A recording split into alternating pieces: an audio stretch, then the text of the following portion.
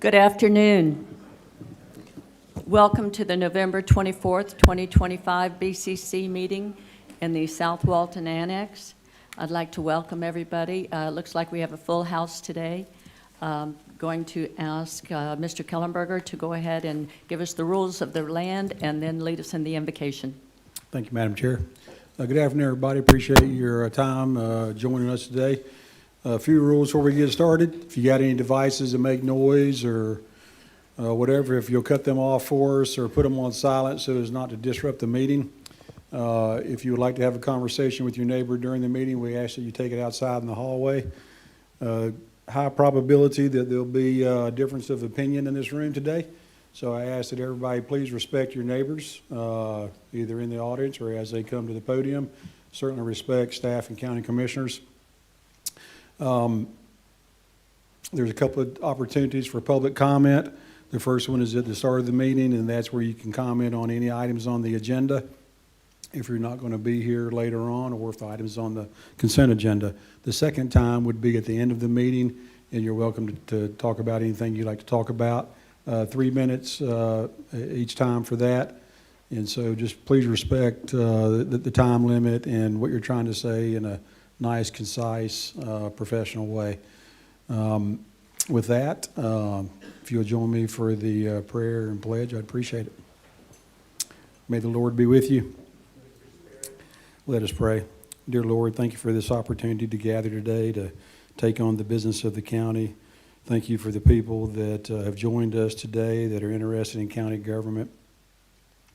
Give us the virtues of gratuity and humility as we go over these items and make decisions. And most importantly, when we're done today, please help out everybody with peace and understanding of how these decisions were made, and help us treat everybody with patience and fairness and kindness. In Jesus' name we pray. Amen. Amen. I pledge allegiance to the flag of the United States of America and to the republic for which it stands, one nation, under God, indivisible, with liberty and justice for all.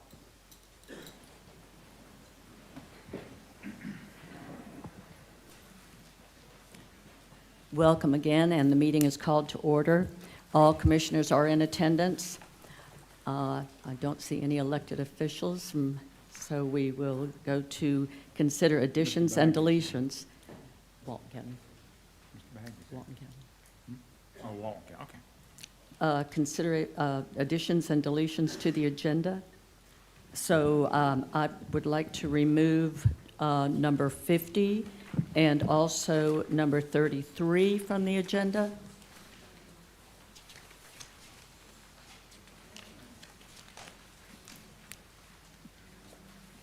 And any comments or questions about that? So, what we need is a motion to approve the agenda with Not those yet. deletions. Well, not yet. We will in a moment. I'm going to go down by the list. So now we're at public comments. Madam Chair, I would like to, is this where we remove the items from the consent agenda? No, we're doing no, additions this is and deletions. additions and deletions. Okay, so now we are open for public comments. If you are not going to be here and there's an item on the agenda that you would like to talk about, you are welcome to come forward. Or the consent agenda. Or the consent agenda. There's a lady behind you, Tabitha.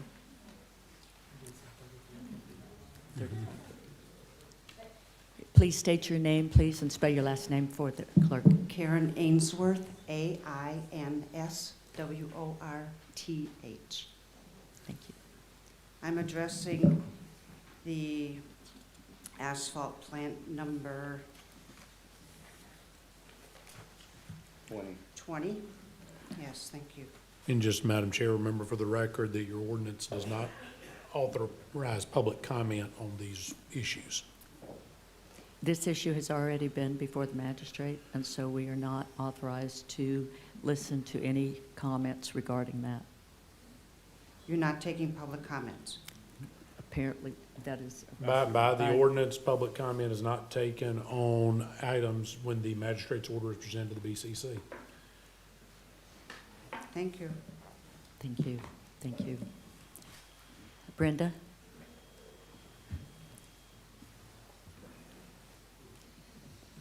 Commissioners, Brenda Reese, Eastern Lake resident. I'm speaking to 37 about the request to approve and authorize funding to be spent on the Eastern Lake area, and I'd like that to be not dropped and not considered today because there are a lot of other options. We should be having meetings maybe with the neighborhood and without spending another penny on it. There are a lot of other good options, so there will be other people, a lot of neighbors here to speak, so thank you for your consideration. Thank you very much. Appreciate that. Anyone else? Tabitha? Yes, so these are public comments of the things also that are on the consent agenda. Yes. Okay. If you're not going to be here, yes, you can talk Well, about consent. Go yeah, ahead. well- Go ahead. You're fine. Yeah, I was just confused with number 15 and 16. They're marked to be on the regular agenda. So I was just seeing if that's a clerical error, or are they supposed to be on, it's through engineering, Chance Powell. 15 and 16. Yeah, if you go Okay. to the agenda item report, it's to be on the ones for 3.7 million, and the other one's like almost 400,000. So, but they're just marked for a regular agenda, and they're on the consent. We will have them discuss that. Okay, good. Okay, thank you. Anyone else? Yes, sir. There, Dan Walters, DanWalters, live over by Eastern Lake, and item number 37. There's a beautiful beach area, beautiful dunes. I hate to see any damage to those, so if that can be removed, thank you. Okay, thank you. Anyone else?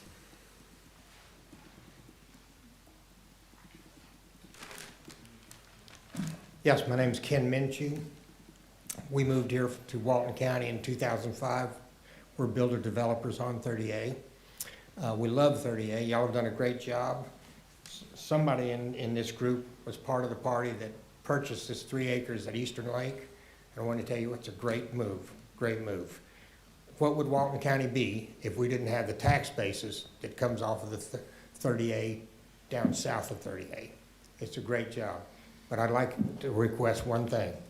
I would like to request that no money would be spent anymore on that piece of property. You cannot improve on perfection. It's great. I grew up on Cocoa Beach, and we would walk down to the beach and walk between the cutout, go straight to the beach, throw our tail down. I was there for like years, and it was great. And that 3 acres is populous all summer long. Been that way for 100 years, probably will be for another 100 years. And why would we spend any money on it? We don't need to. It maintains itself. There was some conversation about taking the dune out in order to provide a turnaround. Well, you take the dune out, that stabilizes the whole street. Another question I'd ask, I'm kind of puzzled why that's called a regional access. There's no regional roads coming to that, no airports, there's no Highway 98. It's a neighborhood. It's a road access through a neighborhood of about 20 residents. It's all neighborhood. And I think we need to keep it in a neighborhood style. I think the county has done a great job over at Grayton Beach where they provided that shuttle system, and folks can get to the parking lot and then get straight to the beach with the shuttle. We've got that same opportunity in San Roy. There's already an existing shuttle system that's happening there. I've got a couple exhibits. Can I give this, Madam Chairman, can I give this? You can hand it to the clerk.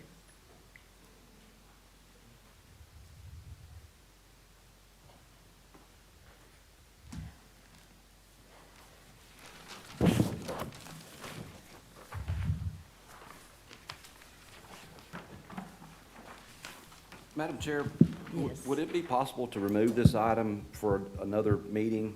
Just continue it over to the next meeting in South Walton? I'm in agreement with the petitioner earlier, Ms. Reeves. I'd like to have an opportunity. It's been a couple summers since I've been down there, and I'd like to have an opportunity to talk to Mr. Kellenberger and maybe staff about what this looks like. And I think there's a large amount of people here today specifically for this project. So if there were to be a desire by the board collectively to be in agreement with what I'm asking, we would save a lot of time if we went ahead and did that right now. Do we need a motion? If the board wants to, I think it is, I mean, we're technically not there yet, but if that's the request, the board can continue one item off of the consent agenda. Madam I need a Chair, motion. with your permission, I would I like to. personally would like to go ahead and do this one, because I don't want to drag it on. There's been a lot of people in here today that would like to speak to it. Okay. And, I mean, can I see a show of hands of the people here for the Eastern Lake issue? Okay, now, I'm going to ask you now, go ahead and put your hands down. How many of you would like us to hear it today?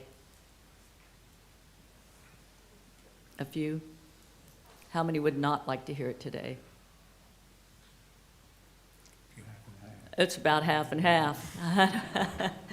Madam Chairman, can I inject one idea? Certainly. I know Brian does a great job in his charrettes. Can he have one of his charrettes with us prior to bringing it in front of the board? And it gives us an opportunity to have a little give and take back and forth. I think that going through this, and if we had it on the agenda today, that would be probably where we would be going with this. So, yeah, so every project we do, we have public workshops and/or community workshops. What I don't like to do is start with a blank piece of paper. So today's effort is a pared-down effort from 2 weeks ago. 2 weeks ago, I was asking for the approval to do the complete design development process. It also included some construction administration for when we did get under construction. There's always been the intent that we would have public workshops to take in public input. Today's effort is, when I say pared down, it is just a request to approve a cost for property assessment and conceptual designs. Once I get 3 conceptual designs in, we would schedule public workshops and/or community workshops, however many it takes to make sure everybody's had an opportunity to speak on it. But that's how we normally do it. So like I say, today's effort is strictly to ask approval to hire an architect engineering firm to do property assessment, surveys, geotech, review of land development code based on what the design premise is, and then allow us to have a piece of paper or a site layout that shows all these different, what I call construction, special construction zones, special hazard zones, with the understanding of what we'd like to do, some positioning of buildings, flat surfaces and all that on a piece of paper, so that when we get in a room together, we can say, okay, here's some ideas we're thinking about. Let's expound on this, or let's cut off of this. If we want to table it today, we might as well just table it with the idea that we're really not interested in doing any work there at all. Would that be, please, would that, go ahead, Commissioner Curry. I think that's the point. I think the folks want to sit down before we spend any money to see where we're going with this. If that's, I would be for that before we start writing a check on anything, to sit down with these guys at a mutual pleasing facility, maybe here, and talk about it beforehand. Because to me, if you're going to pay for something, you already have something in mind. I think the folks want to put input in the beginning, not in midstream. That's just my 2 cents. Did you just say that we could make the motion, to make a motion today to do nothing? Is that what I heard you say? So it's always in the commissioner's prerogative to make a decision to do development or not do development. But to Commissioner Curry's point is it'd be nice for us to be able to understand what we can do in accordance with all these different zones. So down on the south part of the county, we have wildlife lighting protection zone, Choctawhatchee beach mouse, white sands. There's I think 3 different high hazard zones. When you're that close to the thing, there's the coastal protection zone. So until we understand how all those affect that property, we can't start to even talk about, are we going to put a cul-de-sac here or a building there or a boardwalk over here? I mean, I think everybody in the room understands that we would like to build what we call a regional beach access in the context that it has, a regional beach access has restrooms, some parking, a loading and unloading zone, obviously boardwalk, and the other small amenities that go with the beach access. But until we understand where we can build and to what magnitude we can build, I don't think it's gonna be productive to get into a room with anybody, because we don't know exactly what we can do down there. Right. That's the whole purpose of conceptual designs. So the options on the table right now are Commissioner Drake wants to just postpone this until he has an opportunity to go to the area and Mhm. see it, correct? Is that correct, Commissioner Drake? Okay, That among other things. okay. And Commissioner Curry, I would prefer that nothing happen until we sit down with the folks beforehand. well, then it sounds like what we need to do is before we make any decision on spending any money, is to have a public meeting, 10-4. okay? Is that agreeable to everybody? And just have a public, okay? Great So- idea. If that's consistent with the board's wishes, then perhaps we treat that as a deletion from the agenda when we approve the agenda with additions and deletions after this section. Okay. Is that acceptable, Commissioner Drake? That way, it's not continued to a date certain. We determine when it's best suited to come back. That work for you, Mr. Administrator? It works. All right, here we go. So that would include number 37 to be Right. deleted. Okay, any other comments? Mr. Atkinson, I have just one quick, do we need to make a motion? We will when we approve the agenda with additions and deletions. So we are still on public comments. We will then finish those, go to items to be removed from the consent agenda, and then we will have the approval of the agenda with additions and deletions, And then approval of consent agenda. So no more, but for the public, the board is saying that is a considered deletion, so there will be no more public comment on that item today. Okay, Can I so, finish my couple of seconds? I Couple of got sec- 26. go ahead. I vote with the whole board here. Let's just delete it. Thank you. Thank you. Thank you. Appreciate it. Thank you Great very job. much. That's, Thank- that's government at work. Yes, go. That's the people at work. Thank you. Minchew. Okay, so that is being deleted from the agenda, so if you have something else you want to talk about, and you, come on up. While he's walking out, Madam Chair. Good afternoon. I would suggest that anybody who wants to leave that was here for Eastern Lake be given a few. Okay, if anybody is here that was here for Eastern Lake and you want to leave, you go ahead and feel free to leave now. It's not going to be heard today. We will wait and schedule a meeting with the public. Thank you.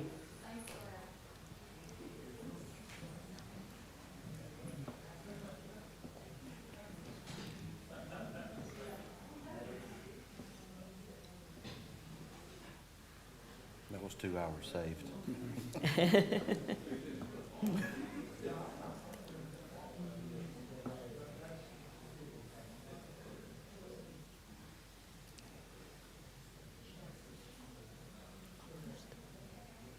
You tell me when.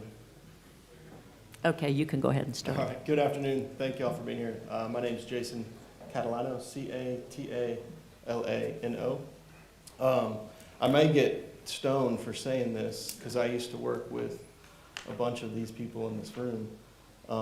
But maybe a workshop with staff could, in lieu of hiring an engineering firm to look at that property, would be a good idea for, to have that discussion with the public. They could go through all the ordinance and what the layers of all that is. But the reason why I came today was to talk about item 42, which is public hearing regarding the beach ordinance. I may Okay. not be able to stay till then, so I appreciate you giving the opportunity at the beginning.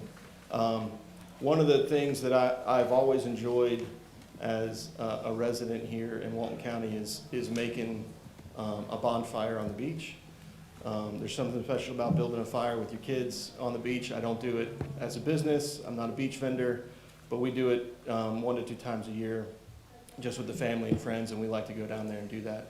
I know that there are difficulties that come with anything that we do on the beach. And I know that there may be some issues with people not cleaning up after themselves the way they should. But rather than taking that right away from everybody, maybe we could just focus on some measures to fix that problem instead of removing the privilege and the honor to be able to utilize our beach in that way. I just love building a fire, and it's just not the same with propane as it is with firewood. We all have to be responsible with what we have here, but it is a privilege that our family enjoys. And so my comment would be to petition y'all to maintain that, and let us to continue to use the beach in that manner, because it is a lot of fun. And that's it. Thank y'all. Have a happy Thanksgiving. You have a lot of support in that area. Thank you Yeah. very much. Appreciate you. it. Happy Thanksgiving to you as well. Mr. Rorak. Okay. Number 12, I just have some questions about that.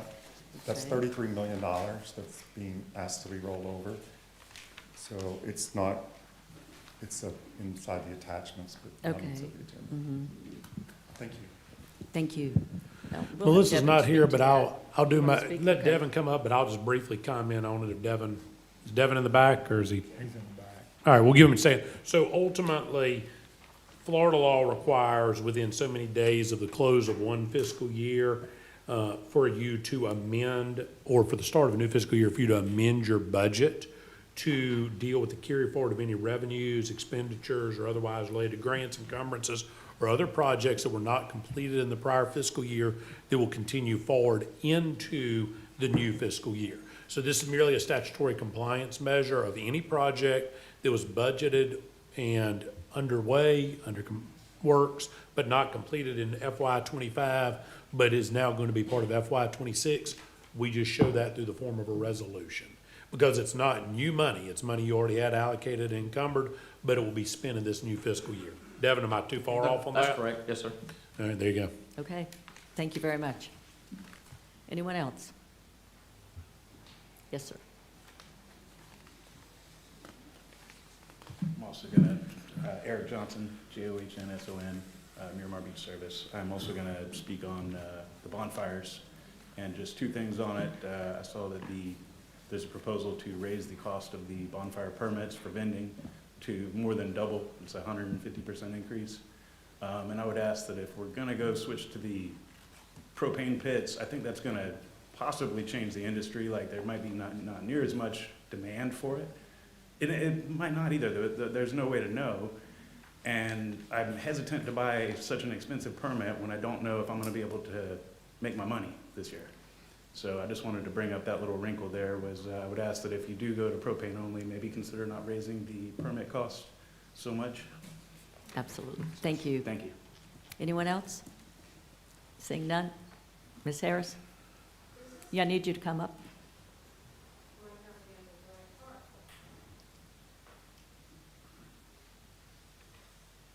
Is this about, Please state your name. Suzanne Harris, hey, is this about pulling things off the consent agenda? Comments on the This consent is agenda. comments on the consent agenda. I'd like to have the Black Bear pulled off for discussion. I was already planning on doing that. Okay, anyone else? Well, Okay, let's- seeing Let's get that none, let's get that number for the record. I've got it. It's 21, or 25. 25. 25, number 25. Okay. You got that, Madam Clerk? Just didn't have a file. Okay, so the public comments are closed. The items to be removed from the consent agenda for further discussion. I personally would like to pull number 21 and number 25. Anyone else? 18, 19, and 20. 18, 19 is continued to December 9th. Oh, I'm sorry. Yes. But 18 and 20? the guy who just come up here, did you say that we were going to pull 15 and 16 off to discuss, or not? I'm going to have engineering discuss that. So Okay. those are going to be pulled in. Mhm. Okay, so 15, 16, 18, and 20. 15, 16, 18, and 20. And then you had 21, right? and I had 21 and 25. 15, 16, 18, and 20. Okay, so we have 15, 16, 18, 20, 21, and 25 to be removed for further discussion. Okay, now I need approval of the agenda. Motion to approve the agenda. Second. We have a motion and a second to approve the agenda. All in favor, say aye. Aye. Any opposed? Motion passes. Now I need an approval of the consent agenda with the removal of items 15, 16, 18, 20, 21, and 25. Motion to approve. Do I have a second? Do I have a second On the motion, on the motion to remove those items from the consent agenda and to approve the consent agenda with those items removed?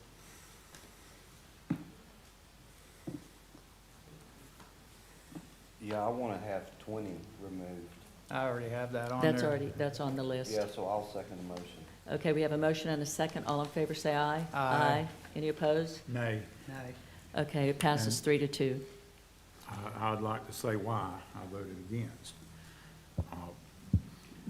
We are becoming far too liberal in removing items from the consent agenda. Most of these items that we removed meet our rules as to what should be on the consent agenda. And all we're doing is just flouting our own rules. And so that's why I voted nay. Well, the reason I voted yes was one of our citizens asked that 15 and 16, they received more information on, which is perfectly fine. And I have removed two, one being 25, which was asked by a citizen as well, but I had already wanted to pull that just to be for transparency so that everyone knows what we're doing. And so I'm not sure what Mr. Curry's reasons were, but I'm sure he has his own reasons for pulling what he pulled. Well, I originally just wanted the 15 and 16. I just reminded you that's what the citizen at the podium had wanted. So I technically only had 18, 20, and 25 that I wanted removed. So, I mean, I think we remove 3 or 4 occasionally all the time. So, I mean, I don't have a problem with it, but other commissioners may, and that's fine. Okay, I just do want to go back and say that when we approved the agenda, we did approve it with the removal of 33, 37, and 50. I just want to make sure you have that. You do. Okay, thank you. Okay, so the agendas are approved. So let's see. It's going to be a little confusing trying to figure out where we need to go. Do you know? I think, yes, ma'am, I'd like Okay. to move these under their respective departments, under the regular agenda.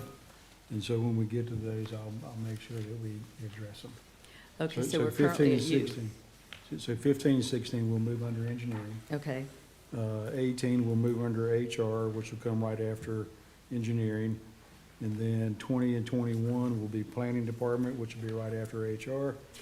And then 25 is tourism, and we'll have that right before the tourism beach ops.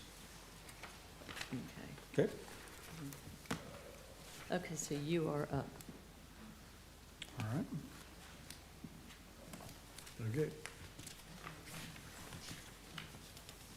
Get back to my place. All righty.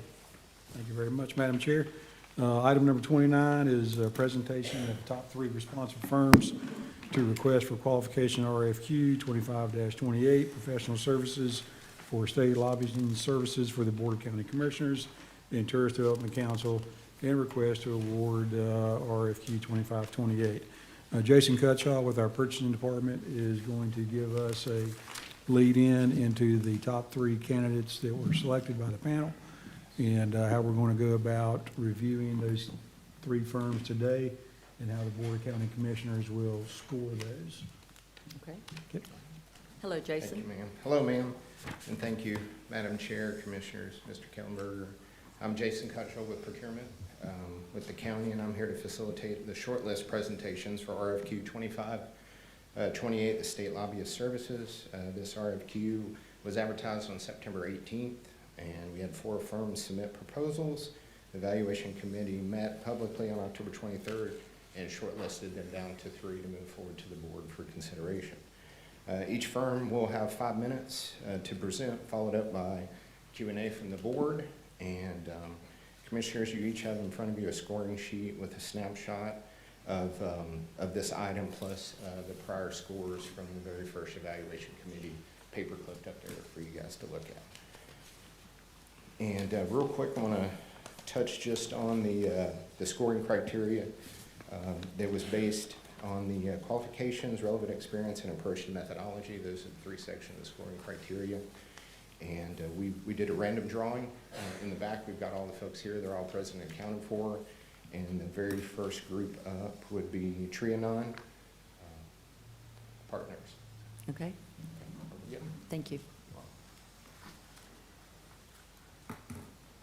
So we're going to have 3 different groups come up and tell us how they would handle the position of being our state lobbyist.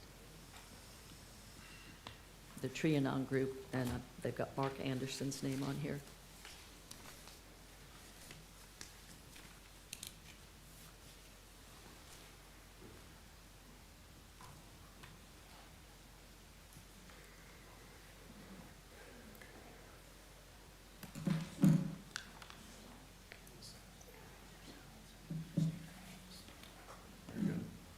Great. Good morning. Good morning. Welcome. I should say good afternoon. It's great to be here. I'm Chairman and board members. My name is Mark Anderson, and I am the owner of Mark Anderson Governmental Consulting.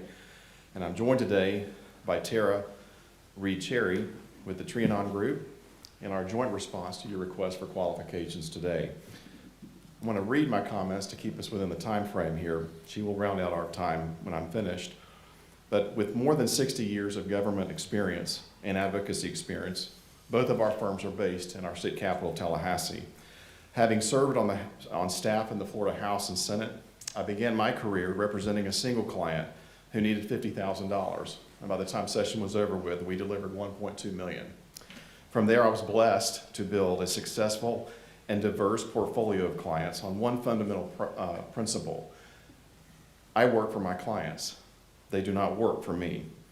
Applying that standard to my work has allowed our firm to deliver more than $300 million in state and federal funding for our clients as of this year, with more than $80 million over the last 5 years. That's just a brief description of who we are and what we've done, but how do we work? What's our methodology? First, when it comes to local government, we recognize that we are paid with taxpayer dollars, and as stewards of the public's money, you have a right to expect effective and consistent communication to know what we're doing, when we're doing it, and how we're doing it. That means monthly reports of our progress, during session, weekly reports, all while we remain available to you 24 hours a day, 7 days a week. Second, we don't just ask for money. We first work with you and your professional staff to identify the right kind of projects that have the best possible chance of success, so we do not waste your time, your delegation's time, and more importantly, the public's money. Third, we then work closely with the Governor's Office of Policy and Budget and all relevant state agencies to ensure they know and understand our projects, because if they do not understand, or worse, do not know about our projects, they will not be funded. Lastly, having laid the groundwork with the Governor's Office and all relevant agencies, we then bring to bear the dozens of relationships we have with legislators from across the state, not just from here within Walton County, to help us secure funds for your projects. In conclusion, Chairman and members, session may start on the 13th of January at noon, but that's not when we start. Session is not the beginning of our work, it's the culmination of months of work utilizing decades of relationships we have built to deliver those results for our clients. Thank you for this opportunity. Thank you. Hi, good afternoon. Thank you so much for letting us be here today. My name is Tara Reed Cherry. I am the president of the Trianon Group. I have been a lobbyist in Florida for more than a decade, and my team has 2 additional full-time lobbyists in Tallahassee. Building on what Mark said, I think that it's important to note why the 2 firms joined together on this bid. And that is because we have the same ethos, and that is that we work directly for you, for our clients. And so what's in it for Walton is that you would have 2 firms with a variety of relationships and connections in the state. So we are held accountable, like Mark said, to you, just because you are held accountable, right, by the taxpayers, and we recognize that that's a pretty symbiotic relationship between the two. The core component of our methodology is, yes, communication, and we start with that communication directly with you. So as Mark said, weekly reports, weekly calls during session and during committee weeks, and then out of session, being available to you year round, whether it's for presentations, for meetings, whatever is needed by the commission. So in addition to that, and equally as important, obviously, is our communication with our legislative champions. And so, communicating with not only staff, but the members is incredibly important. And when it comes to appropriations, there is no substitute for persistence. So being in the Capitol, being in their offices, ensuring that Walton County's needs are known and in the forefront of the decision makers who are writing the budget, that is our goal and our representation of you. And then, once those items are made into the budget, obviously our direct communication early and often with the governor's office is critical. So we all value, going to their team early and often to make sure that there are no questions as they make decisions on what is vetoed and what makes it to the final pass of the budget. So thank you again for letting us be here. We're excited to answer any questions you have. Thank you very much. Great presentation. Anyone want to ask any questions? I ask one that I probably Okay. asked for all of them. Do you have a process or any type of procedure for quarterly reporting, monthly reporting, any of that? Yes, so my team, Trianon Group, we do weekly reports during session and committee weeks, and then quarterly, if that's your preference. We typically send out a report via our tracking documents on bills that have been filed, the status of those bills, and then obviously can add sort of deliverables for you guys that we agree upon, just to make sure we're tracking towards the same success, right? Meetings are useless if they don't get us where we need to be, so. Thank you. And as far as our firm's concerned, Commissioner, we submit a monthly report to our local government clients as a condition of payment. So you do not pay us unless you've had the report showing what we've done, with whom we've met, and how those meetings went. And would you be available for face-to-face meetings when we need that as well? Yes, Okay. that's standard. Okay. And you've been in 10 years, you've been doing this for 10 years, and I'm sorry, how many? 23. 23, okay. And I want to introduce my associate, Josh Burkett, who's here with me today as well. Very nice. 12 years? That's fantastic. Thank you very, very much for your presentation. Any other questions from the board? Thank you. Thank you very much. Appreciate you coming over here. Appreciate your time. Thank you. Thank you.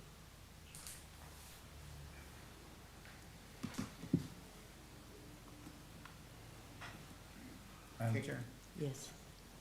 Mr. Cutshaw, just to make sure we're all on the same page, the scoring is 1 to 10, right? 1 to 10, yes, sir. Yes, sir, you're correct. And the next group is Continental Strategies. I'll grab them real quick. Okay.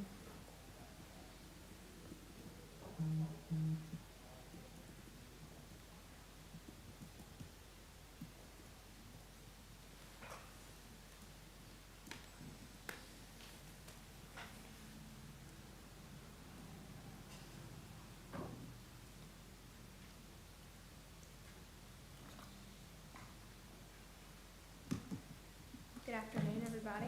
Hello. Thank you for having us. We're from Continental Strategy. My name is Courtney Larkin. I am a partner at the firm. And I'm the managing partner, Ashley Spicola. We appreciate y'all taking the time to have us here today. We're super grateful to have been placed in the top 3 presentations. Just a little bit about each of us. I'm born and raised Marianna, Florida, moved to Tallahassee to go to college, and now I split my time between Tallahassee and Gulf County. And so find myself being very familiar with the authentic part of the county, authentic Walton, with the rural area and the agriculture area that you have there, but very similarly knowing the coastal area given my residence in Gulf County. And I am from Eustis, Florida, which is a small town outside of Orlando. Worked in the governor's office for 10 years before working with the Hospital Association and becoming the managing partner here at Continental Strategy. Like Courtney, we understand the needs of the Lake County is actually very similar to Walton, where you've got a lot of growth happening in one part of the county, and, just how to navigate both of those things to try to create the best results for everybody. So just a little bit more about our firm. Collectively as a group, we have over 100 years of experience. We have 30 employees between Tallahassee, Jacksonville, and our Washington, D.C. office. Our staff is made up of former legislators, appropriations chairs, agency staff, governor's staff, and association, private sector staff. So I would say that we're a pretty well-rounded group. We take your priorities and make them our personal responsibility. That's a big deal for us. It's not just a job for us. This is something that we do because we love it, and we want to do and secure the best possible outcomes for our clients. So on a day-to-day basis, I would serve as the lead for you all, and so I would be the one that you would be in personal contact with, but we're definitely a hands-on team. So whether it's someone that has specific contacts in an agency or a specific legislator, we work collaboratively as a group to make sure that we're securing the best possible outcomes and giving you all the best access possible for the outcomes that you need. And something that we included in our RFQ to you all and that we really spent some time looking at was your past strategic plan and then the study that was done for your upcoming strategic plan, and seeing a little bit of the change from the past 5-year plan to one that will be made based off of the study. And it really looks like that some of the focus has shifted more towards things like better mobility, reduced congestion, environmental resilience, smart infrastructure. And one of the things that we took away from that we think Tallahassee would have a huge appetite for is just data-driven results. You have clear-cut data that your residents are, participating in these surveys, they're giving their opinions, and so that was really impressive, and we would love to have the opportunity to take that data and turn it into legislative priorities, similar to your priorities that you approved at your October meeting, and drive results for you. So I think our approach, we're a year-round operation, 24/7, 365. This process is far beyond 60 days of a legislative session. We're very aware of that, especially this past year after a legislative session that lasted what felt like 6 months. And so it goes beyond the 60 days. We advocate during the appropriation cycle after the 60 days. We understand that things come up after session with agencies, so it would be a priority for us to make sure those things are taken care of and that access is given to you all. And then just really wanted to focus a little bit on communication and our commitment to you all. So we, like I said, we're a 24/7, 365 operation, and so we believe in constant, clear, and transparent communication. So it's one of our #1 goals that things don't fall through the cracks. And so whether it's daily communication, weekly updates, as things are happening in real time, we want to make sure that information is getting to you all and then turned around to the citizens here. That's a big priority for us. So I'm watching this ticker tick down to 30 seconds. I feel like I'm just word vomiting all these things to y'all, but so many good things to talk about. So if it's okay with you, I'd rather turn the additional 30 seconds over to questions. We can have 5 minutes and 30 seconds of Okay. that. Okay, that's fine. Do you have any questions? No? Commissioner Drake, do you? Commissioner Gladwell? No, ma'am. No questions? Okay, well, it looks like everybody feels that they've gotten a lot of information. Do you have any regularly scheduled communication that you do with us? Would it be like weekly, monthly? Would it be how often during the session? How often when they're not in session? And do you come over here and have face-to-face meetings with the commissioners and who?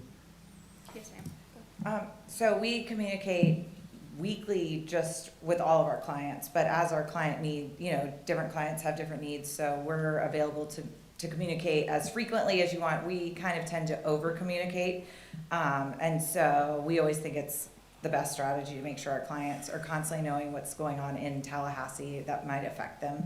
And coming over, that we obviously would like to be able to meet with you guys face to face, because I think that that's always beneficial to hear directly from you guys, your priorities and how we can effectuate that in Tallahassee. So just to give you like an example of what this time of year what communication looks like. So right now, we're in committee weeks heading into session.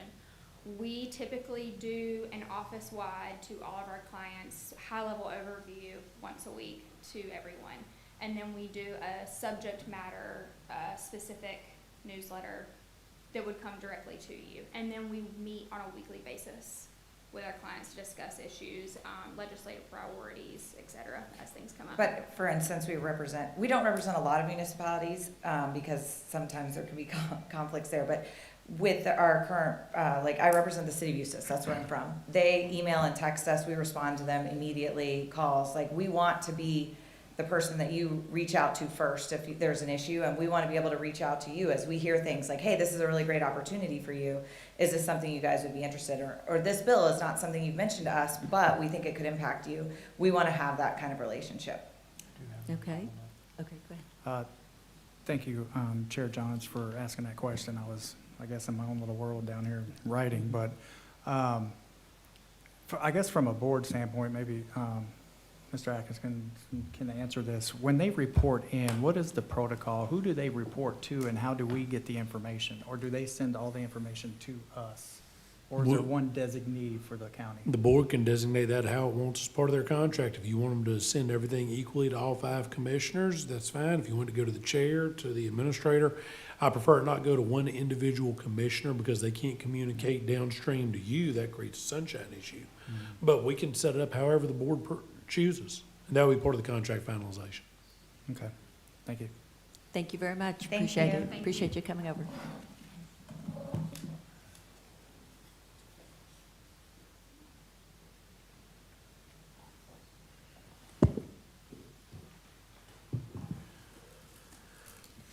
Okay, Commissioners, the last one will be Heffley and Associates. I'll go grab them now. Okay, thank you.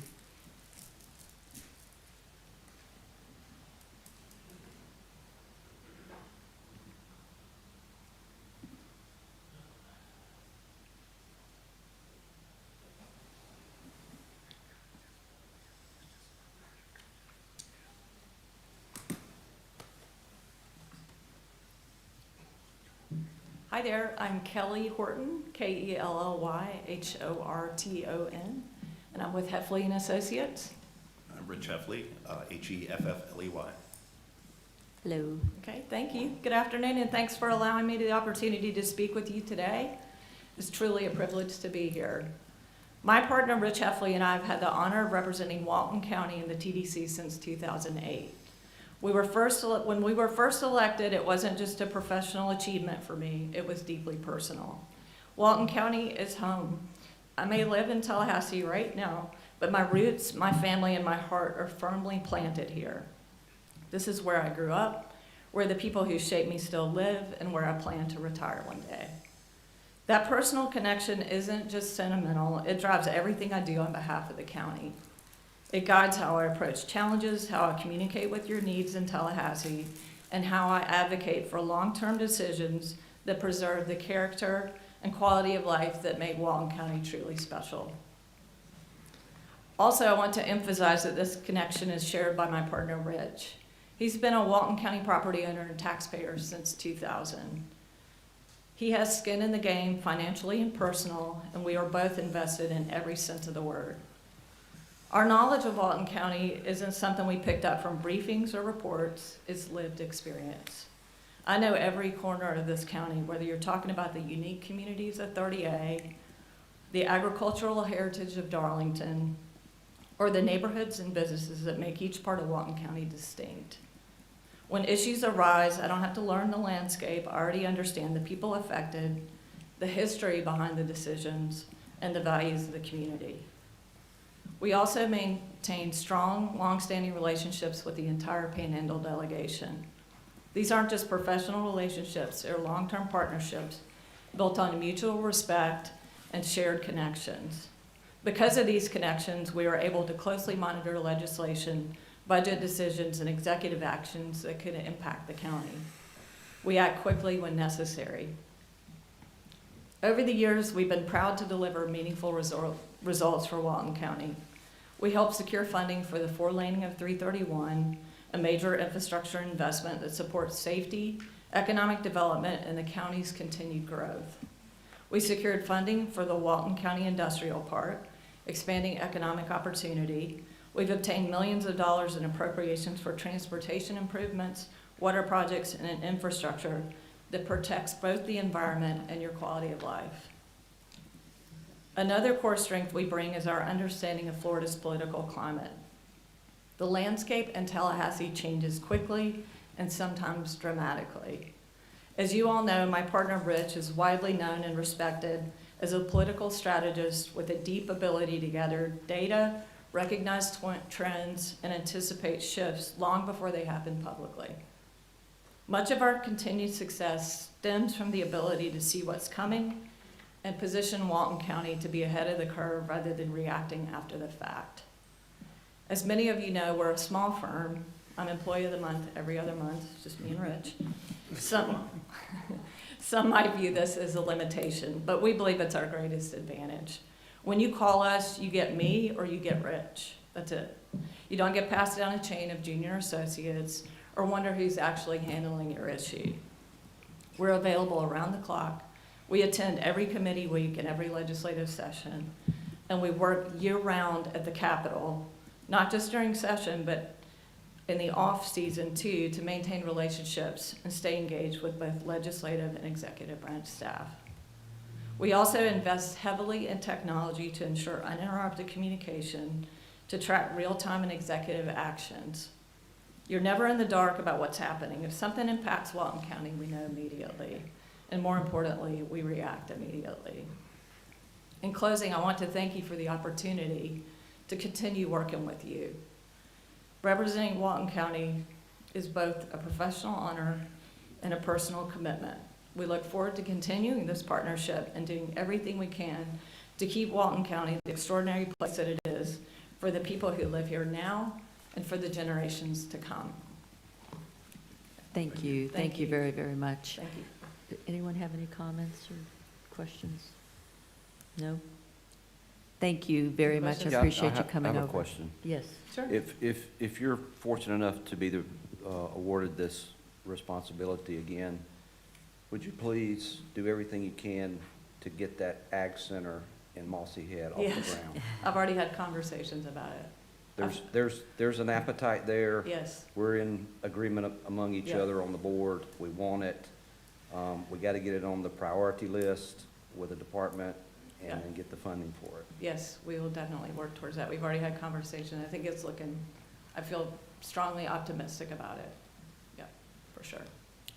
Thank you very, very Thank you. much. Happy Thanksgiving. Yeah, Happy Thanksgiving to you, all. too. Thank you. Okay, we are going to take a moment, I guess, to tally up. Did you have anything else you wanted to say first, Jason? No, ma'am, that's it. Yes, ma'am, that's correct. We'll just take a moment for you guys to be able to tally your scores in, and Madam Chair, everybody will just pass it over to the clerk. She'll collect it, and then we'll do some calculations and bring the scores back. Thank you. Do we have am I missing something? You should have Oh. gotten a sheet. Okay. Page 2.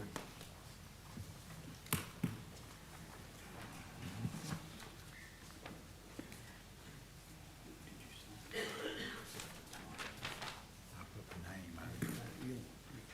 One side. Right there.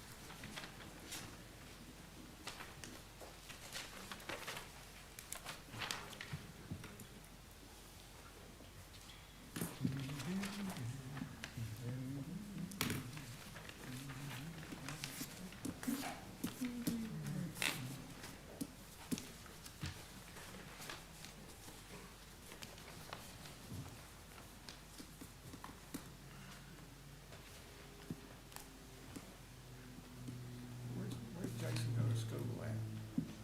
Where'd you go to school at? Connecticut?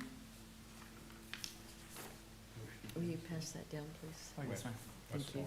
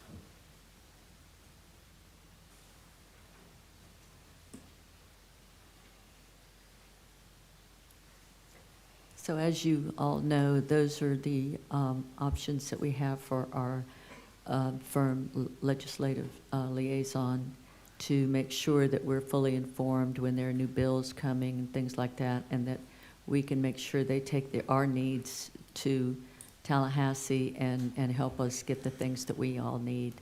So that's what they're tallying up right now.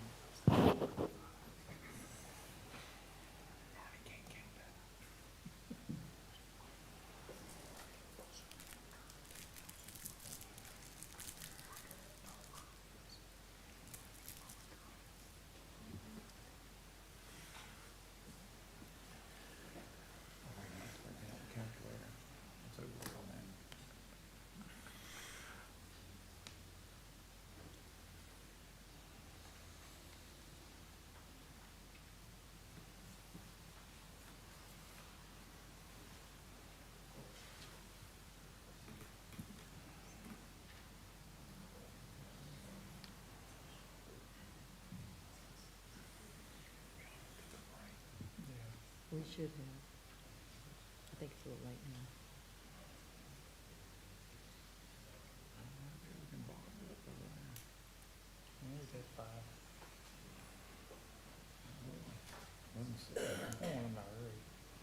now. All right, we're going to go ahead and take a 5-minute break.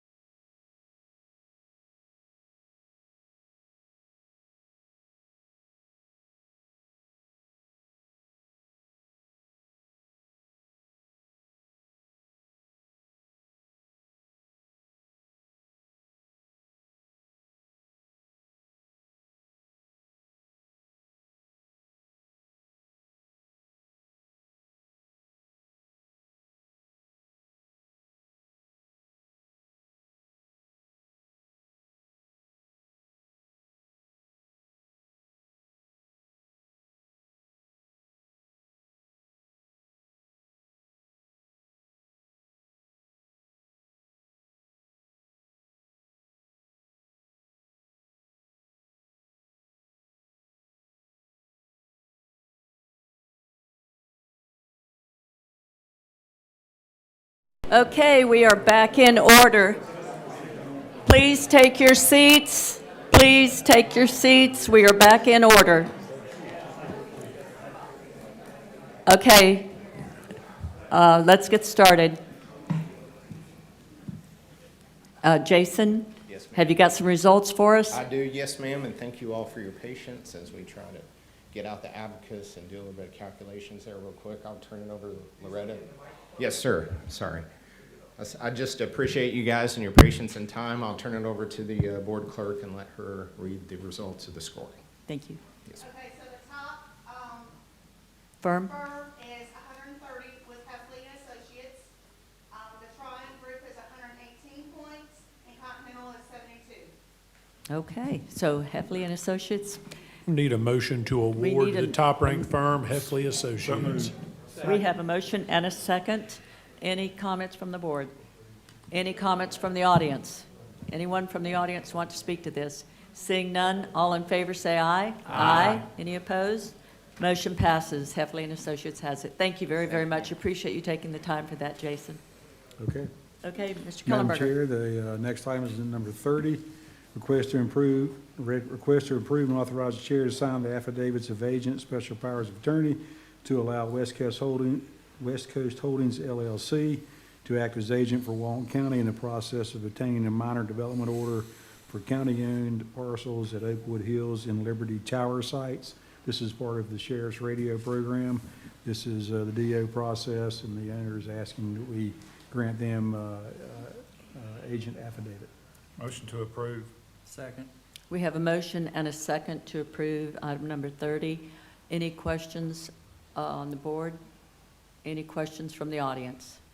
Seeing none, all in favor say aye. Aye. Any opposed? Motion passes. Thank you, Brian. Yes, ma'am. Item number 31, request to approve and authorize the chair to sign a resolution adopting the proposed BCC meeting procedures. Within your package, you'll find a document that has a new set of rules and procedures of how we intend to conduct these meetings. Madam Chair? Yes. Mr. Kellenberger, could you go over those briefly, the highlights? So Yes, sir. maybe we'll answer some questions. Certainly can. Well, my first question, which kind of goes along with what you're talking about, Commissioner Gladwell, could you explain the difference between what we're doing, what we utilize now, and what's being proposed? Are there any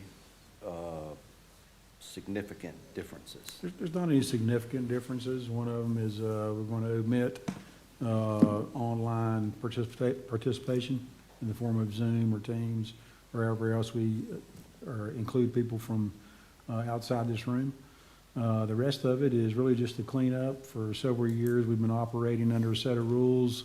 They've been amended here and there over the last several years, and we just felt compelled that there need to be a new, fresh set of rules, and everybody's going to keep a copy in their pocket so we can refer to it at each meeting.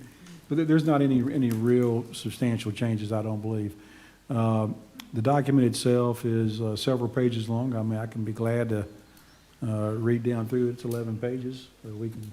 I was sort of getting towards what Commissioner Drake was. I wanted to know, just explain to the public any changes that were made, so that if there are no changes, that's, okay. There are some minor changes in text and a few things like that, mainly to clean up and make it fully defined and remove any ambiguity. Yes, sir. Can you kind of just hit on some of the points of public comment, just so we know what we're on the same page?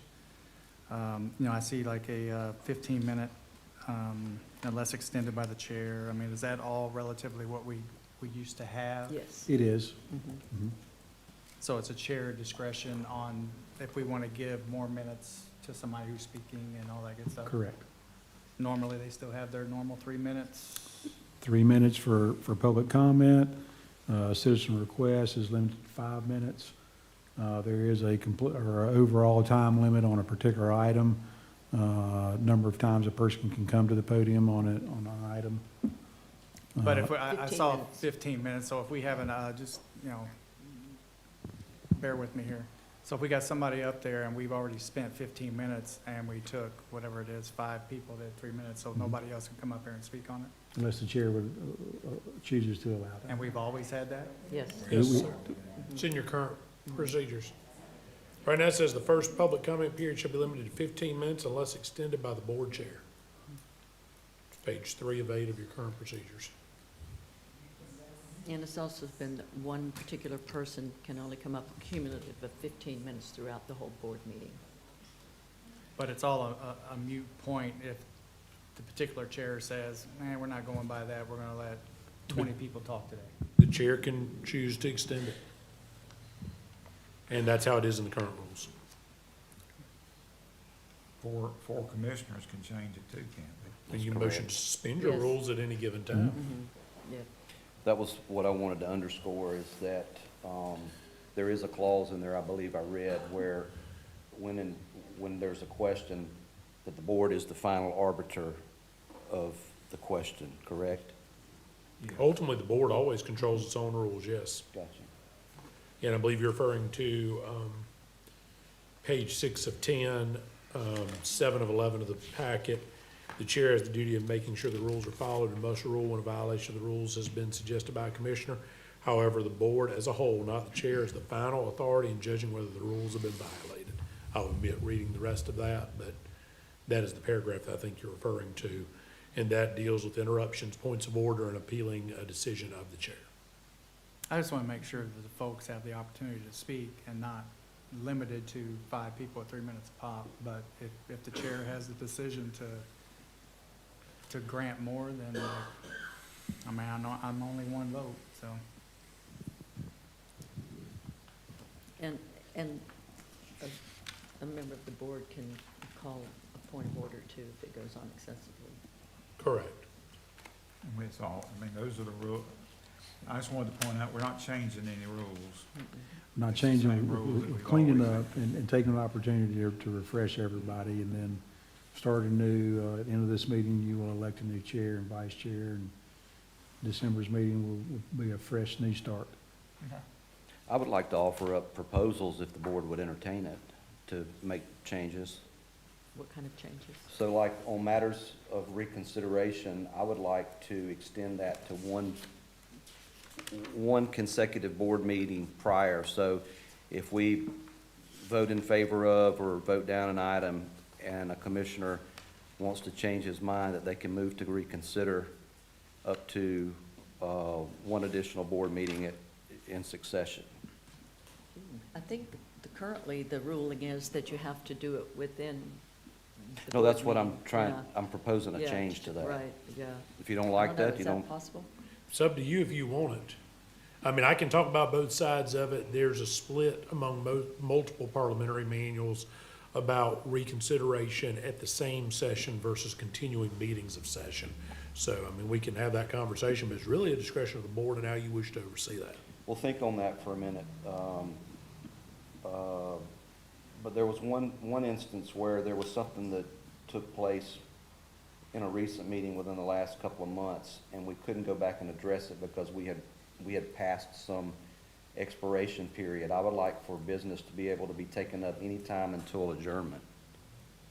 So if we're already here in a publicly noticed meeting, and Commissioner Anderson or Commissioner Curry or Commissioner, either of you decide, that they want to go back and reopen business on a particular item while we're under that lawful notice, I think we should be able to do that until the gavel drops, as an efficiency to us and to the public. And I say that with just referencing, and I think maybe Commissioner Curry, it was you that wanted to go back, or maybe it was you, Chair, I can't remember. There was something that happened, and we got to a point, and Mr. Atkinson said that we could not take that up at that point because we were, I don't know what the We terminology. moved into the planning section of the agenda and we had closed the We were regular past the meeting. point of no return. Right. So all I'm saying is if there is a good idea that develops among any commissioner in their concerted effort to try to get the policy matter right, instead of having to wait another meeting or 2 meetings, or it could be months, that without having to go through all the notices, that that fresh idea should be offered and should be allowed to be live up until the gavel drops. Madam Chair. Yes. However, the problem with that is notice to the public. And if you have if the idea or the proposal is within the realm of what was in the agenda, that's one thing. But if you're going way out, for instance, if we, and Lord knows, don't anybody say I said this, but say today we pulled the Eastern Lake thing, and all the people left. And at the end of the meeting, one of y'all pops up and decides, I want to bring that back up, and I motion that we approve it in total. And he happens to get 3 votes. Well, you just circumvented the people who were here ready to speak, and we told them they could leave because we said we weren't going to deal with it. So that's the problem, I think, with allowing things to be brought up. I mean, you got to be careful about it. You're absolutely right. I mean, I would say that if a commissioner did that, that's kind of, they're carrying the water on, the scrutiny on that. Because, I mean, I certainly wouldn't do it. What I wanted to make available was the opportunity, if it was something that was, maybe it was not as involved, maybe the public wasn't as involved, and a commissioner wanted to make, go back and change it, in lieu of bringing it up at the next meeting, having it advertised, doing the public notice, that the item could be addressed fresh at the table. If you don't like it, that's fine, we won't put that in there. I was just trying to think about being productive and being efficient. Well, I do like the idea of being able to, in the same meeting, to be able to make the change in the same meeting. Okay. And that is in here. Reconsideration within the same meeting is allowed. I think what Commissioner Drake's getting to is if action has not been taken on an item, the ability to reopen that item and continue the discussion on it, which is the concept we had the other day. So Okay. to me, I see those, if you take action, you always have that right up until the close of whatever your business is to consider that. And if the contemplation is, the way we've structured this agenda, just so you know, Commissioner Drake, you technically have all the way until adjournment right now, under the way this is being structured. So it's a little different than your current meeting, which is a bifurcated meeting. We don't So have. that's addressed in this? The way this is presented actually does change what we currently are doing in that situation. Okay. We don't have 2 separate meeting blocks. We're not going from one meeting into a planning meeting. Somehow I It is missed- where all is- part of one meeting. Okay. So if you look at page 5 of 10, rolling to 6 of 10, you'll note that planning items, the reorganization of the board, and then adjournment. So technically, we're not closing out the meeting until after planning, as opposed to the board's existing practice was to go through its meeting, close it, and then move into the planning meeting. Okay, then that addresses that. I think it would cover your issue assuming reconsideration is allowed also at the same meeting. Okay. The other was on, vote change, which I didn't really, well, we never had a written set of rules, I don't think, but, it says any commissioner who has stepped away from the meeting temporarily when a vote is taken may record their vote, and any commissioner may change their vote before the next item is called for consideration or before a recess or adjournment is called, whichever occurs first, but not thereafter without the unanimous consent of the board. So if someone misses a vote, and let's say the vote was 2-2, or no, let's say the vote was 1-3, and someone missed a vote, well, that still wouldn't change it. If it was 2-2 and someone missed a vote, can they come back in before the next item is taken up and ask? We need to remove whichever occurs first, I think. Because it says. No, it I says- Yeah, I think you need to leave whichever occurs first in. That allows the most flexibility.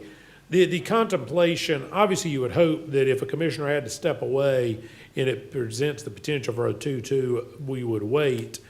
But to the extent that a commissioner needs to declare their vote or otherwise change their vote for any reason, the implication of this is not that the commissioner is trying to change the outcome as much as that they voted a certain way, you know, motion to deny and they vote in favor, but they were trying, or they vote against, but they were really trying to deny the issue. It's So that's those type of swap ups. Okay, so that brings the question, if a vote is taken and it fails 2-3, can the commissioner who cast the deciding vote ask, without going through asking for reconsideration, can they change their vote? According to what I'm reading here, the language would allow that, correct? I think the very next section addresses once action is taken on, I'm not sure what comments were there. Madam Chair. I'm not sure either.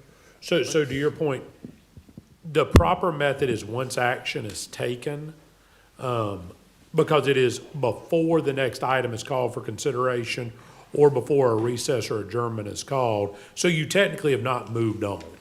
So the idea is you've got the 3-2 vote. Whoa, hold on. I didn't mean to vote that way, is a little different than going to the next item. Once you go to the next item, action is official, and then you have to go to reconsideration.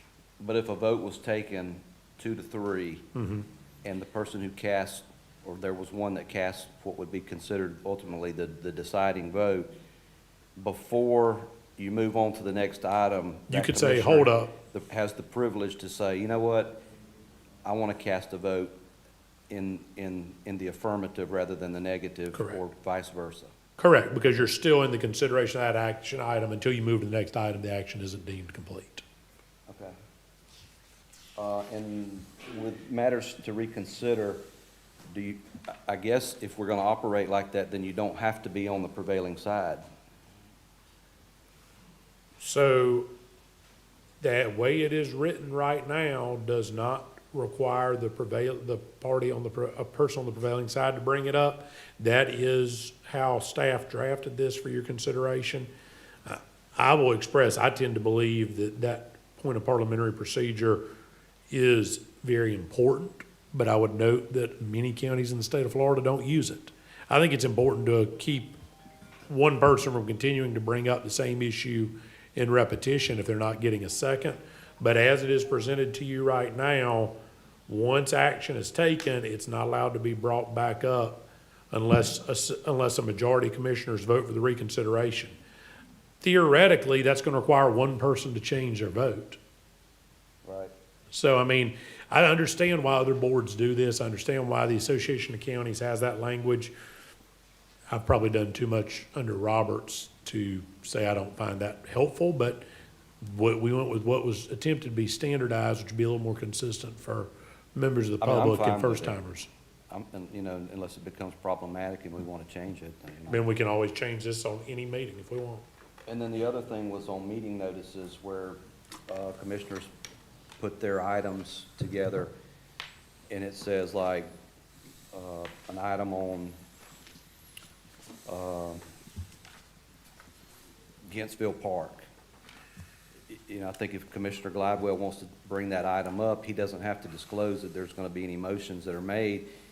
I think that there should be an understanding that when we come into the meeting, whatever is on the paper, whatever was lawfully advertised, that any commissioner has the privilege to make motions if that subject, within that subject matter. It doesn't have to say with possible motions. Which section, Commissioner Drake? Well, it's not in there, but it's come up before in prior meetings. So I believe the language would be under, It's right there, isn't it? should be under additions. What I'm getting at is that there should never be, the idea should never be stymied, that any commissioner, if they feel that there's action that needs to be taken and it was properly advertised, then, you know, everything is live. So there's an understanding. You don't have to put, it's more of I guess, a pride in authorship thing and the style, meeting style, but you don't have to.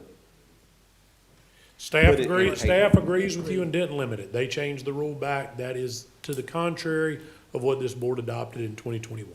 I think what the deal was, I kept putting it on mine because I didn't know any better, and Commissioner Gladwell did a point of order on me because it wasn't placed on the agenda in time, or however the case may be. So that's why I just go ahead and put that sentence in every agenda So item. the rule, just to be clear, the rule only applied to add-ons.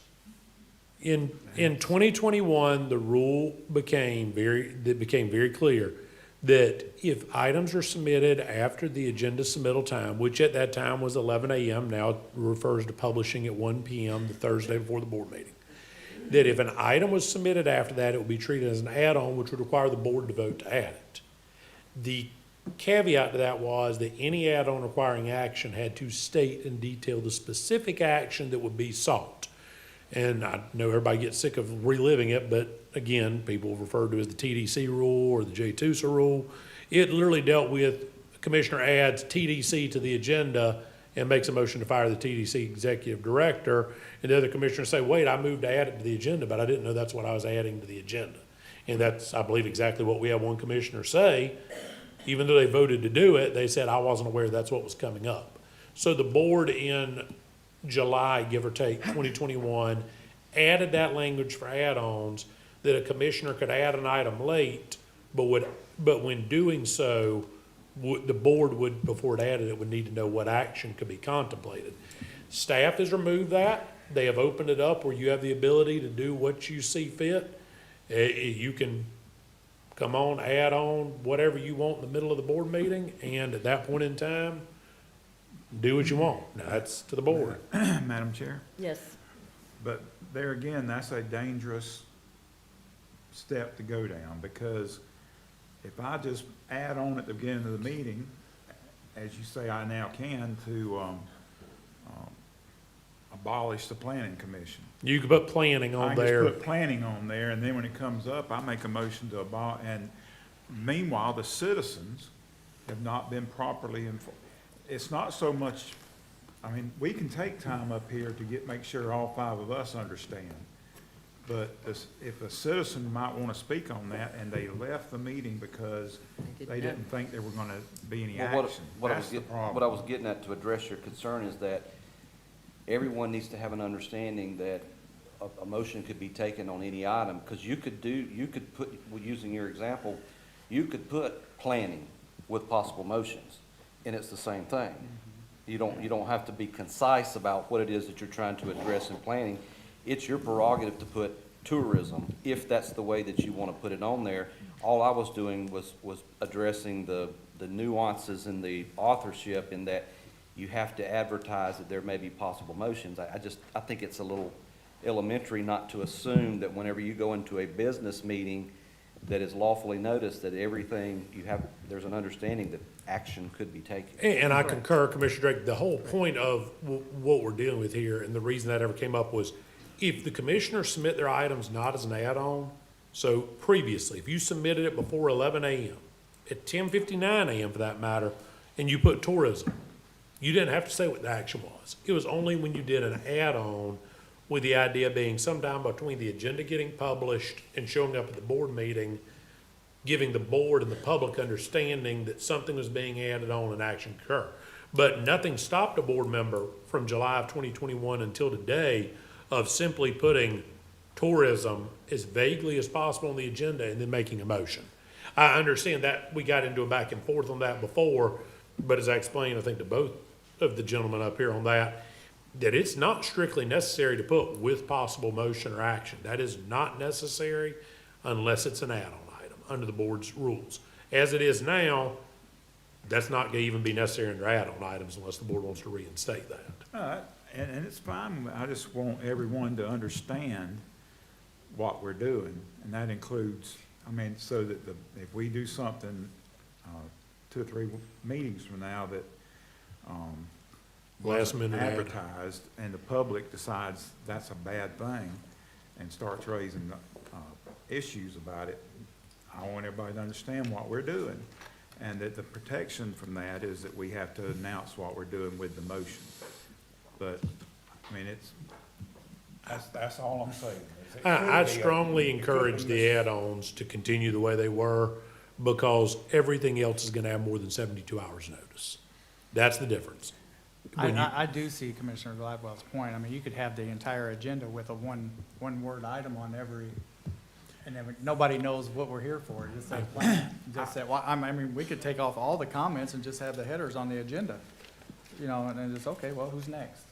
Well, and I think we've made strides over the last few years and putting these little blue lines, the click-ons with documentation. That, at one time, I think Commissioner Anderson would agree with me, that wasn't the case. And we've made great strides, and I think we've made strides in letting the public know and being transparent. I'm just saying, if we go backwards, then we're gonna be losing a little bit of transparency. And when it goes south, you know, there it is. Commissioner Anderson? Yeah, I think that, the more information we get to the public before this meeting is The better. the better. And I'll be honest, the J2 rule, but the commissioners. They can't hear you. The commissioners need to have, if you've got any item on there, you need to have some information about that item that the public can look at and that other commissioners can look at. Because I'll be honest with you, me and everybody else in the room, when Jay Tusa was fired, had no idea. And there was a room full of people, some of them didn't like Jay Tusa. One of them was Mr. Brooks, and he got up there and he said, look, Jay, everybody knows Jay's not the guy I want there. But, he said, we're firing a guy a week before Memorial Day. And so, I think if the public doesn't know what a commissioner's putting on there, is not a benefit to them. I think we need to say, I mean, you don't have to say every little detail, but you have to give the public an idea of what we're doing. And if I have on the agenda, legal, but what I'm really trying to do is fire Mr. Adkisson. And if I have a second, then we discuss it. But there's nothing, there may be 100 people out there, but maybe 50 of them don't even care, but there may be 50 that would have come, but they didn't know what it was about. So I think we should be held to the same standards that everybody else is, and that is put at least a brief explanation of what you're talking about. Yeah, and I don't disagree. I guess this got lost. I'm not trying to circumvent or reduce the public's participation or knowledge. What I was trying to eliminate was the commentary. I mean, today, you can, just as you described, if you just want to put the word legal on there and you put with possible motions, there's no difference in if you put legal and nothing else. There's an understanding that live action could be taken. There's an understanding that live action, what you're doing is you're just telling the world that live action could be taken. I guess I'm trying to get the world to be educated that understand live action can be taken without commentary. But if it's not, if that's getting too much into the weeds, we don't have to adopt that. I felt like the agenda was being editorialized at times. Go ahead. I mean, I agree with you. And it comes down at the end of the day to whether you want to do the right thing or do the wrong thing. I mean, if you're trying to pull one, you're going to put legal and nothing else because you intend to pull something. Whereas if you believe in transparency, you'll put a page of stuff.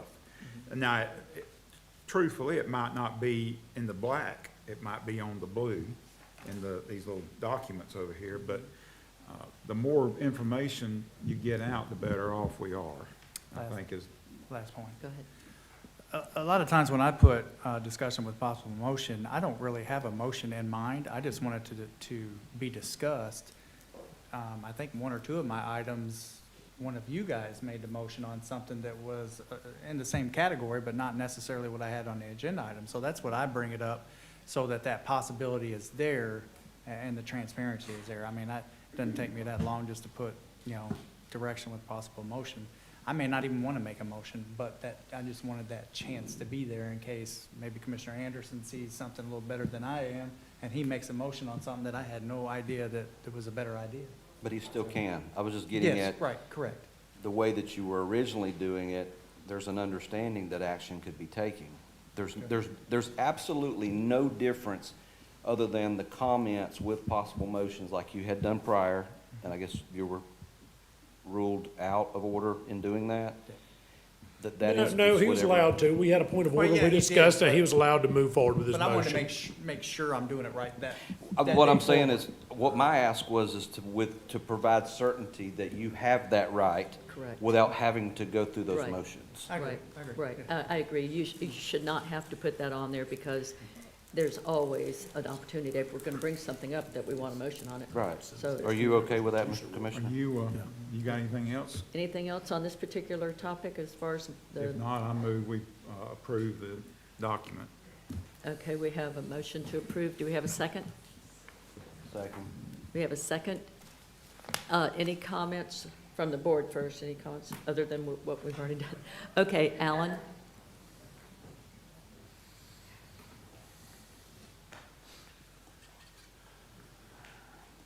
For the record, Alan Osborne.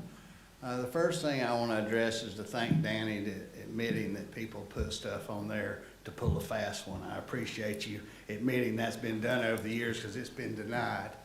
The second thing I will say, I think I've spoke up here as many people, as in many meetings as anybody, and some of this stuff just changed. Okay, I'm gonna give you some example.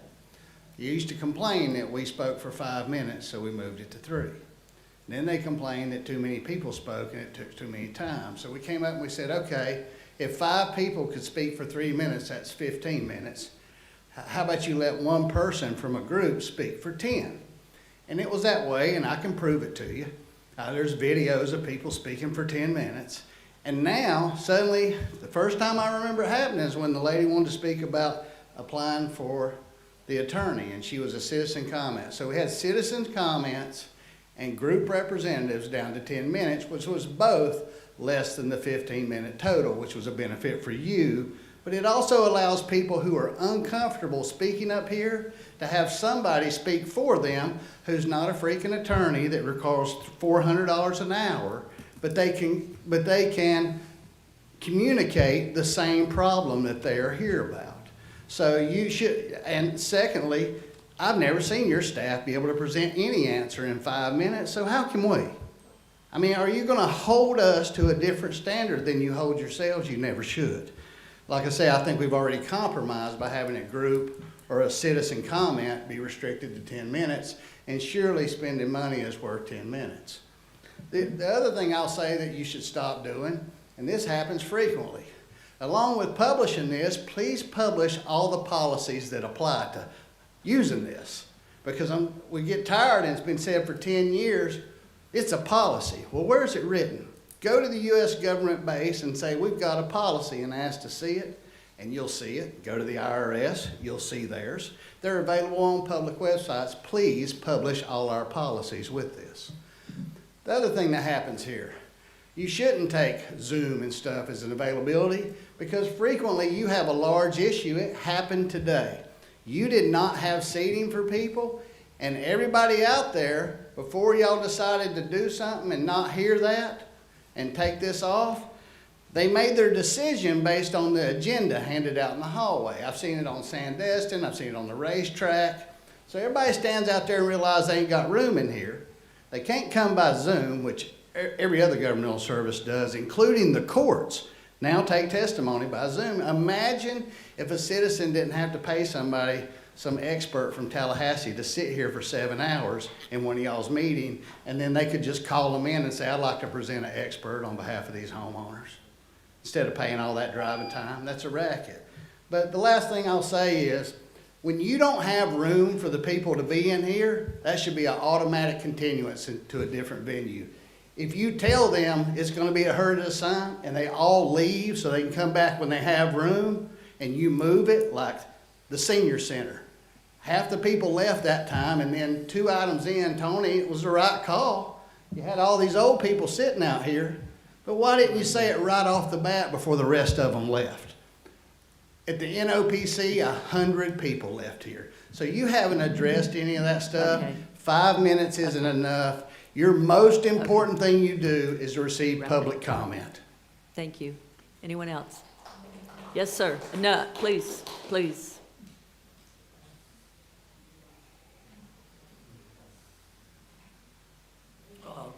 Danny Hornsby, Hornsby. You probably cleared this up, but it wasn't clear in my head. After you take a vote, how long can they change the vote? Until the next item starts. All right, it's not the next week, not tomorrow, but till the next item start. After that, they have to make a motion to reconsider. Gotcha. Thank you. Thank you. Anyone else? Tabitha? Hi, Tabitha Howard. I just want to read something. Florida Statute 120.525, except in case of emergency meetings, each agency shall give notice of public meetings, hearings, and workshop by publication in the Florida Administrative Register and on the agency's website not less than 7 days before the event. The notice shall include a statement of the general subject matter to be considered. An agenda shall be prepared by the agency in time to ensure that a copy of the agenda may be received at least 7 days before the event by any person in the state who requests a copy and who pays a reasonable cost for the copy. The agenda, along with any meeting material available in electronic form, excluding confidential and exempt information, shall be published on the agency's website. The agenda shall contain the items to be considered in order of presentation. After the agenda has been made available, a change shall be made only for good cause as determined by the person designated to preside and stated in the record. Notification of such change shall be at the earliest practical time.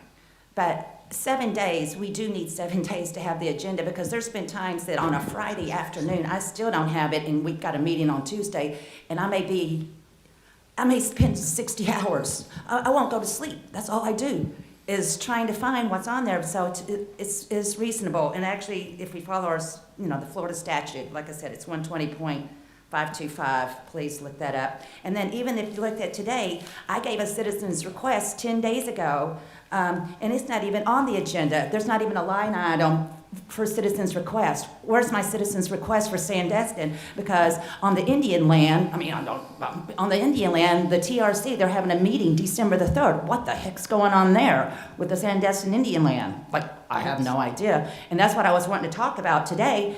And so several things, but I can't even get put on, it's not even on here, the citizen's request. We'll check into that.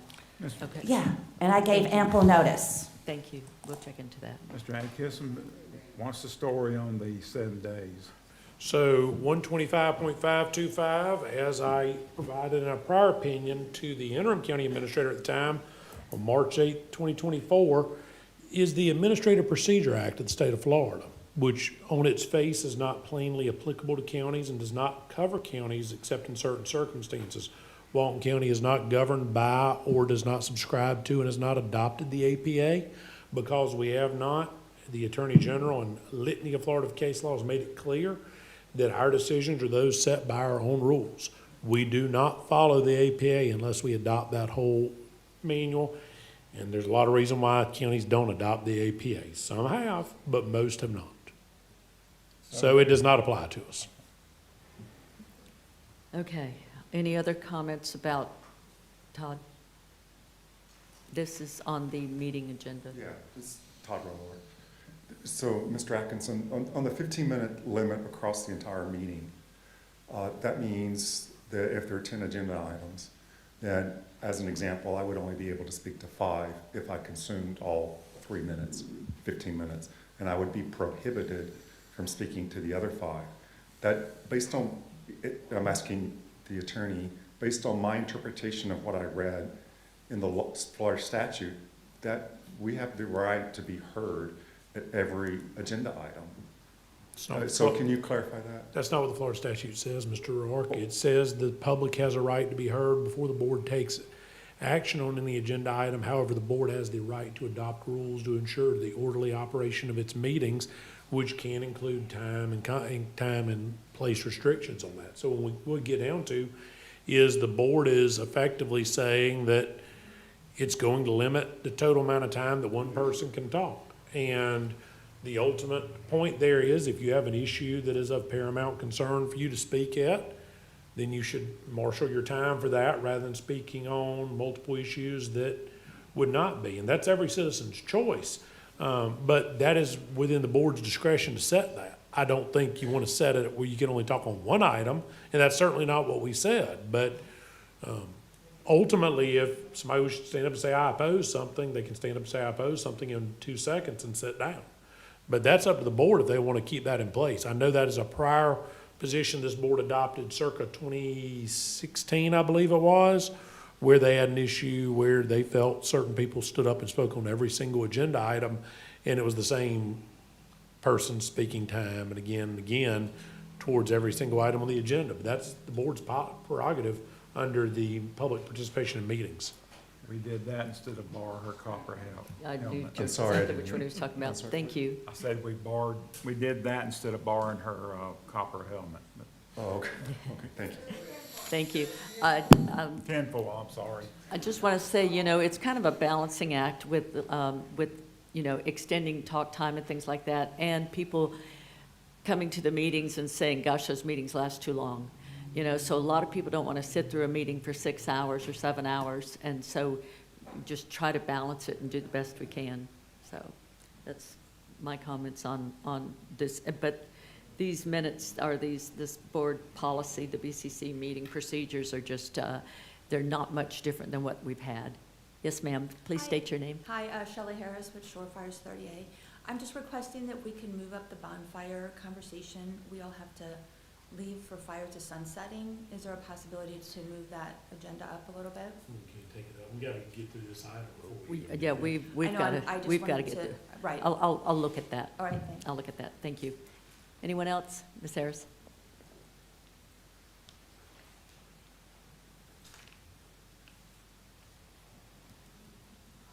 A lot of people out there saying, State your what name, is the, please. Suzanne Harris. Well, Loretta, sorry. A lot of people out here are saying, we don't even really realize what the motion was or the second, so you might want to restate that, because some people are going, what was the motion? They had so much discussion. But how long do you have to turn in your notice if you want to be on the agenda to speak, like Tabitha did today? How many days? Do you turn it in 7 days, 10 days, 15 days, 20 days? How long? Tuesday at noon, prior So- to the meeting. So she turned it in Last way ahead of Tuesday. that. Is that correct? I'd have to go back and look and see when it was submitted. I'm not familiar with her item this week. So Tuesday before the next meeting? Okay, thank you. That's all I have. Anyone else? The motion was to approve the document. Yes, the motion was to approve the meeting procedures, and we have a second. All in favor, say aye. Aye. Any opposed? Nay. 4-1. Passes. Thank you, Madam Chair. Next item is 32, request approval to advertise requests for proposals for the ride share. Are you going to entertain her request? Let's get through his, Okay. and then, because that's going to be in a public hearing. So we'll move it above engineering. Okay. All right, so a request for approval to advertise request for proposals for the ride share program. This is the county-sponsored ride share program that we're going to do an RFP for. Mr. Cutshaw's group put that together, and we're ready to advertise it if the board so chooses to do so. So you're willing to advertise that? Is it ready to advertise now? Yes, ma'am, it's ready to go out for advertisement, so there'll be an advertisement period. Then we'll take in proposals, put together a panel, assess them, and come back with who we believe has met the proposal to the best of their ability.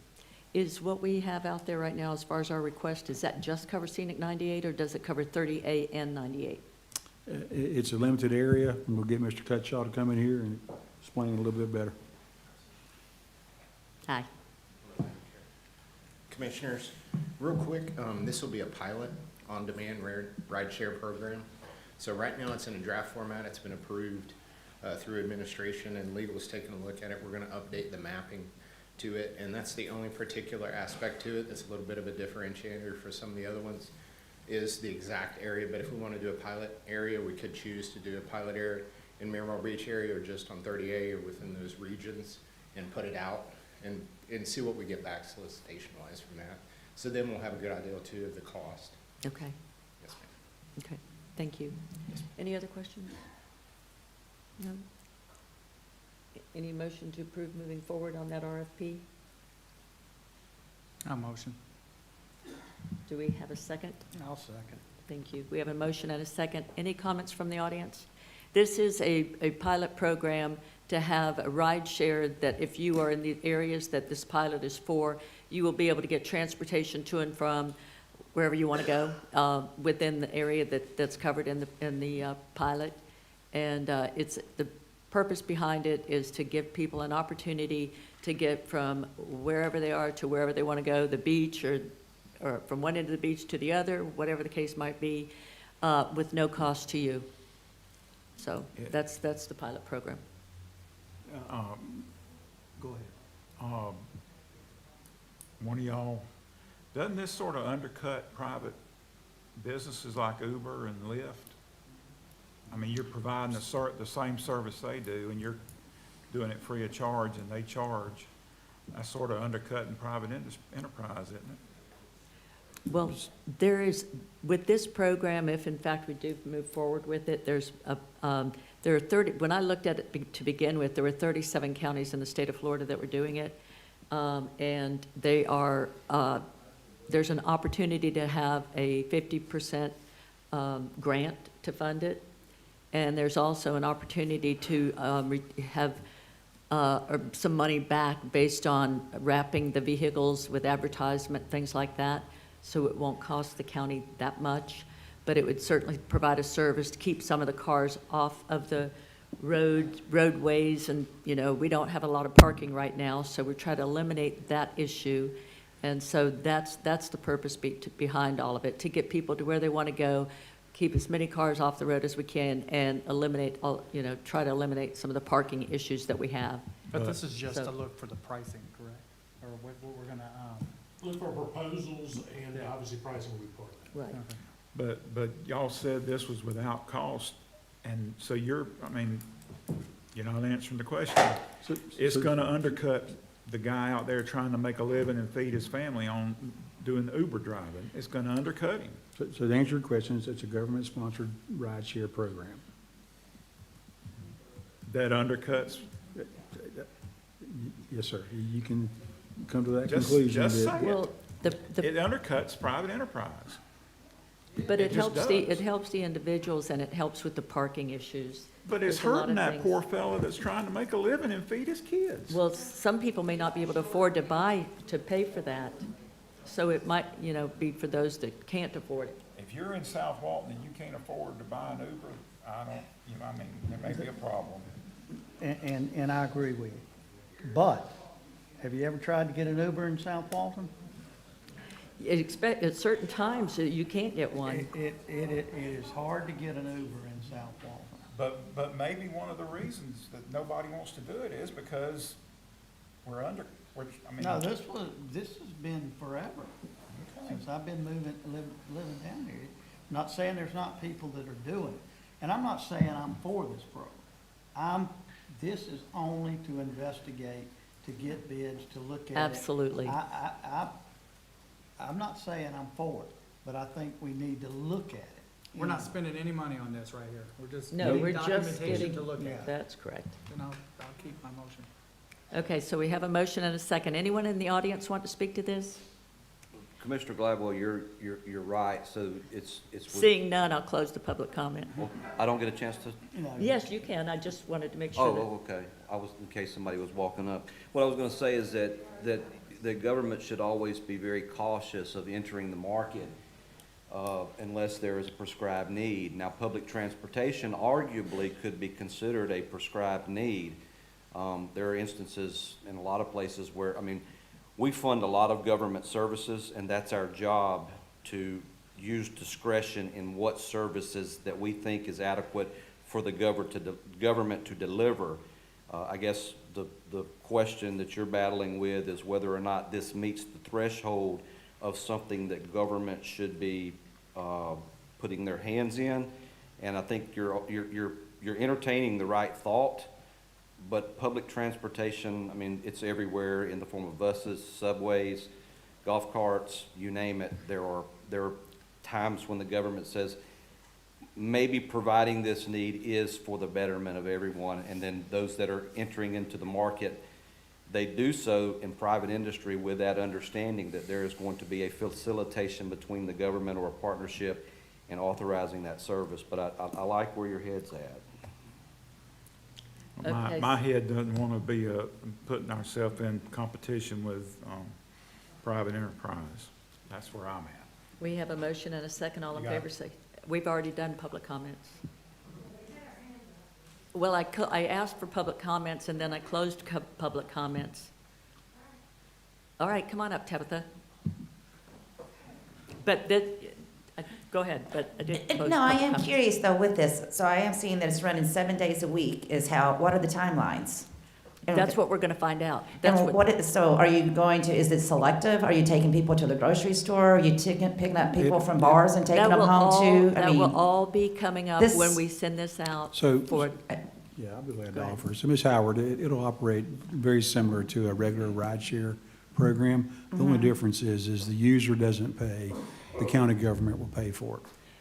And so it's a public transportation system. And it's just using, That's really Okay. This is Thank you. putting ourselves in competition. liability also, and then, yeah. well, This is to It is do- competing with, Yeah, I mean, instead of the person paying for it, the government's gonna pay for it. I don't like that. Bonnie?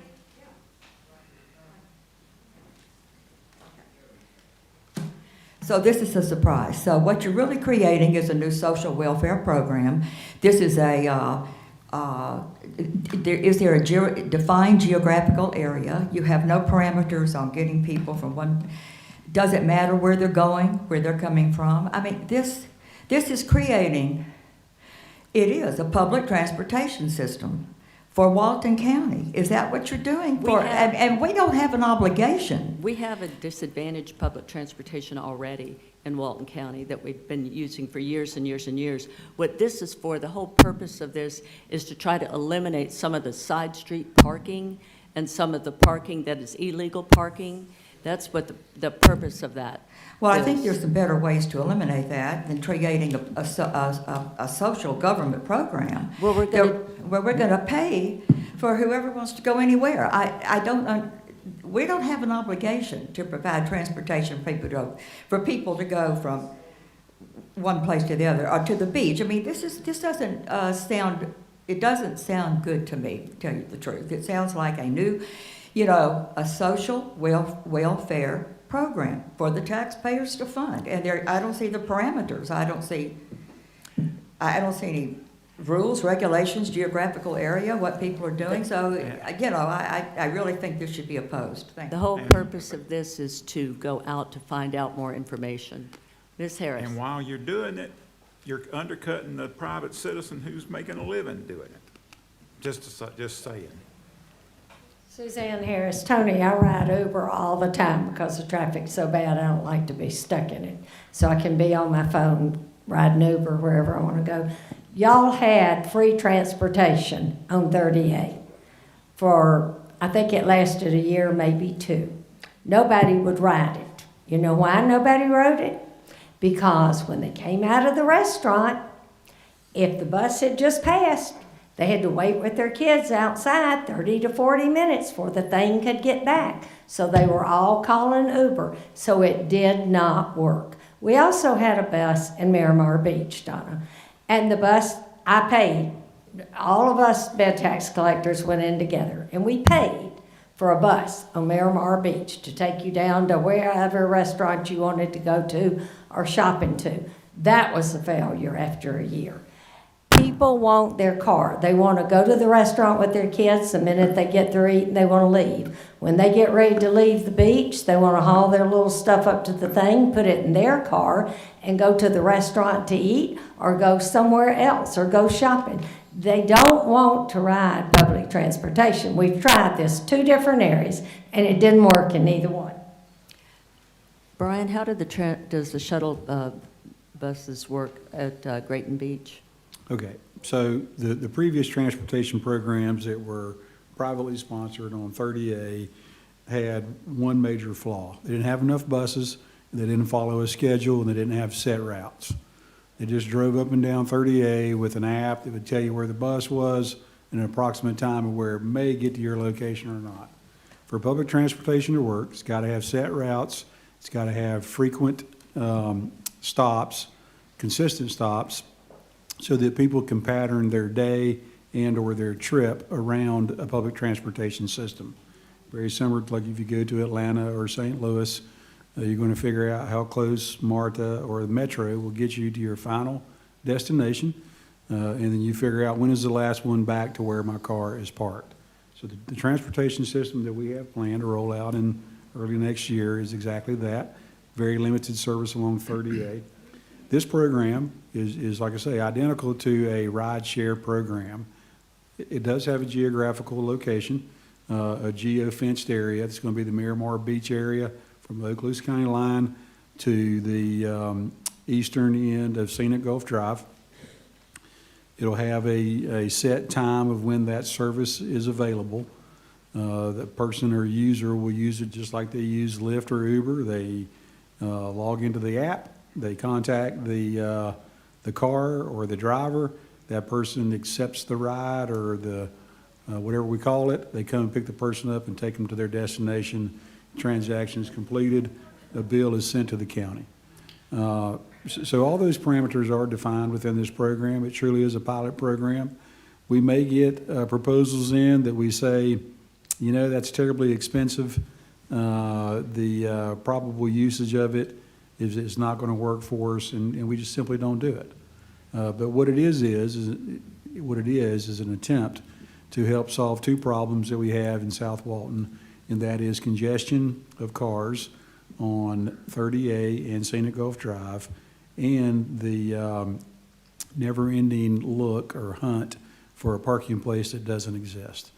So it's an attempt to find out will people use a service like this? Will they possibly leave some of their cars at their home where they come from? Or if they live here, will they leave it at home? And when they do get here, if they're visitors, will they leave that car at their accommodation and use public transportation? If they do that, we think both those 2 problems can be close to being mitigated or minimized. Madam Chair. So, Mr. Kellenberger, what you're saying is we're going to have a limited geographical footprint. In other words, we're going to solve the problem theoretically in Miramar Beach, but because the county's paying for it, the people in Inlet and Freeport and Paxton and Darlington, all over the county, our taxes are going to be paying for a solution that only fits a very small geographic. That's not fair. It's a pilot program to But see it's if it's any just good. not fair. Okay, Okay, go ahead. Madam Chair, Please, in the audience, please. to be honest, after listening to the audience and Brian, I'd probably like to maybe sit down with Brian more on this, and I'm going to pull my motion at this time. Well, Mr. Curry, I had asked to speak just before you, but she didn't see me. Oh, I didn't see Oh, I'm sorry. And my thing was I was gonna pull the second. Okay, the motions have been pulled. It's off the floor. It's done. It's off the floor, and we're taking a 5-minute break.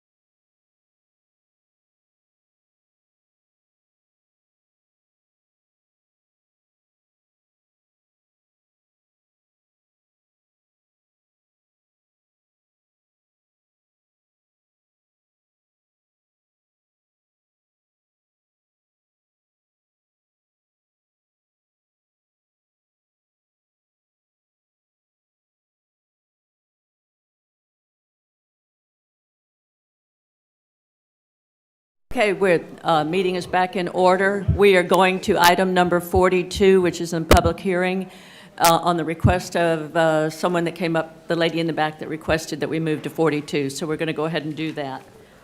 We need a motion to open the public hearing. Motion to open the public hearing. Second. We have a motion and a second to open the public hearing. All in favor, say aye. Aye. Any opposed? Okay, public hearing, 42. And Mr. Corman?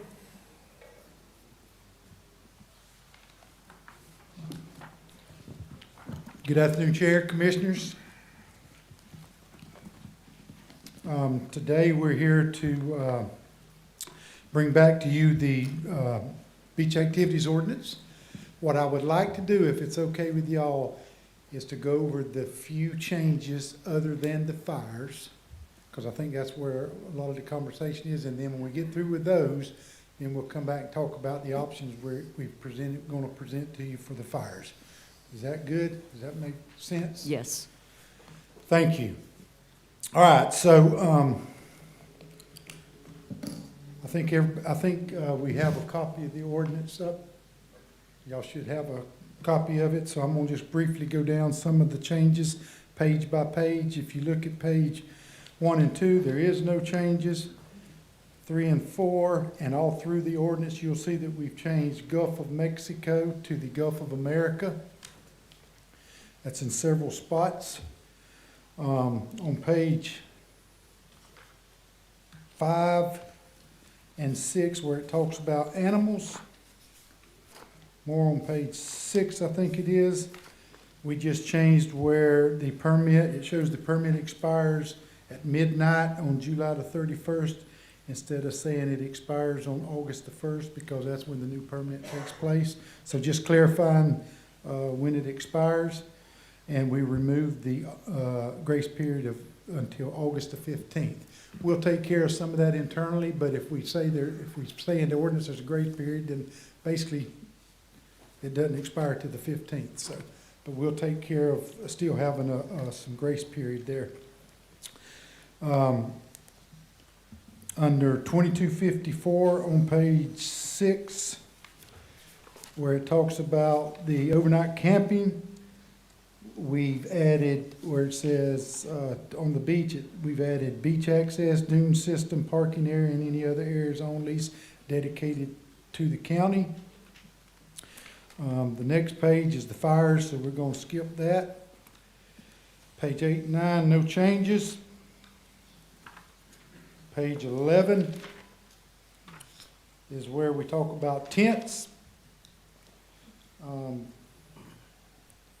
A few years ago, we changed it to say it can only be a 10 by 10 footprint. There was still a little bit of confusion, so we're trying to clear that up to make sure everybody understands that includes all strings, bags, straps, legs, and the like. So basically 10 by 10 is the footprint that you should do even if you have a tent.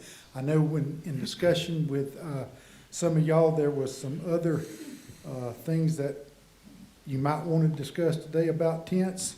We've heard everything from removing tents completely to designating certain beaches as tent beaches, but we left all that in here and just said that the size is 10 by 10, including strings, straps, legs, and the like. Have you heard anything from people, for instance, like Blue Mountain Beach, where it's very small? Did they prefer not to have any tents there at all? Yes, well, we've heard from several people that would like to not have tents at all, but we've also heard from people that would like to designate the bigger areas, Grayton and Inlet and some of the other ones as just tent designated areas, and that's the only areas that you can have tents.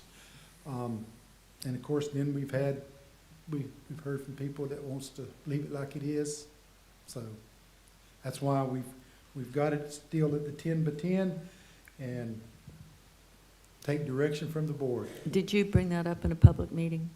Yeah, we Public hearing? discussed tents and, well, we had a workshop, we had 2 workshops. Okay, and, because it's my understanding that in the smaller areas, they don't want tents, but but in the other areas, maybe more like a large umbrella is okay, because to your point, sometimes people will take a tent and then the strings go out another, 4 feet on each corner, and it takes up an awful lot of the beach, and we've already got problems with as much beach as we've got available for the people. Agreed, and currently the ordinance only allows you to set tents up on the upper half of the beach. So if you do set a tent up, it has to be on the upper half, so. Well, some- it's not. Yeah, some of the smaller areas, when you say, first of all, if you take the 15 foot at the toe of the dune for the emergency vehicles, then you say the half of that, you're getting to where a 10-foot tent can just about be the whole upper half. So, but anyway, that's what we're adding, including all strings, bags, straps, legs, and the like. Under page 12, there was some discussion, as you probably remember, about beach equipment. So we've changed it up to more give us direction on what we think y'all's intent of this was. So it says beach equipment must be set up and maintained to ensure beach patrons' ability to traverse the wet sand unobstructed, where it used to say it had to be set up and maintained on dry sand. So now it just says that they have to be set up and maintained. So in other words, 1, 2, 3 chairs sitting down in the wet sand is not an obstruction, but if you put 15 or 20 chairs down there in a line and you obstruct somebody from being able to traverse the wet sand, then that could be an issue. So that's why we added that, to clear that up. Going on to page 13. 13 talks about permitted vehicles on the beach, and we added that the permit decals shall not be altered or modified. We had a little bit of an issue with people trimming, cutting, doing different things to it. So it makes it harder for the officer to tell whether it's a valid permit. So we asked that they just not be altered or modified. And we did change the lottery drawing from May the 15th to the third Tuesday in May. And the only reason we did that is because sometimes May the 15th ends up on a weekend. So we just fixed that by just putting the third Tuesday in May. Page 14 and 15 talks about, we just added Walton where it talks about county residents.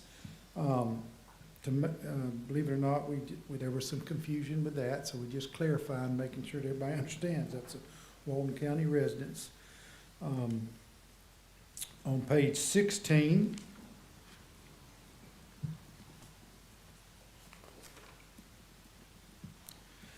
we took out the part that says on or about April the 1st of each year, the board's designee shall submit to the Board of County Commissioners a written report of the numbers of permits that have been issued during the current year. We'll give you those numbers anytime you want them. They change. They can change daily depending on how many permits we issue. So anytime you want them, we can bring those to you. So we don't want to just do it on April the 1st, but we'll give them to you anytime you want. We also added Walton County under the resident part in I. We added that the permit shall expire at midnight on the 31st, just like in the other area, just to clarify when they do expire, make sure everybody understands when they do expire. Just some language changes in there, nothing major. On page 17, under permits for special events, we added no special events shall be held between Memorial Day and Labor Day between the hours of 10 a.m. and 5 p.m. with the exception of approved nonprofit organizations. And that was put in there. As you know, the beach is pretty full down there during those times, and sometimes we get requests for special events on the county beaches in the middle of the day. Not a whole lot, but some, and sometimes they can be large, so when it's already crowded down there, we don't want to issue someone a special event, and then they go down there and get upset, asking people to move and all that because they have a special event. So in discussing some of that with some of you, we come up with the Memorial Day to Labor Day and 10 to 5. Next page that we got changes is page 19. This is under 2260. It talks about beach vendors. Just cleared up some language and also added down in number 3, effective February the 1st, 2026, which is our permit issuing season. That's when we start issuing our permits. Beach chairs and umbrellas shall display the vendor's name and our logo. Most of them have that already. There may be a few that may have to do that, but we're just asking for the name and logo to be on them so we can identify who they belong to. Page 20, very few little changes, talking about vendors getting their equipment off the beach within 1 hour after sunset. It explains that vendors with site-specific permits can store their equipment in their approved temporary storage, canvas covering or box, whichever one they have. On page 21, number 11, we've deleted beach vendors' operations are limited to no more than 50% of the public beach frontage at any public beach access. That is regulated through the contract with the managed vendor program, so it no longer needs to be in here. It's through the contract. We do that whenever they sign the contract. On page 22, where it talks about vending of tents greater than 10 by 10, we eliminated that. We don't have vending of tents on county beaches, so there's no need in that being in there. Page 23 just got the Gulf of America again. And actually, I think that is it. So that's all the changes other than the fires.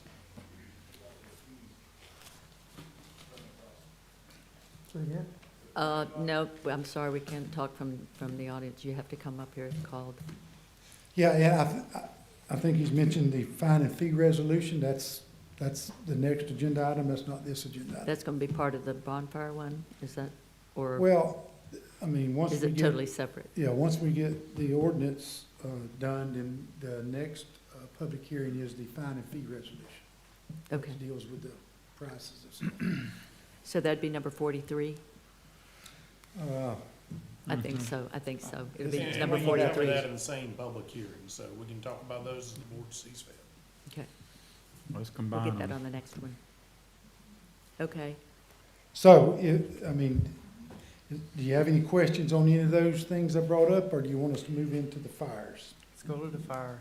Well, I still have a question on the tents. Are we doing anything with the tents? You're still leaving the 10 by 10 tents? That's what's in the ordinance, it's 10 by 10. Is there an appetite to eliminate those on the small beaches from the board? What would define a small beach to a large beach? Well, like, for instance, Blue Mountain Beach is considered a small beach. Can you tell us the small ones that might be applicable to? Well, Blue Mountain, of course, is one. One of the things that we could say is just limit the tents to the regional beach accesses, which is where we have the bathrooms, but that could still include Blue Mountain. But and we could all go ahead. Madam Chair. How about this? We limit tents to Inlet, Grayton, Miramar. That's the 3 biggest areas. Everything else, no. That would be good. And to ensure, because we need code to make sure that they do keep those ties into the actual footage, the footprint that they can have, and that it's on the back half of the beach, because that is not typical. Madam Chair, Yes. this is a question for Mr. Atkinson. is that something we need to take out of this and do a public hearing? I mean, do a workshop or something, since we're changing what's in this thing completely? I guess it depends on what the Just a board. question, I'm not, Well, I'm struggling with that too, actually, is why, and so I appreciate you asking. I think you can choose to limit the size of tents. I think the question's gonna become, when we start defining large and small beach as a category of beach that's not already in our ordinances, we're now outside the scope of the ordinance. The second issue that I'm not really sure I've got my mind wrapped around right now after I listen to that discussion is, would that not have implications for other parts of our code in defining large and small beaches? Are we now opening up the question to, well, should this only be large, should this only be small? And what is the legitimate basis for imposing that distinction on our public beaches? So with that being said, I think if we're gonna get into that, we probably do have to have that as part of a separate ordinance at this point. If all we wanna say is we wanna limit the size of tents, I'm not really worried about whether you say a tent's 8 foot or a tent's 10 foot as defined by the 4 outside posts in the ground so that they can't stretch it out. That doesn't worry me here, but it's the definition of beach. And I guess, I mean, as I'm looking at our code, I don't see where it would automatically trigger other issues, but I could see it becoming a problem if we don't go through that process. So What I'd if we prefer don't us to talk about designate the it, scale. what if we don't designate it as larger beaches and just The designate names. those 3 beaches as tent beaches? That's been discussed. I would feel more comfortable doing that without having a public hearing. I agree with that, I like that. Do you all Because like that's that? been discussed in your public workshops as well, correct? That's been one of the conversations. Yes. I'm getting nods Yes. behind you, by the way. Yes. All right, so with that, I feel much more comfortable doing that than creating a brand-new that's dichotomy of what worried beaches. me were we going to create a new thing without having any public hearing? Yeah, I don't see how we can make that work, but I'm fine with designating a couple of tent beaches. So they're just designating, Tent-friendly beaches Would and be- prohibiting at all other locations. and we're looking at Grayton, Grayton, Miramar, and Inlet? Inlet and Miramar. Correct. Commissioner Drake, did you have something? Yeah, if the problem is that people were using a 10 by 10 tent and then they were stretching out the line beyond the 10 by 10, so then really it's not a 10 by 10, it's more like a 15 by 15 or whatever. The ordinance as proposed addresses that, but we're going a step further, and I'm a little concerned because the people that are gonna be using the tent is gonna be the family that has the babies. I mean. Well, a lot of times the tents are there and there's nobody under it, a lot of times, and it's taking up a lot of room on our already crowded beaches during the summer. The summer months are so crowded, and when you've got somebody that takes up that much room, like, there are smaller things that you can use that protect a baby just fine. If you go down to South Florida, they got some very nice that kind of just cover an area, you know, which are, it'll accomplish the same mission as far as protecting the But I mean- child. I'm glad you brought that up. What is the definition of a tent then? Can you use an umbrella at these other places? Can you use small coverings? Yes, Yes. At all beaches? yes. Okay. Yes, and we have a definition for tent, we have a definition for umbrella in the ordinance. Okay. But somebody can take up as much space as they want if they're not utilizing a tent? Trying to There's understand. nothing in the ordinance that would prohibit that, yes. So then we're just discriminating against tents. This is what I don't. Well, I just had an awful lot of people reach out to me and just say that, you know, that the tents have gotten a little bit out of control. And that because we're so crowded in the summertime, there's so many people trying to share the same beach, it's kind of unfair to everybody else when one person is taking up such a big chunk.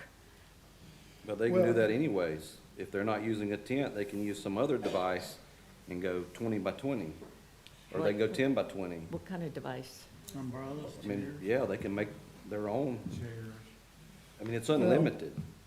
And there is a definition of, like I said, tent and umbrella in the ordinance. So for instance, umbrella means a device consisting of a circular canopy on a folding frame supported by a central rod used as protection against rain or sun. Tent means a portable shelter of skins, canvas, plastic, nylon, or the like supported by one or more poles or a frame and secured in the ground.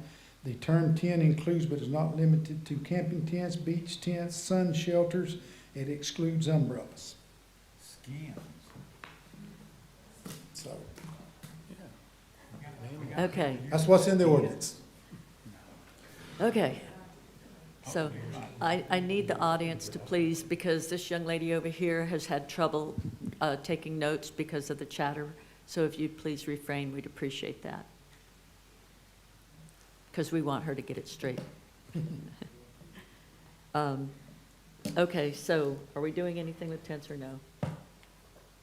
I think if you leave the ordinance as proposed, you're addressing the problem. You're delineating a defined 10 by 10, whatever it is that's used on that apparatus, you just know you got a 10 by 10 spot, so that clears it up. So maybe that would move us in a better direction. Well, and I would say, if you remember earlier this year, y'all wisely voted to give beach stewards back to us so we could utilize those. So I just want to give you while we do get complaints on tents, this year we had 664 of them. That sounds like a lot, but last year when we did not have our beach stewards, we had 1,294. So we're actually about 49% less complaints on tents this year compared to last year when we didn't. So our beach stewards are helping out a lot down there on that. But 600 complaints on tents is still a lot. Yeah, I mean, we're working on it. I mean, we've reduced it about 50% with those beach stewards that y'all gave us, so. Well, they're doing great. Yes. That's a yes, good program. absolutely.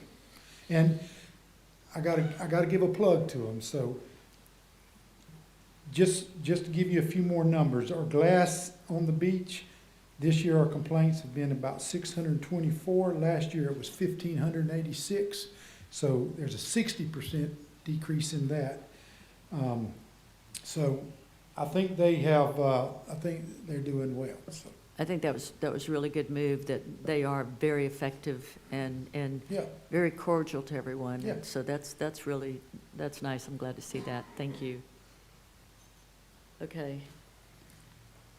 So I guess we're leaving it where it is, right? Is that what everybody wants to do? Just leave it where it is?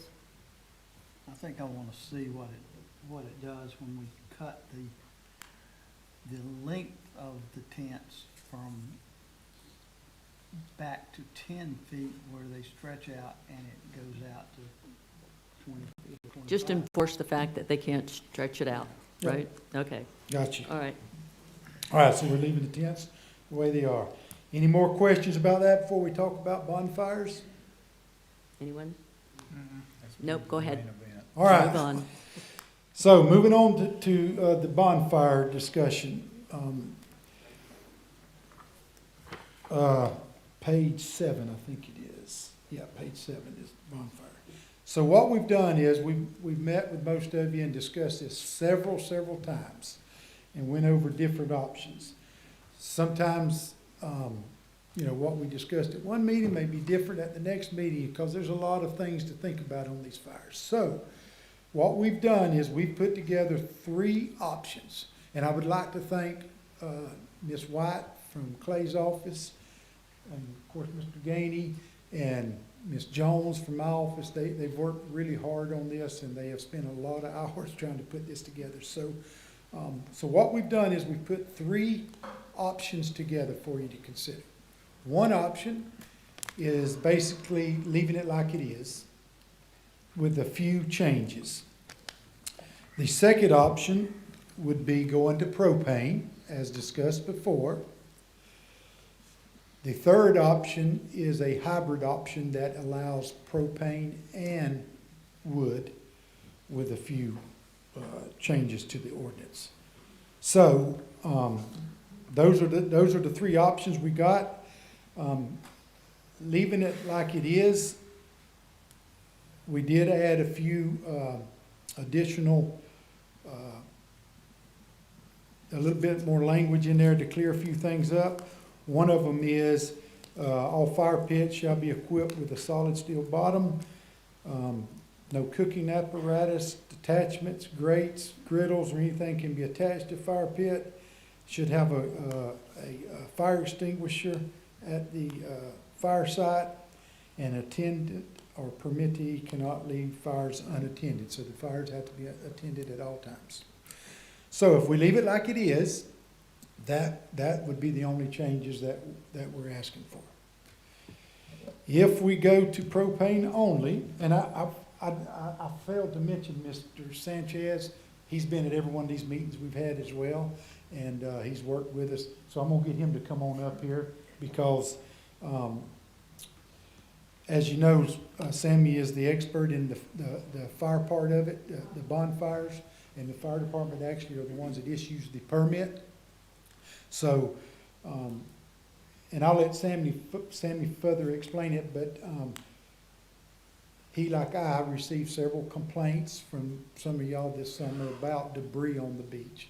And this was the fix that we kind of worked together and came up with, and just offering it to you. So I'm gonna let Sammy give you some information on the propane stuff. Okay. Good afternoon, Commissioners. Hello. For the record, Sammy Sanchez, Fire Marshal, South Point Fire District. As Mr. Corman said, we received some complaints about how do we eliminate smoke and debris from a bonfire. I promise you I'm not the smartest guy in the room, but there was only two solutions I came up with. One was eliminate them totally, which I don't think that's in anybody's interest. And the other was to go to propane. That eliminates smoke and debris. And in doing so, I had a couple of vendor companies, vendors look out, do a test pilot for me. They ran some a week or two on vending propane fires, and they gave me some real honest, good feedback. And that feedback was most of their clients liked the wood. However, it wasn't an overwhelming like.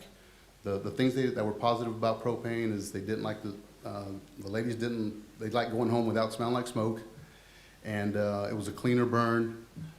And the cons about propane that we got was that it wasn't hot enough, and something about the ambience, which to me a fire is a fire.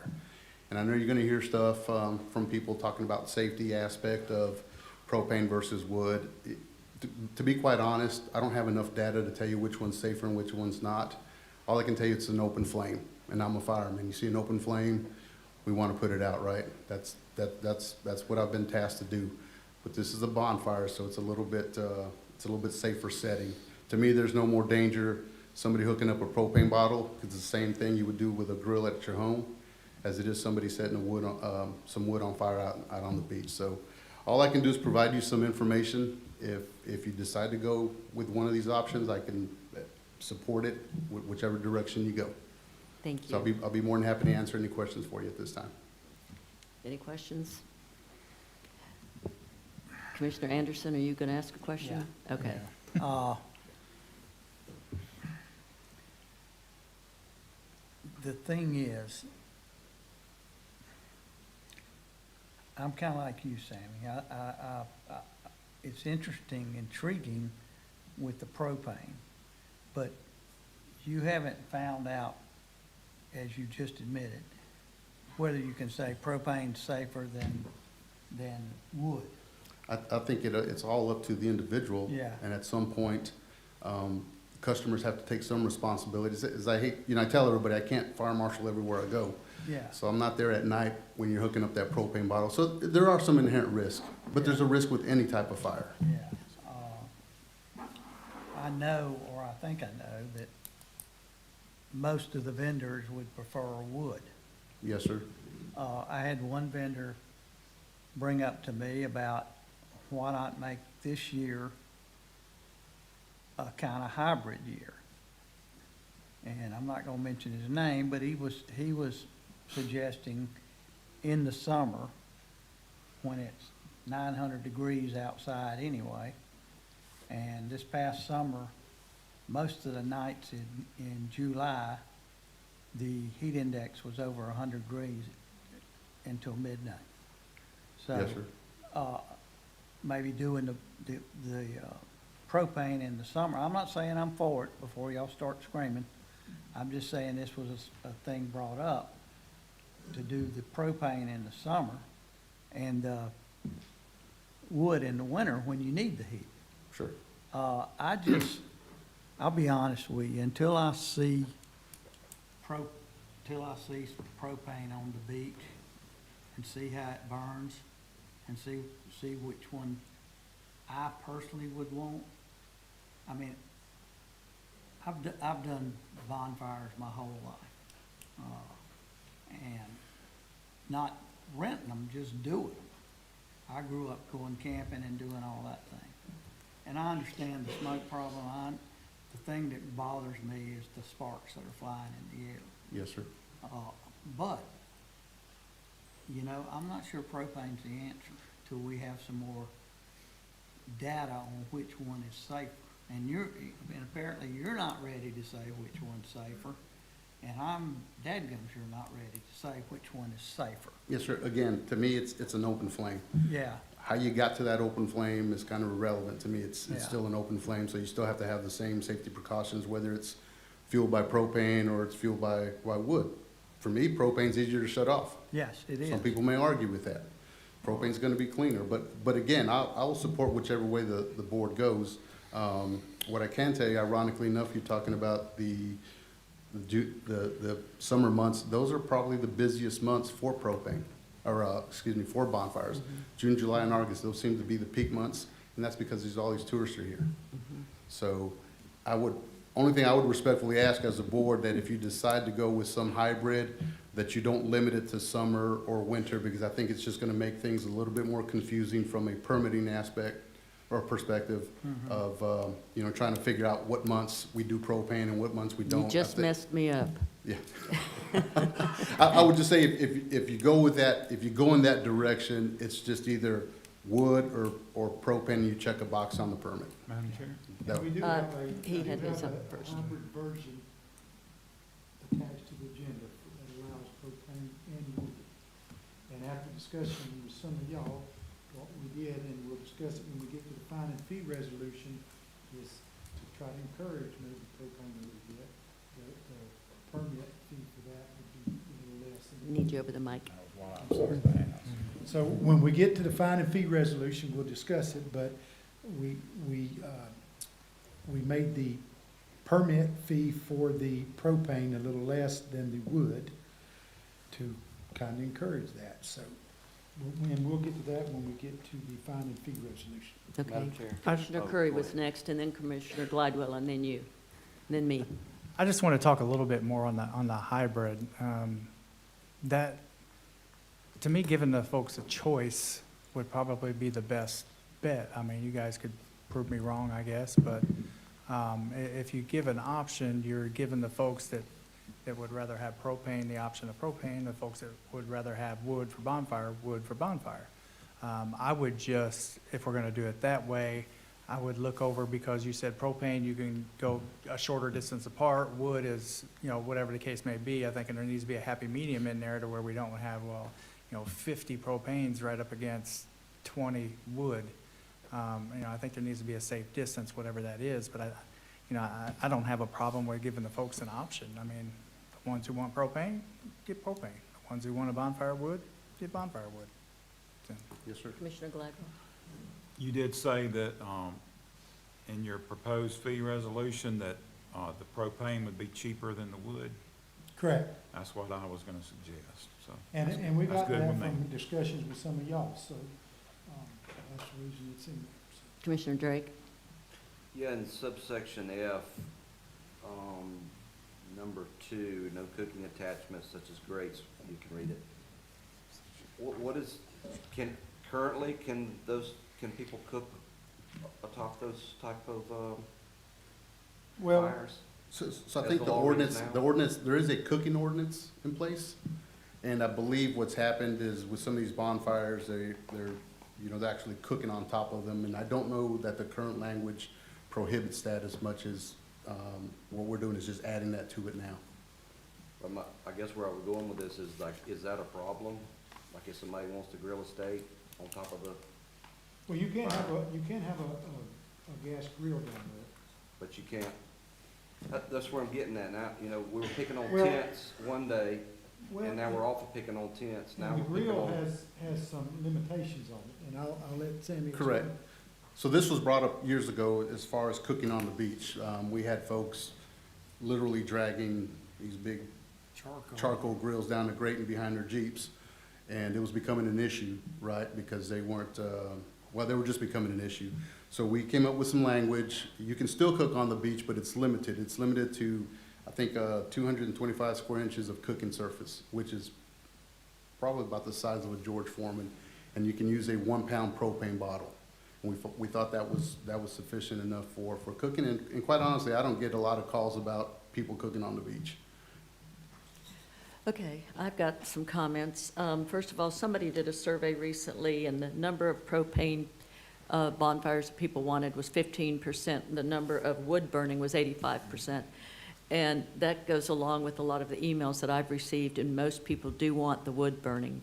So I have several different options. I don't know, if anybody wants to go with this or not, but the problem is there is a lot of debris that's left on the beach, and to try to avoid that, I think we need to make some changes for that.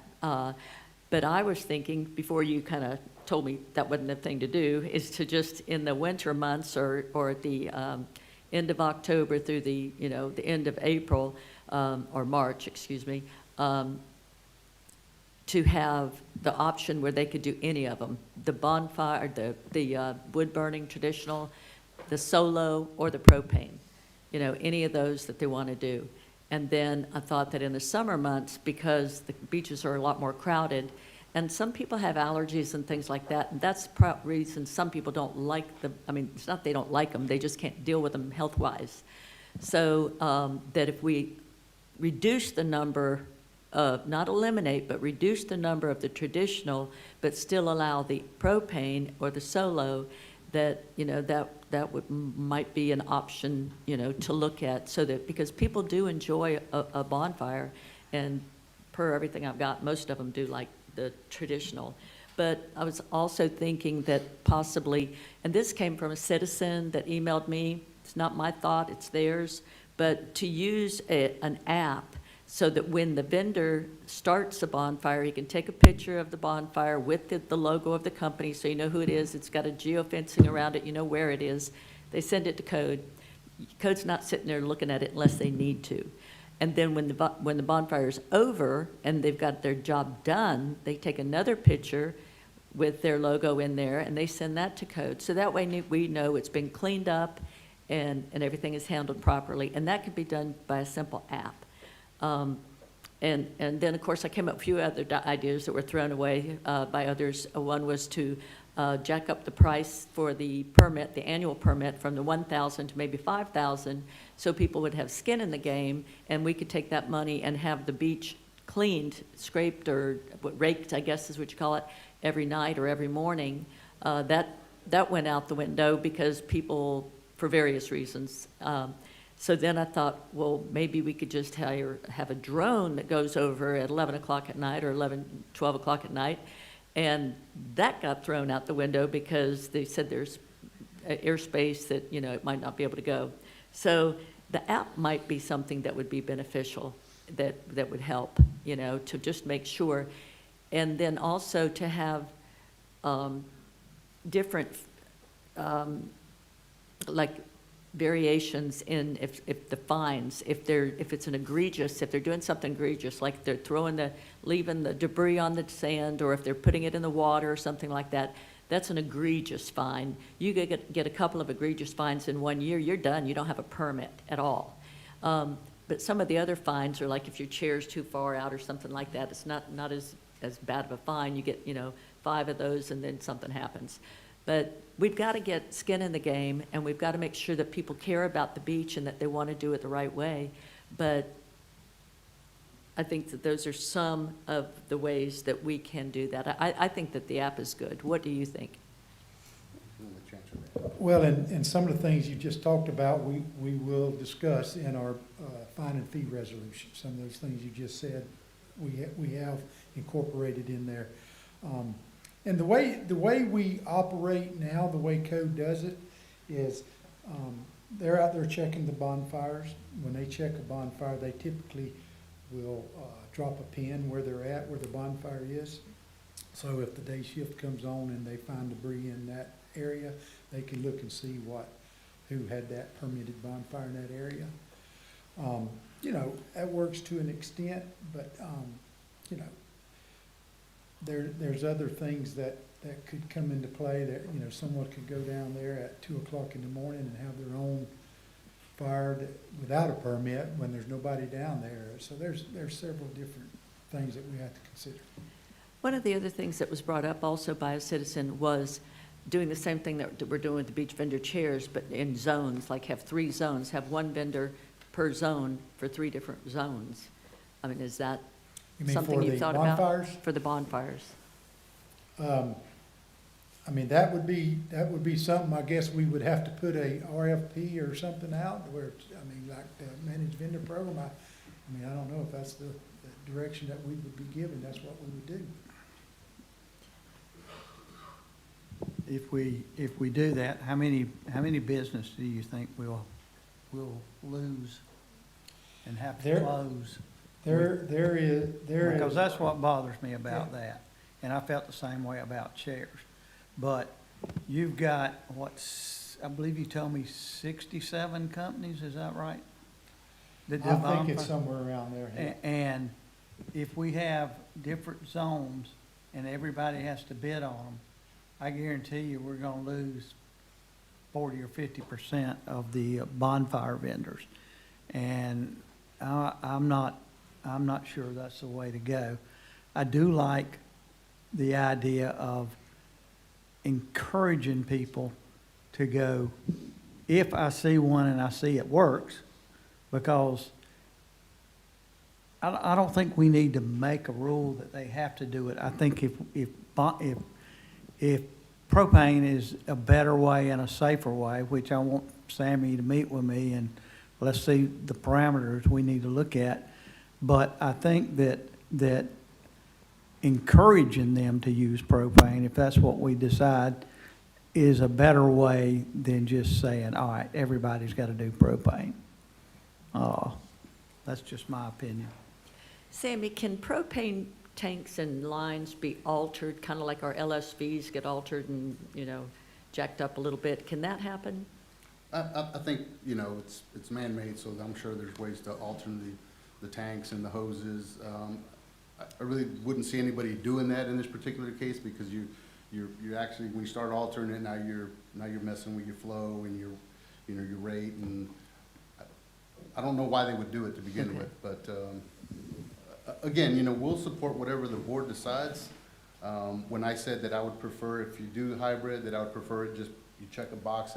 I'm just looking from a permitting point of view, that making it simple, Right. not only for the customer, but for the folks that I have working back at the office, that make it easier for them as well. You have to understand, so, you know, a little history here. In 2010, when we took this program over from the county, when the county asked us to take over this program, we issued less than 400 permits. And a how year. many now? Oh, my goodness. We do 400 in a week sometimes. So it is. We big. had 10,587 bonfire cases. And keep in mind, whenever an officer stops and checks one for a permit and stuff, they create a case, shows that, you know, document their time and stuff. So this year, through 11/7, we had 10,587, so. That's a lot. Last year, we had 6,939, so they continue to go up. Do these include the ones on private property, or are these just the ones on public property? These are just public property. Okay, so I just want to ask this question for the audience. So private property, they don't have to fall under these rules, right? Everybody does. Same rules apply as far as the safety and the type of the type of fire pit they use. It does apply, so if this board passed that you had to use propane, then on the private property, they'd have to use propane as well? That is my understanding. That'd be more of a question for Mr. Atkinson. Well, so yeah, I had some of those questions I want to put out there. In terms of the vending, this is a vending issue, correct, Mr. Corman? You're nodding your head yes. So this is a permit for the person providing the service. Yes. What if an owner of a home wants to go on the beach behind their house and create a bonfire? Do they need a vendor's permit? No. Okay. Do they need a permit under you, Mr. Sanchez? There's an annual permit that every homeowner applies for, and that was established back in 2010 when we were issued or when we took over the permitting program.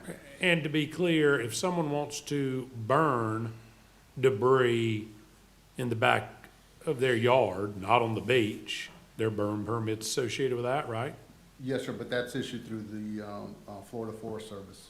But to be clear, if someone wants to have a fire on their property, there are permits you're gonna get. Am I right about that? Yes, sir, they get an annual permit. Yeah. So, to be clear, we're talking about, we got about 3 or 4 different things converging here, and I know y'all all got emails. Our position from the county is what our vendors do. It is the regulation, the county is engaging in the regulation of commercial activity on its beaches, period. That's what it's choosing to engage in because it's determined that. Now, there are plenty of people who are gonna argue about that, but we are not telling an individual homeowner if they wanna go down there and set up a bonfire, that they have to pay the permitting fee under Mr. Corman, in terms of the vendor fees or any of that. Right. That's Just the not- annual permit. Well, that's South Walton Fire District, that's not even us. There's no fee associated with an annual. Yeah, there's no It's annual. basically just to let you know there's. That they're doing it. Yeah, it is literally a registration system, not even a permission system. So to be clear, every one of these, and I know all of you have seen these comments, this is no different than somebody getting any other form of burn regulation, approval, or otherwise. What we're talking about here is our vendors and the vendors engaging in commercial activity on the beaches. And yes, that would apply, public or private, is the way the county has chosen to do it, under its health and safety standards, that we want to make sure that people conducting these fires, due to the nature of fire and the potential hazards to persons and other property, that's why we've always done that. That's what I understand it. If that's not how this board feels, please correct me, of course. But I know Commissioner Anderson had a question. Yes, a lot of these private fires are done by vendors. So they have to follow our rules, right? The vendors do, yes, sir. But we're saying if the owner himself wants to go down there and set it up, nobody's stopping him from doing it. But when you bring a commercial vendor on there, it's like any other form of commercial regulation, that is a consideration. Now, you will certainly hear people who say that you want to have somebody come set up a bonfire and host that at your residence.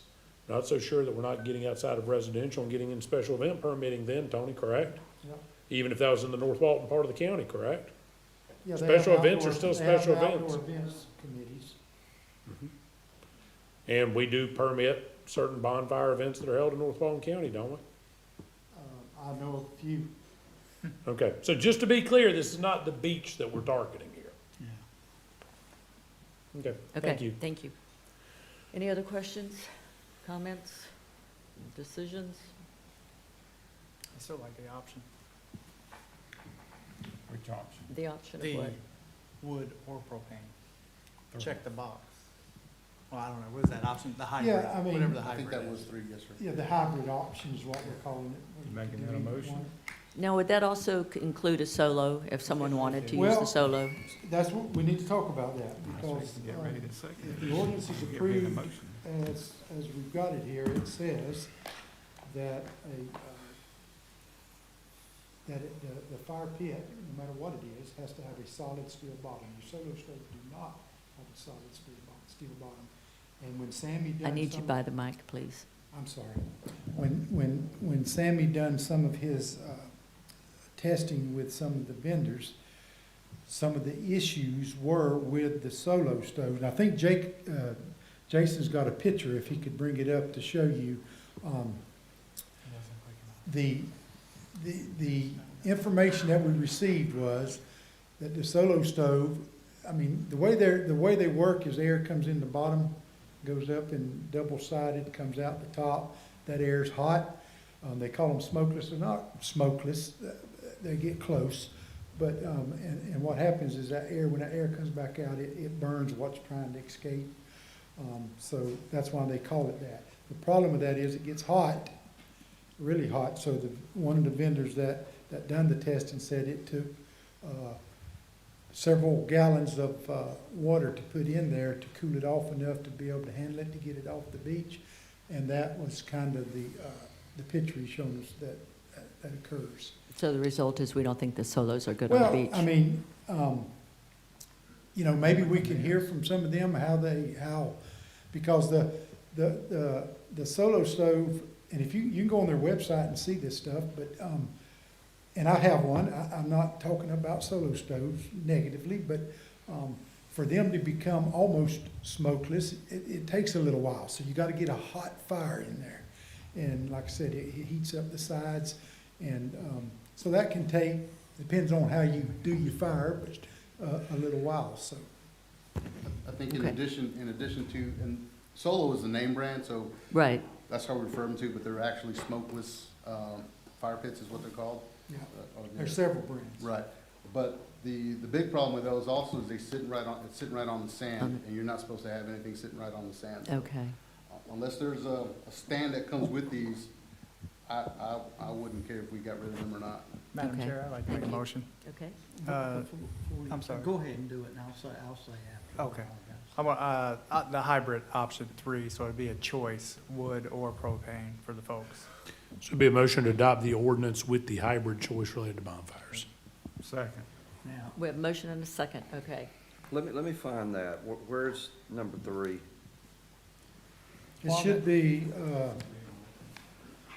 Jason, could you put that picture back up, please?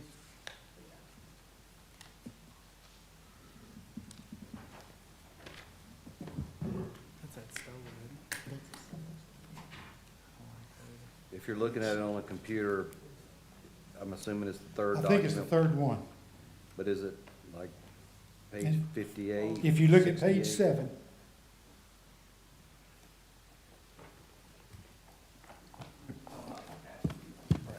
yes, I think I found it. It is Alt Yeah. 2 Draft 2025. Is that how you have it titled? that's correct. Page 7 of 28. That's correct. Tony or Sammy, could you explain this picture that's on the screen now?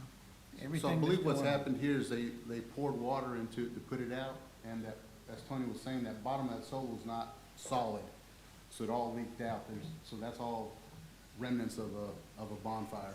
And the that's only not part of option 3. That's not- No, sir. No. I think we were talking about smokeless fire pits just in general, and, the chair asked if those were a viable option, and, Gotcha. my opinion is I don't think they are. Okay. I just wanted that on the record, what this was. Yes, sir. So let me ask you a question. I know in there somewhere you were talking about changing the distance between the bonfires from 30 to 20 feet. Is that still there if we do this hybrid? No, it's not. Back to 30? Yes. Okay, We okay. put everything back the way it was. Okay. Yes. Did we lose a commissioner? No, I just wanted Oh. that on the He record. did second it, okay. Any other comments up here? No? Any comments from the audience? Thank you very much. Alan? Thank you. Commissioner Curry, would you be amenable to striking the cooking attachments part? Which is great. I mean, I just don't understand why, if you can cook on a propane grill, why, if you used hickory wood or pecan wood or something, why would we limit? Thank you, Tony. I mean, I'd love to talk about it more. I mean, I don't know what particular I don't do bonfires, Why don't so we let some of the public? Let- Okay. and then we'll- They may and give then us we'll- some feedback yeah. about the right way to do it. that's not a no or yes, As Commissioner. opposed to a complete restriction. Go ahead. For the record, Alan Osborne, I don't want to talk about those stoves at all. The first 5 or 10 minutes of this, you struck through something at the public beach accesses that said, beach vendors can't take but 50% of it. And you said you're gonna put it in the contracts. Why? Now, if you go back to when that first issue came out about the beach accesses, there was a whole room full of people here that wanted that defined. And what you're gonna have done by taking out there and say, we're just gonna put it in their contracts. When somebody shows up to the beach and wants to make a complaint, it's not gonna be in the rules. They're gonna say, where's that written at? And what are you gonna do? You want those people to go, well, I need a copy of their contract, and that's a civil issue. That's crazy to take out. If that's what the rules are on a regional beach access or whatever beach access, is 50%, then leave it there. You really want people to go obtain the contract to try to enforce if they're taking up too much of the beach? I didn't even pass a smell test. Y'all glass, that was one of the main things that everybody raised Cain about the beach vendors, is how much percentage of the beach they were taking, and here you are taking it out.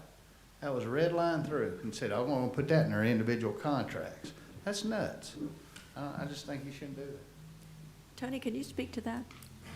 Yes, ma'am. So the only vending we allow on county beaches is the managed vendor program. There's no vending in the off-season, it's only through the managed vendor program. Right. The managed vendor program is controlled through a contract. We negotiate a contract every year, and we do it. So that's the contract we're talking about. It's not every vendor, it's whoever's got the managed vendor program. And we just have one? Yes. One. Correct. Yeah. Okay, thank you. Anyone else? Todd? Oh, I'm sorry, Todd, that gentleman had asked before, so.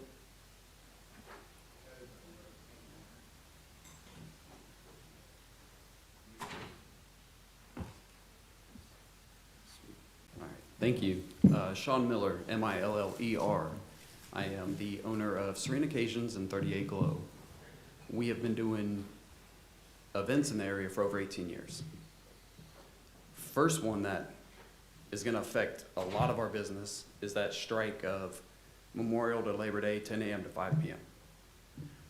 I understand the beaches are busy. I understand we've never asked anybody to move and they complain and they're busy and they're packed. A lot of the problems that we engage in when we come to the beach, again, are the tents. NISOs, all the 15, 20 feet spread out side by side. So, and again, as Donna, you said, with a cooler bag, then they're up by the water. So when we come out to set up for this, we have a problem because it's like, hey, we see all the same groups. Now, from our customer's point of view, a large event, they're paying $1,000 permit. And they don't want to hear from me saying, well, we got to start a little later because we didn't have any beach to set up. I can't ask people to move this and that. So then they're like, well, then what am I paying a permit for? To come to this beach, to have an event that I can't now. Sunset is when you want to have these events. Coming out at 5 o'clock, trying to get everything set up, now you're going to eat away from that. I'm afraid it's going to affect your wedding business. You're going to have a lot of downfall. That's one. Two. What time do you recommend? What time do I recommend? Yes. I mean, I really couldn't say. I mean, it depends. Everything is solely on the sunset is what we do with our clients. The amount of time set up, plus the size of the group. There's a lot of things that come into it. I've had these talks with Mona before, staffing. We've tried to adjust, bring more people for larger events to take less time to set up. Again, it's, even if I tell you, oh, well, if we get there at 3 o'clock to be set up by then, but there's 6 NISOs, now we're standing around for an hour, hour and a half, waiting to set up. That time didn't work because now we're pushing, now we're late. And I get trying to work through it. That's just as a vendor on the beach, seeing, oh, well, they're already set up. That's what we hear a lot of. They're already set up. I don't want to go ask them to take it down or to move. So perhaps the stewards and the beach ambassadors are helping in that program, perhaps. That's just one. But two, the bonfires. We've been doing bonfires now full-time for 5 years, used the solo solely. Not one violation. Not one time have we had anything left on the beach. Not one time has anybody said there's debris. None. That picture, never seen it done that way. Me personally, I feel somebody set that up to show you, oh, this is what could. Sure. Nobody's dumping gallons of water on there. Solo has a lid. You put the lid, it snuffs the fire. By the time you break the rest of your stuff down, you can handle it. They have a handle you can actually put in the pit and carry. Therefore, you don't touch the sides. They've designed these for these purposes. Okay. That's why we use them. Okay. We set it on a rug on the beach. The sand does not get hot. Thank you very much. Appreciate that. Anyone else? Todd? You got one in the back, Todd Rowland. Eric Wilhelm, a private owner at Santa Rosa Beach, South Walton County, Florida, asked that I read his public comment in his absence today, and I agreed to do so. I'm here as Gulffront property owner to speak against the proposed amendments to the Beach Activities Ordinance. One version of the ordinance proposed to outlaw bonfires that use the wood and suggest only propane bonfires would be allowed. These ordinances appear to apply to all beaches in Walton County, both publicly owned and privately owned. I respectfully request that any version of the ordinance be amended to expressly exclude privately owned property from any bonfire restrictions or permitting. First, the county is free to set whatever rules it wants to for bonfires on property it owns, including woke restrictions such as not being able to use wood for a fire, which has been done for centuries. Second, the county has no business or justification for telling a private property owner what type of fuel or fire pit it can use for a bonfire on their own property. The county does not regulate bonfire pits or fuel type for bonfires on any other private-owned property in Walton County. It shouldn't treat private beachfront differently. Alternatively, apply these nonsensical rules to every property owner in Walton County and outlaw backyard wood fire pits in Paxton, Defuniak, and Freeport. Are you seeing the absurdity yet? It's time for the county to stop trying to regulate the private beach it doesn't own and come to grips with the fact it doesn't own the beach. How many lawsuits does it take for the county to lose to understand that? Last week, the 11th Circuit Court of Appeals couldn't have been more clear that this commission unconstitutionally took Gulffront property and now must pay for what they took during COVID.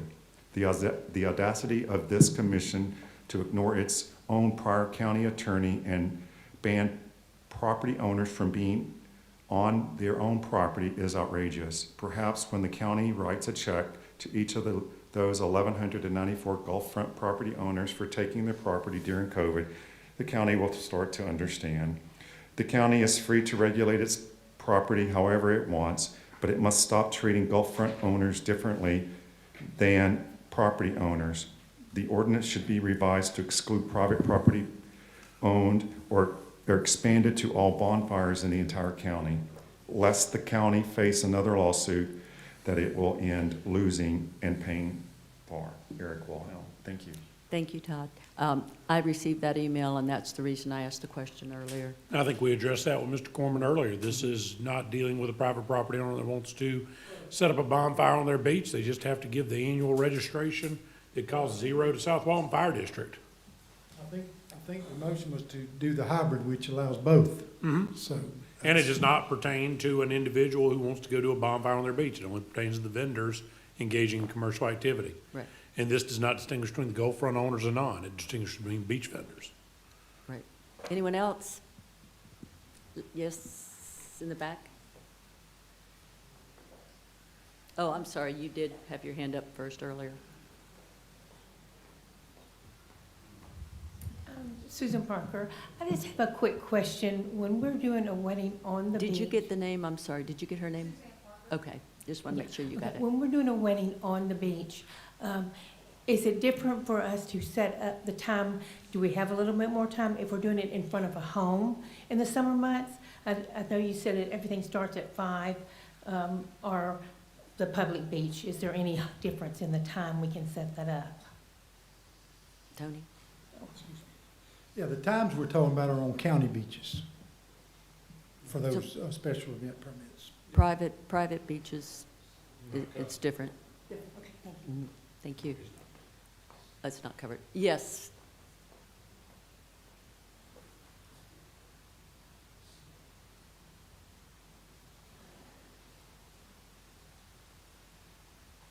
My name's Anthony McGuire. I own the probably the first and oldest beach bonfire company in Walton County. Just want to say thank you for allowing me and my family, or, you know, I have 3 kids, another one on the way. I just want to say I appreciate y'all allowing me to vend and everything. We appreciate you. I do like the hybrid option. We we service Bay County and Walton County. They do that as well. They allow propane and wood. No problems. You go over to those beaches, they're pretty clean. I do like a sifting option. I actually found a machine.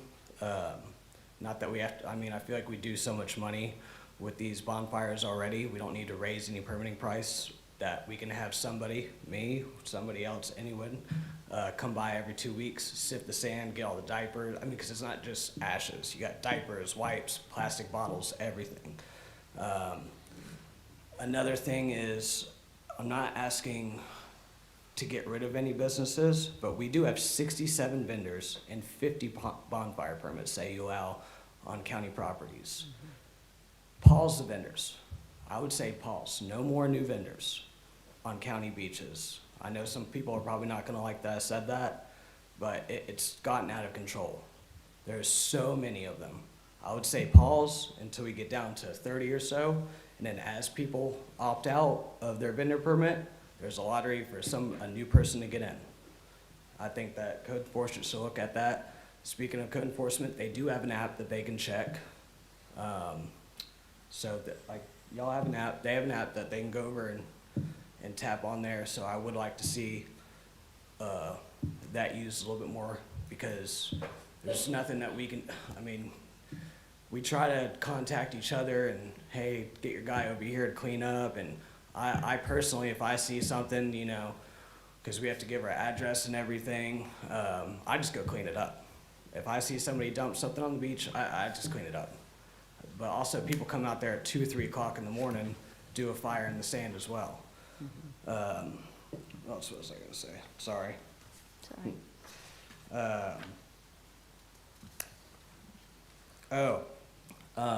Also for the special events, we also do those as well. 5 o'clock is not enough time, especially I know a lot of these wedding vendors, I set up wedding vendors because of what y'all done to bonfires, which I'm not like super mad. You know, I understand people don't want us on the beach super early, but now you're gonna put wedding vendors, bonfire vendors, and everybody on that boardwalk. It is going to crowd the boardwalk now too, because these special events, sometimes they're setting up for 200 people. They need that time, so I would say 2 p.m. Like no earlier than 2 p.m. You only allow one special event per access, so they don't really take up that much room. Like, most people move out of the way for weddings and stuff, so. Thank you. Thank you, guys. Thank you very much. Bonnie? Thank you. Bonnie McQuiston, I just have a couple of questions since there's so many fires on the beach. Is there some regulation for what they do with the debris from the fire? What do they do with those ashes? And They take it with them. they have to take it with them. They can't dump them in the Gulf, right? Correct. Okay. Now, is there anything, now I had a friend who got 3rd-degree burns on her feet, Karen Wine. She walked through with it, had a fire going, and they'd cleaned it up, and it was the sand. She didn't know they'd had something there.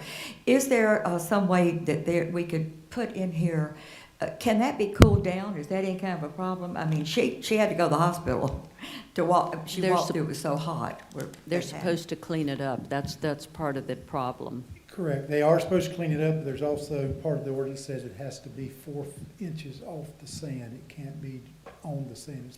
It should be 4 inches between the sand and the fire. But to that young man's point a minute ago, there's a lot of vendors, a lot. And some of them are excellent and do it the right way, and some of them are not. And that's the problem. And that's one of the reasons I wanted to jump the price of the permit, just to kind of make sure they had skin in the game and knew that they had to be responsible people and take care of it, because this is where, to your point, Bonnie, people walk all over that beach, and you don't want to get 3rd-degree burns or, you know, it's. I walked on it yesterday, and just right away, I found debris from a bonfire. I mean, I wasn't looking for it; I just stepped on it, but it wasn't hot, thank goodness. But you know. Is that part of their contract? Tony, the part of the contract, yes, is, what do you have them sign? Do they have to sign? Because I know that a lot of times, some of these vendors, they get so busy that they hire some young individuals that are not necessarily trained. A lot of the companies train them, and they make sure they know what to do and how to do it, but not all of them do that. And I have been told that some just will have run up and actually taken some vegetation off the dune to help start the fire. We can't have things like that. Correct, I agree 100%. So when we're talking about a contract, that's with the managed vendor program, that's the chairs and umbrellas. The vendors that do the bonfires, they get a vending permit, and then whenever they want to do a fire, they contact Sammy's office and buy a permit for that particular location. That's how the fires work. We have regulations that says they have to be so far from vegetation, they have to be so far from turtle nests, they have to be so far from habitable structures. They can't be within 30 feet of each other. They have to be spread out more than 30 feet. So those are some of the things that the code officers are looking for whenever they go down there. But, I mean, I know you got a question. Go ahead. What do you think about the time issue that has been brought up by a couple of people? Well, I mean, the last speaker mentioned 2 o'clock, but they said some of these special events has 100 people. If we send 100 people down there at 2 o'clock, there's probably going to be some issues. So, Especially in the I mean, I think we summertime. just have to decide. I mean, you know, and the reason that this came up this year is because we had a request for a special event, and it was going to be several tents, and by the ordinance for a special event allows you to violate or deviate from some of the ordinances. So this special event was going to be in the middle of the day. It was going to be for a bunch of people, several tents. They were wanting to do all kind of stuff, and there was really nothing in our ordinance that for us to be able to say you can't do that. But they were fixing to go down to a beach that was already crowded and was fixing to take a bunch of people down there with tents, and it was just going to turn bad.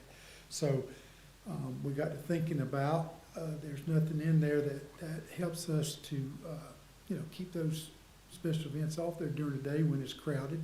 And this is, keep in mind, this is just during the busy time. This is Memorial Day to Right. Labor Day. The other time of year, it's not part of it. Okay. Yes. So what they're wanting to do is make regular people leave or have the right to move them over or move them around. Well, I've heard Before stories or- of people being asked to move. I mean, I wouldn't move if they asked me, but I think people feel like they should move if they say, you know, I got a special event, I'm permitted for this area or whatever. But shouldn't the first priority be the regular citizens that are there? I would think so. I think we got to remember that the special event is probably a vendor, you know, doing commercial activity down there on the beach. So that's another option we got to look at. And I would just remind those folks that are wanting these special privileges that most counties don't allow it anyways, period. 3 in the whole state allow bonfires on the Be beach. careful what you ask for, you may get it. Okay, so okay, have you already spoken to this subject? Not this subject? Okay, you can come on up.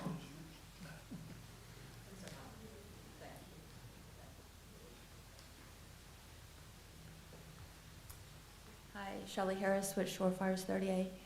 You talk about having skin in the game and wanting to increase permits. How about we just don't let anybody come here and that doesn't have, maybe if you own a home, you can get a permit, but if you're just coming from Georgia, Alabama, and you want to get a permit, they have no skin in the game. So of course, they don't care how they clean up, which makes us look bad, and we get blamed for the beaches being a mess, which it's not our fault all the time.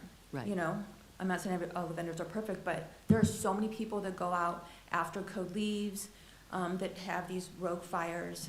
They have no skin in the game. They leave, they may not come back for another 2 years. They don't care. Right. So, I mean, I think that would be huge.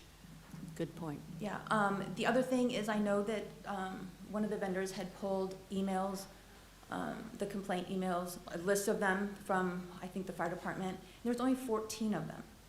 So it wasn't like they've been inundated with hundreds of complaints about fires. It Right. was a very small amount that everybody's talking about, like it's a larger amount. So, Okay. and as far as fees, is that coming up next, that I can't talk about that now? The vendor fee? You can go ahead and say something.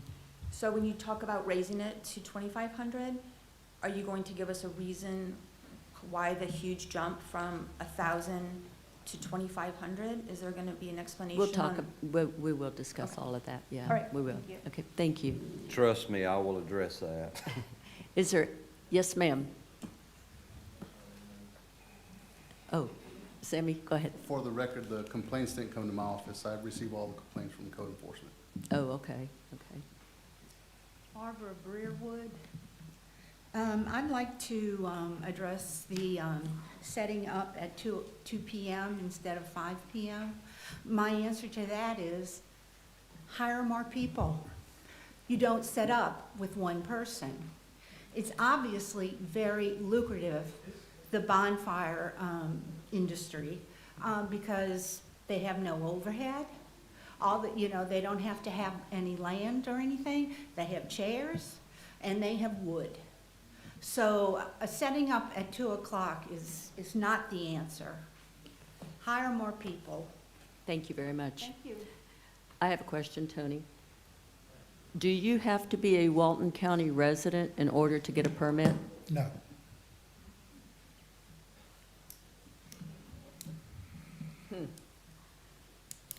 Maybe we need to think about that. And I just want to, let me clarify something about the, Right. If the vendor is not a Walton County resident, do we Right. have vendors that are not Walton County residents? We have to be conscious of our ability to regulate commerce in that form.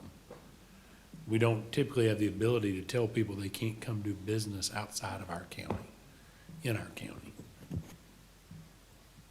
We typically don't have that degree of regulation authority. We don't tell somebody that wants to open a pizza joint that they gotta live in the county. So Well, this we- is just a business. Well, we do, don't we have we, the? we the do boat require you people? be a Walton County resident to get a permit to launch the boat at the county Right, facilities. right, absolutely. So what's the difference? Maybe we need to repeal that. The logic on getting the permits were the limited number of, basically every boat dock in the county, as I understand what the board's discussion was, all of those boat ramps in the county, we don't have private boat ramps or launching, and so we made it where Walton County citizens were gonna be prioritized over non-Walton County citizens for launching that. I mean, we're now talking about regulation of a business. To me, it's two different equations. One's the ability to launch on those docks. The other is to do business, but I think we would be treading on thin ice if we start saying people that are not residents of Walton County are not lawfully allowed to do business within the county. Well, we got to find a way to reduce the number, don't we, of vendors? I mean, if we're at 67 vendors, that's an awful lot. The market will do that eventually. The reason there's 67 of them is because they're making money. Right. And Right. so, if the market will adjust and will, I mean, there's X number of people that you can, that's gonna get those services. We only give 50 permits a night. So at some point, some of them are gonna go out of business because they can't make money, and that's capitalism. That's the way the market works. and You're it'll on a work. roll tonight, brother. I read up on the stuff. I like it. Anyone else want to speak to this? Okay, seeing none, I'm closing the public comment. We have a motion and a second on the floor. All in favor to have the hybrid, which allows for use of both the wood burning and the propane, say aye. Aye. Any opposed? Seeing none, motion passes. Show that ordinance adopted. Now to the resolution, Tony, which talks about setting the fines. And we can do that in the same public hearing. Item Madam Chair, I have a 43. question.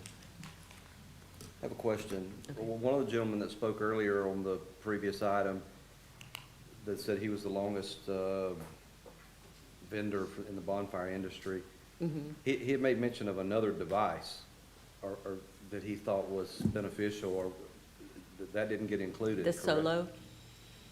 No, he called No, it that a was some- sifter or something, or? Oh, no, that's to clean the sand. Yeah, that's to clean up. Yeah, and I that'll think he was have- talking about That's a sifting the sand. Yeah, Yeah. sifting the sand. Okay, so it wasn't a third type of, No. okay. No, I don't think so. But another gentleman did say something about using the Solo. I think it was you said something that the Solo was fine, that there were no issues with that. Well, we're not saying you can't use it, we're just saying you don't have to use it. Is that Okay. correct? Well, if you pass the ordinance, the way it was written, it said it has to have a steel, a solid bottom. The Solo stoves do not. It has that open bottom, so So debris. stuff can fall out. Solos are out, based on what you've just passed. Well, unless we're gonna reconsider it. Is that, And we have that option. do we want them out? I- Are they a problem? Yeah, I think that's what the photo was showing, is that there's a belief there's an issue with them. But Right. this gentleman says he's used them a lot, and he's never had an issue with it, never had a violation. Not one.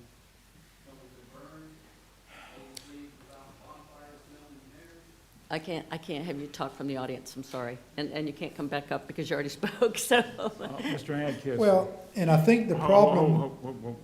Mr. Adkisson, can we amend what we just did, but to include, or to permit solos being used without opening the whole ordinance up? You made a motion, you voted in favor, correct? Yes.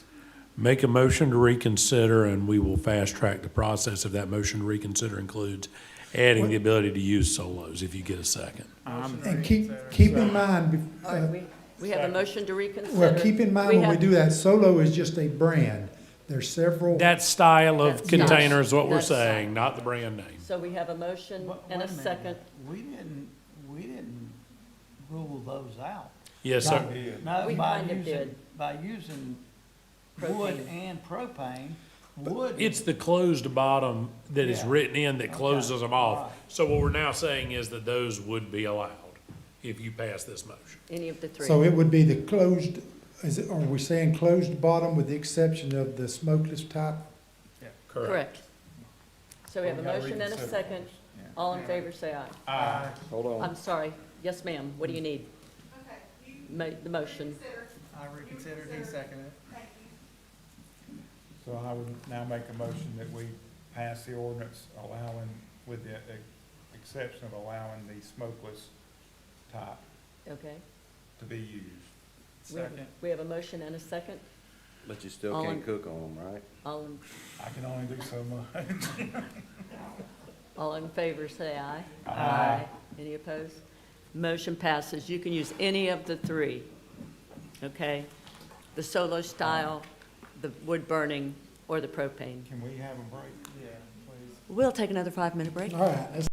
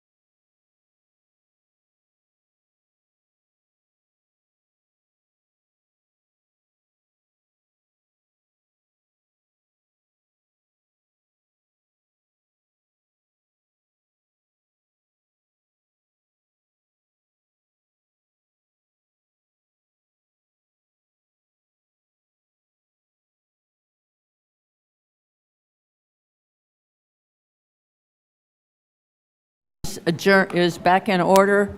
We are on number 43.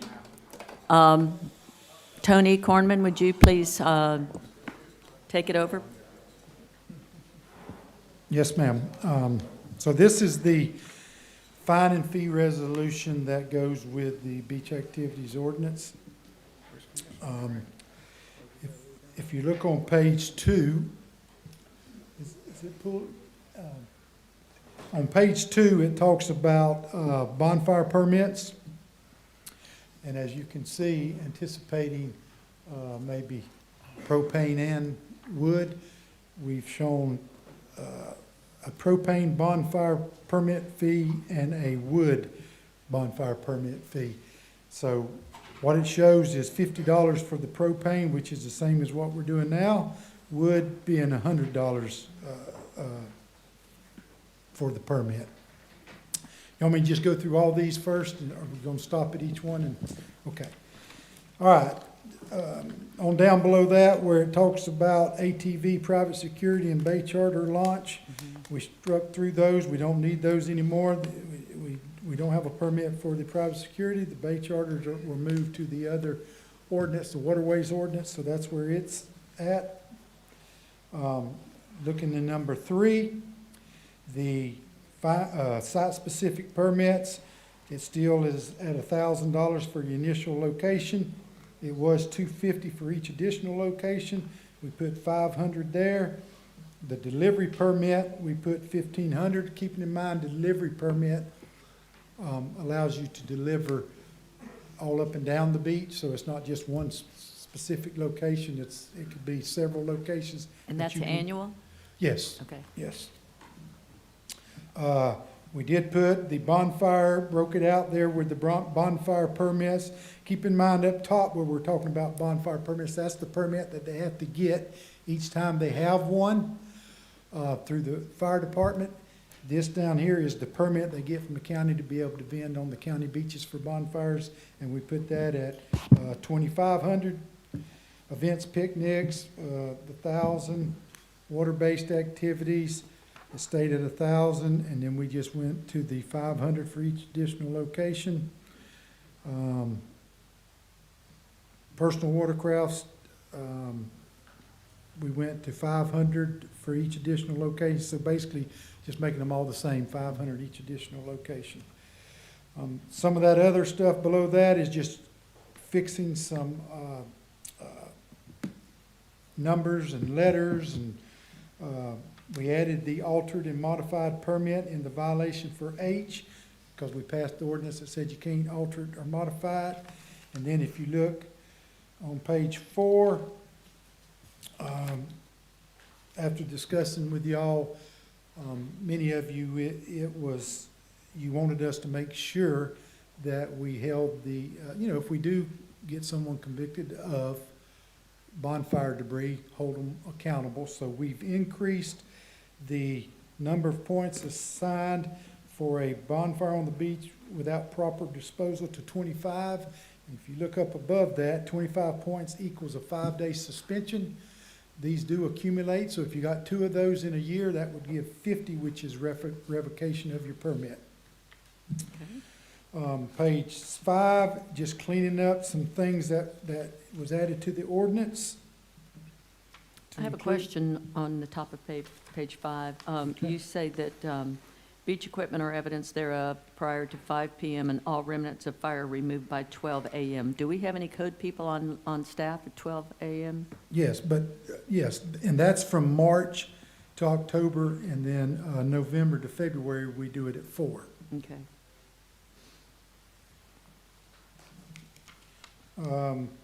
On down below, it talks about that the beach chairs and umbrellas have to be properly marked. That was part of the ordinance that said, you had to put your name, logo, and stuff on there. The part we marked through about the vendor zones, we don't have those anymore, and the no vending of tents larger than 10 by 10. We don't vend tents, so we didn't need that in there. And that's it. Okay. Any questions from the board? Comments from the board? Guess we're probably gonna have a discussion on the fees. Well, now's the time. think Commissioner Drake wanted to speak on, about the fees. Yeah, so a lot of these fees look like there was, they doubled. So I just want to understand the justification or the public benefit in that, because if it's only, unless it's costing us more to incur, then, you know,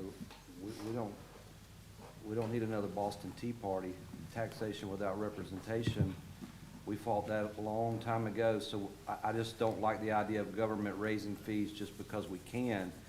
If there's justification, if there's expenses, if there's things that we're having to come out of pocket for, and the industry should be doing it rather than us, then we need to address that. But what can you explain the justification for a lot of these just doubling from $250 to $500 or $1,000 to $2,500? Anything in specifically? Sure. The 250 to 500, we haven't raised these fees in some years.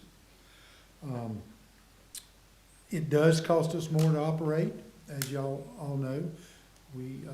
How much more does it cost to operate? I'd have to pull my budget up and show you, but it's considerably. You've added people, right? I mean, Yeah. you've had to hire people to That's correct. make sure this is done properly.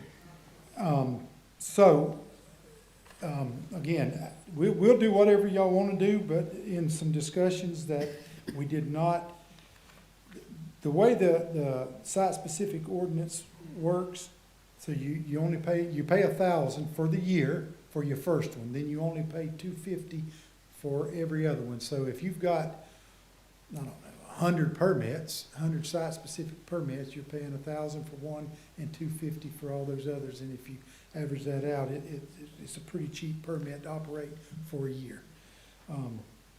The delivery, again, the reason we went from 1,000 to 1,500 is that one allows you to deliver anywhere up and down the beach.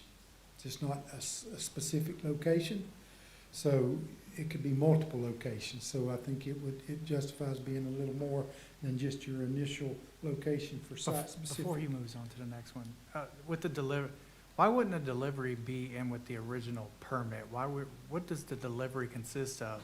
Driving on the beach, No, can you define delivery? No, for me? you can have, this is all, the site specific and the delivery. If you look at A, it's all chairs and umbrellas. So you may be at a, renting a condo or whatever down there, or a house, and you may want to rent some chairs, and you may call a vendor to deliver you some chairs and umbrellas. So they can deliver at multiple locations up and down the beach. Madam Chair. Yes. Events and picnics, is that $1,000 for a permit for a year? Or Yes. is that per event? Yeah, it's per vendor, Per vendor per year? yes. And I will say too, that the thing of it is that with all the bonfires and all of this, that brings in a lot more traffic. It brings in a lot more use of the general area, so there's more upkeep in the landscaping and all things like that as well, which some of that money takes care of that sort of thing. Because, I know in Miramar Beach that there's a lot of areas that have to be maintained, regularly, and all along 30A, they have to be maintained regularly because of all the, when you've got 200 people coming for an event or something like that, it's infrastructure gets damaged and it needs to be fixed. We just need to stay on top of it and maintain it. These bonfires go for anywhere from, I'm told, $300 to $800 per bonfire. And I don't think they were that much a couple of years ago. I think they were, I don't know, I think you could probably get a bonfire for $200 a couple of years ago, and now they're anywhere between $300 and $800. So I think that's so. Well, why did we double just about everything, but on the bonfires, we did more than double? We went up 1,500 on bonfires. We heard from some of y'all when we met with you that they skin in the game. They need to have more skin in the game. I think if you're paying this much for the permit, you've got some skin in the game, and you might be more responsible out there.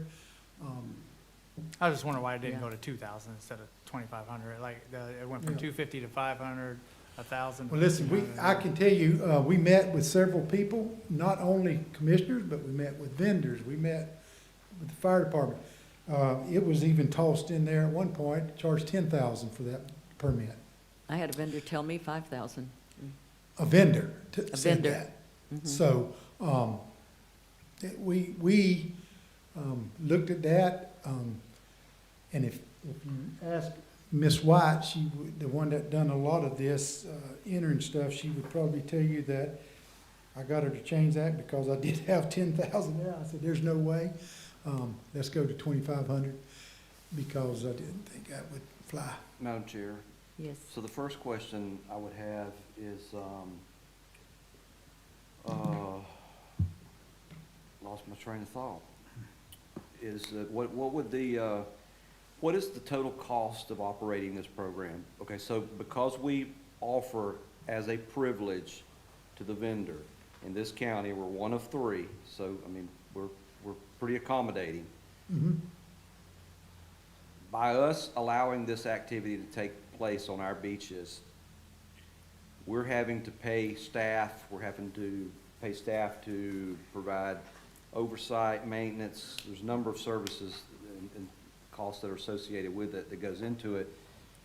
What is that total number? Like if we just eliminated this program, if for some reason the board said, all right, we're just not gonna allow bonfires on the beach anymore, where would we make reductions in our current staff? Because I'm trying to figure out what the total cost is of offering that, and then the cost to maintain it. And then once we get that number, then we kind of get an accurate depiction of what that fee associated with the, for the service would be. Well, we have, of course, we do 7 days a week, and we have 6 officers that work each day. Actually, it's 7. 3 of those officers work a night shift. They're the ones that does the bonfires. Then when they come to work in the evening, they get their list of bonfires. They get assigned to a zone, and their job is to go check those bonfires, make sure they're permitted, make sure they're within 50 foot of the vegetation, all those types of things. So if we didn't have bonfires, we probably wouldn't need as many of those officers out there in the evening. Most of the time, they're out there because of the bonfires. So you're talking 6 or 8 officers that, and a supervisor that does most of that. So you got 8 officers, what would you say their yearly salary was? Ranges from 50 to 60. Plus benefits. Plus benefits, which is about half of whatever their salary is. Yeah. The beach code officers that does that have to use UTVs, so we have to buy UTVs. We have trailers, we have trucks to pull the UTVs with to the beach to unload them. So yeah, there's a lot of expense. Body cams? Yeah, they all have that. Communication devices, Yeah. sirens. So what's the total, what's the total collection that we took in last year? Is that number For maybe- bonfires? That may help you. I think it was somewhere around 450,000. I think Sammy left. I think it's somewhere 450 is our part of the permitting fee. Well, I was doing some quick math and, just back of the napkin, so to speak.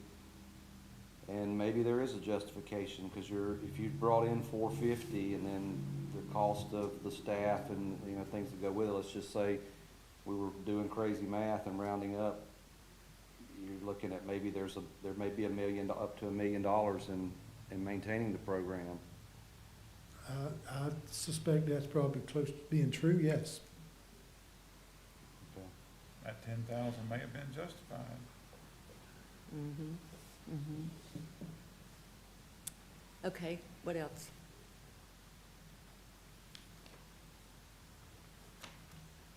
Is that the end of your? Yeah, of the that's list? it. Okay, that's it. Okay, so we need a motion. Motion to approve. I'll second it. We have a motion and a second. Any comments from the audience? Yes, take the one in the back right-hand side first.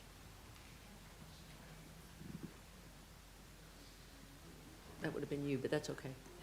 Hi, Shelley Harris with Shore Fires. So so for a vendor to say they would be willing to pay 10,000, it seems to me that that vendor wants to be the only one, so wants to keep increasing the price so that, yeah, you are thinning out people, but that's just an exorbitant amount to go up from 1,000, 2,500. Like, you say you have all these codes. We don't see code every night. I'm on the beach all the time. We do a lot of fires. We don't see the code every night. So they may have all of them. I don't see them. They're not there at midnight. They're not there a lot. So that says to me that there's money to be saved somewhere, because there's no way that it should go up $2,500. We have when we go to get our permits with the fire department, their system is so bad. It spins, kicks us out. Sometimes it takes us an hour to get a permit, or it will say that is no longer available, so then we have to get a permit somewhere else. 10 minutes later, we go back, that one reappears.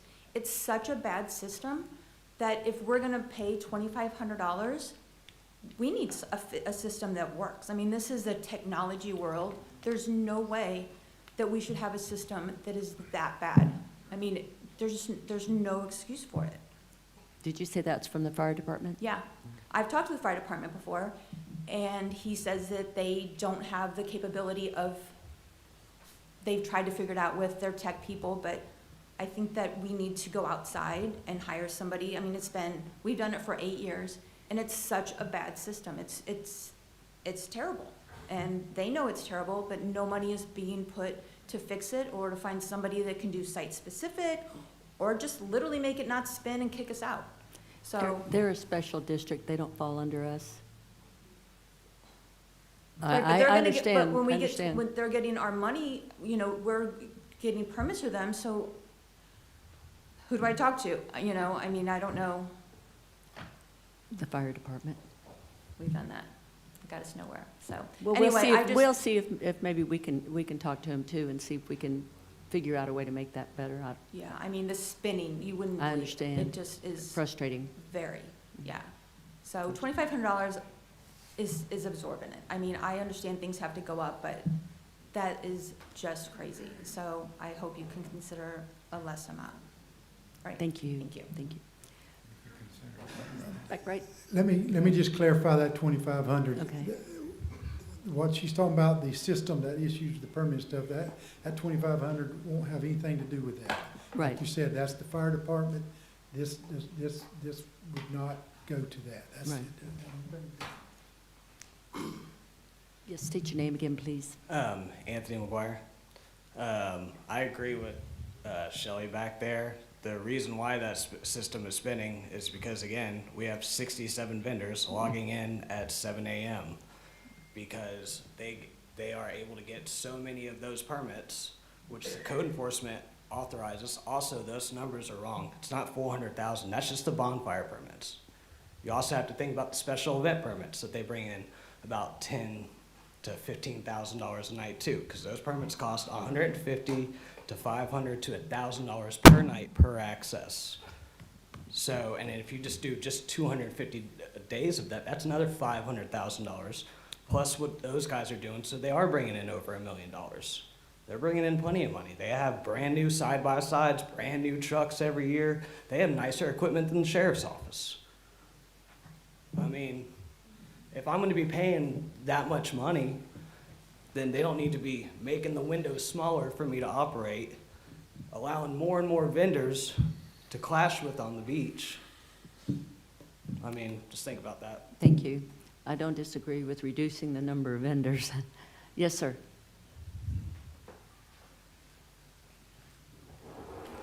Eric Johnson, Johnsson. Can't remember what I was going to say.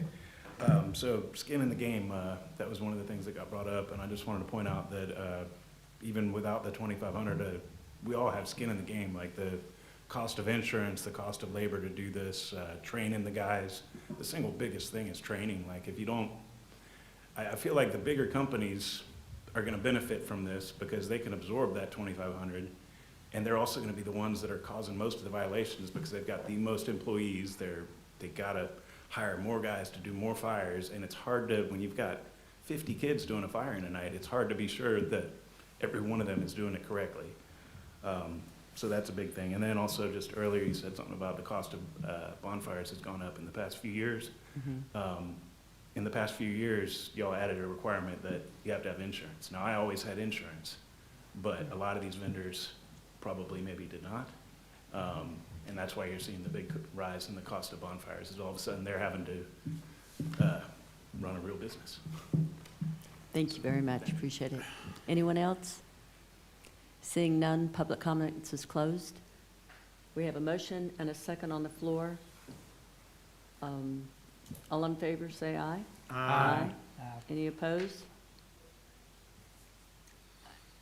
Motion passes. Need a motion to close the public hearing. Motion to close? Second. We have a motion and a second to close the public hearing. All in favor, say aye. Aye. Okay. Moving back to 34. We are going back to number 34, which would be engineering, I believe. Pardon? Oh, okay.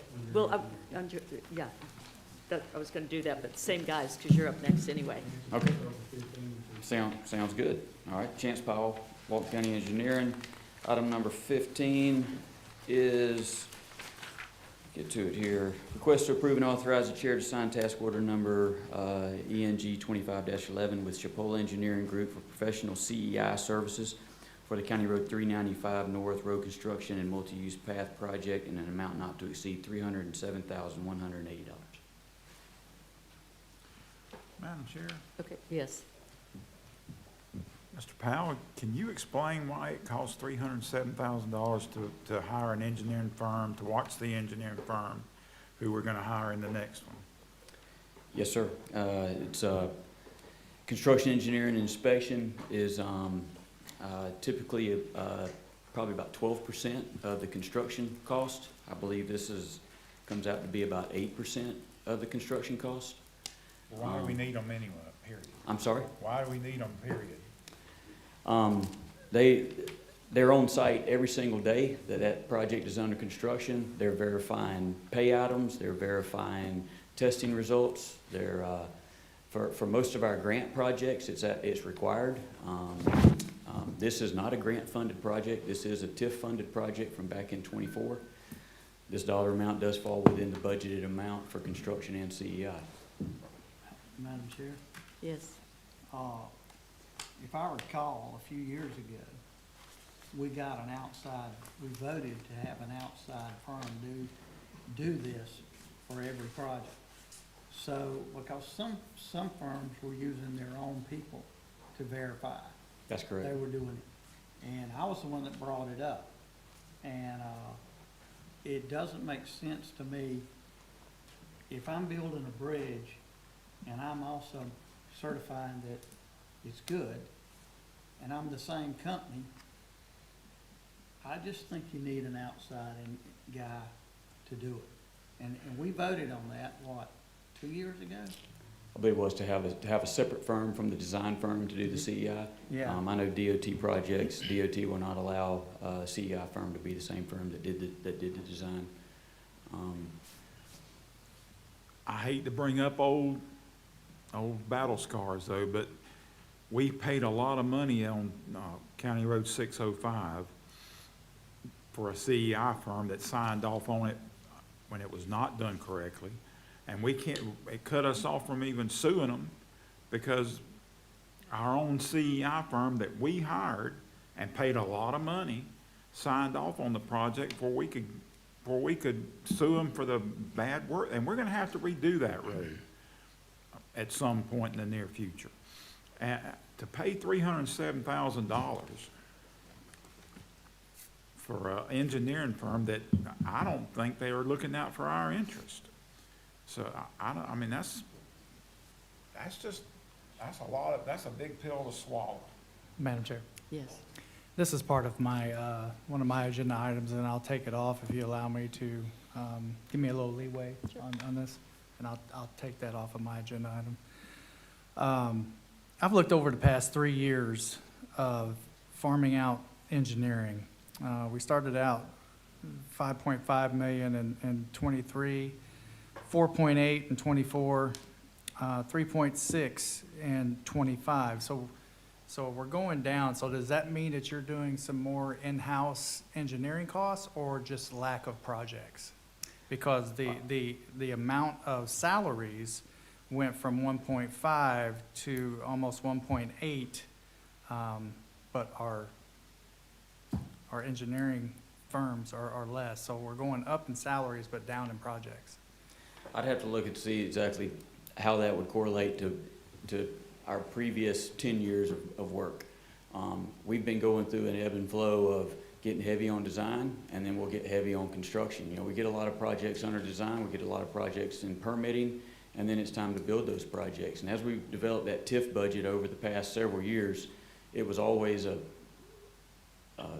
give and take each year as to what we're going to be construction and what we're going to be in design with.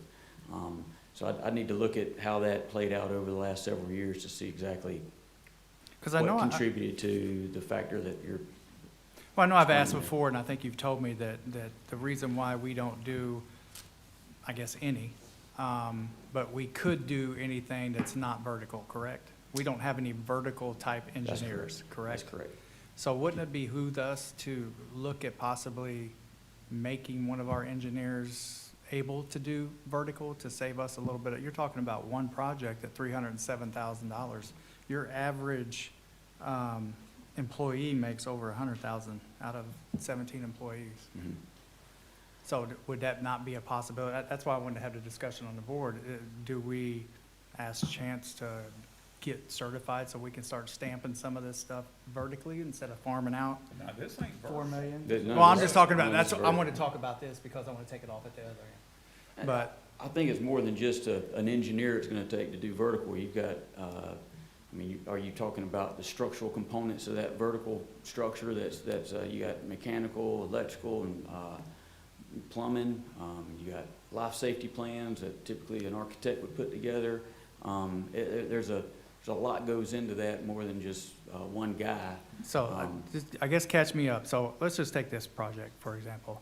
So we're gonna farm this out, well, not this one, but we're gonna farm out an engineering project. And it's something that you couldn't put your stamp on because it's whatever, it's out of your Area of jurisdiction. expertise. Yeah, there you go. Thanks for the words.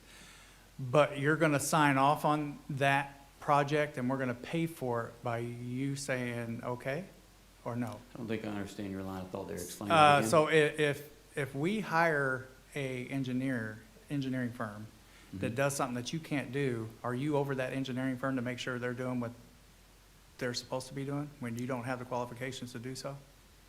I would say we manage them throughout the design process. But you're not certified. That's right. Well, I am a professional engineer. I know, but nothing, do you ever certify anything vertical?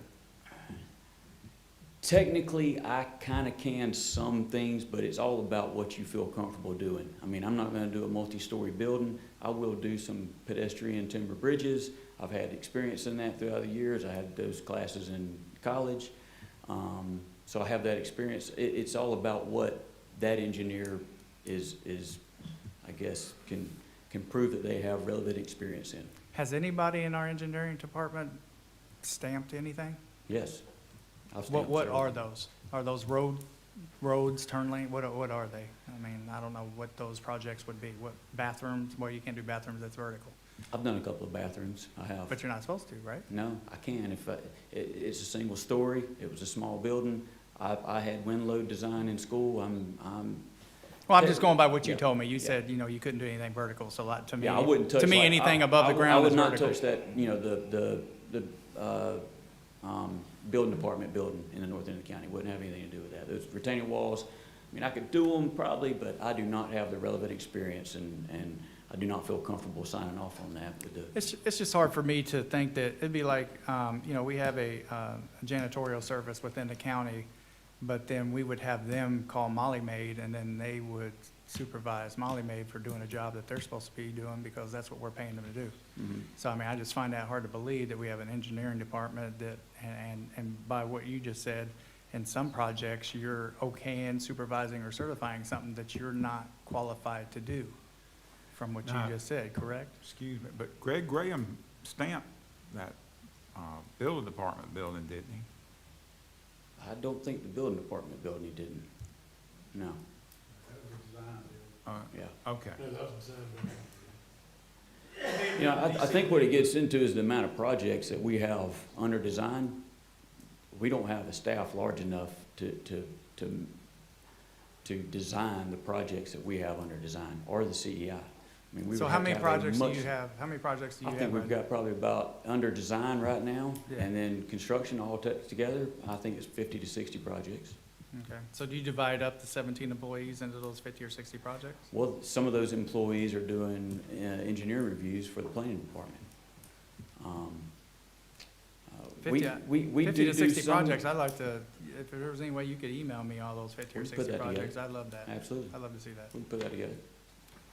On this particular one, it goes back, the history on this goes back to May of 2016. That's when the design started on that. It took about 5 years to get the Army Corps permit on that project. Some things changed. We had to update the plans over that time, and it was, I think it's been budgeted for construction since 24 TIF Since at about 4.4 million. I think the 307 for CEI and 3.7 for construction, almost 3.8, so we're about 4.2 for the construction in CEI. It goes back further than 16, I'm pretty sure. I think it goes back 14 or 13. The original The his- thought, the history. Mhm. Oh, okay. The history in here, it says May 10th of 2016 is when the BCC approved to advertise an RFQ for the CR 395 road reconstruction and multi-use path project. So I don't know if it was anything Yeah, talked but- about prior to and that. I just want to make sure, I don't want to do anything that would stall this project, because we've been promising those people for probably 10, at least 8 years that we're going to do this. So I'm all in favor of that, but If we have the capacity, we'll do the CEI in-house. I believe the Helen McCall project, we're doing that CEI in-house. We've done a few, I don't have all of them off the top of my head what we've done, but I think a project like this demands, you know, a reputable firm to get in there and do the CEI on the project. That's my take. It is a lot. Yeah, I mean, if you've got 50 different things going on at one time, that's an awful lot. And we do go from the Gulf of America to the Alabama state line and you know, everything. So there's a lot going on, and I'm happy to see a lot of these things happening, and everything costs money. It just does. I'm ecstatic to see this one on the agenda of the bill. There's a bunch of people that beat, but there's. But $307,000, that's sort of sticker shock. It is high, but like I say, it's below the accepted number of about 12% of construction costs. I should have went to engineering school. Yeah, the project think so. management was $15,840, and then the construction, engineering, and inspection is $291, so it's $307 total. What do you want to do? Motion to approve. I wouldn't second it. We have a motion and a second. Any comments from the board? Any comments from the audience? Alan?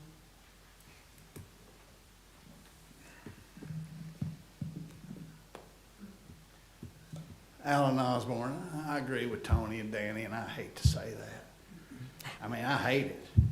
But they're right, it's ridiculous. If you got 17, 18 people in the house, let me tell you, I just know from the government experience, we would never award a contract and then hire some other contractor to tell us if we got what we awarded. I mean, that's the whole purpose of you checking the work, is our own people are the check and balance.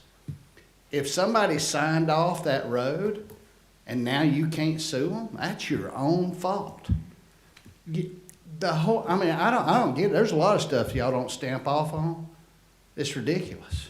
And I don't believe those 50 or 60 projects are in the works every day. Because I could go to the base and get 5 years worth of fiscal projects and say, look, we got 700, but maybe only 20 of them are active at the time or but 307,000 to watch the people work, that's like a state highway operation. We got 6 people holding a shovel and 1 guy digging. So you don't need 307. Y'all keep cutting money everywhere. Do you need somebody there every day or just when they go to the end of the day in a checklist? But this don't make sense, like he said. Y'all just got burn on it and you're gonna keep doing the same thing? Okay, it's okay to make a mistake one time, but once you realize you gotta pave a whole road like Danny said, you can't do that no more. You've gotta go check the work that you assigned a contract to with the people that you can fire and hire and hold responsible for policy that don't pass the smell test. Thank you. Anyone else?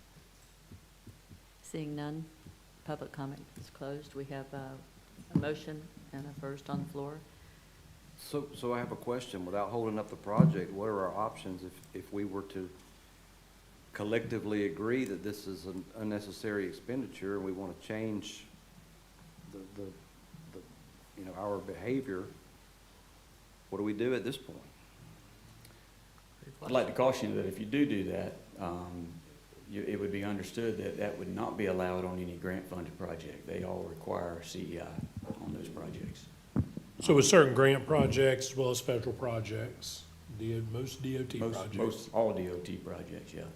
Well, unless you're the primary contributing party, right? It's just DOT sign-off. If the county's spending county money on a DOT facility, there's an exemption. We do that in the cities all the time. Yes, but if you're using state funds or federal Right. funds, you're gonna be paying for CEI on that project. And we are on this one? No, this is TIF money. This one is TIF money. This is TIF, so it's not DOT money. But very similar to, Helen McCall Park is also TIF money, but we will be doing the CEI on that one. May I ask, who is the design engineer on this project? It's Dewberry. I know certainly DOT's a little more lax, I think, than the Fed. The Fed's very adamant that who does design shouldn't be doing CEI. But the state's not that firm, as long as it's both competitively bid. I don't know if that's something we need to look at, is whether you do design and CEI as part of one similar contract. Obviously, a little late now on this one, you're not gonna be able to go back and do that, but that's one thing you sometimes can see some cost. DOT will not allow the same design and CEI firm. If it's DOT money, not if it's our money.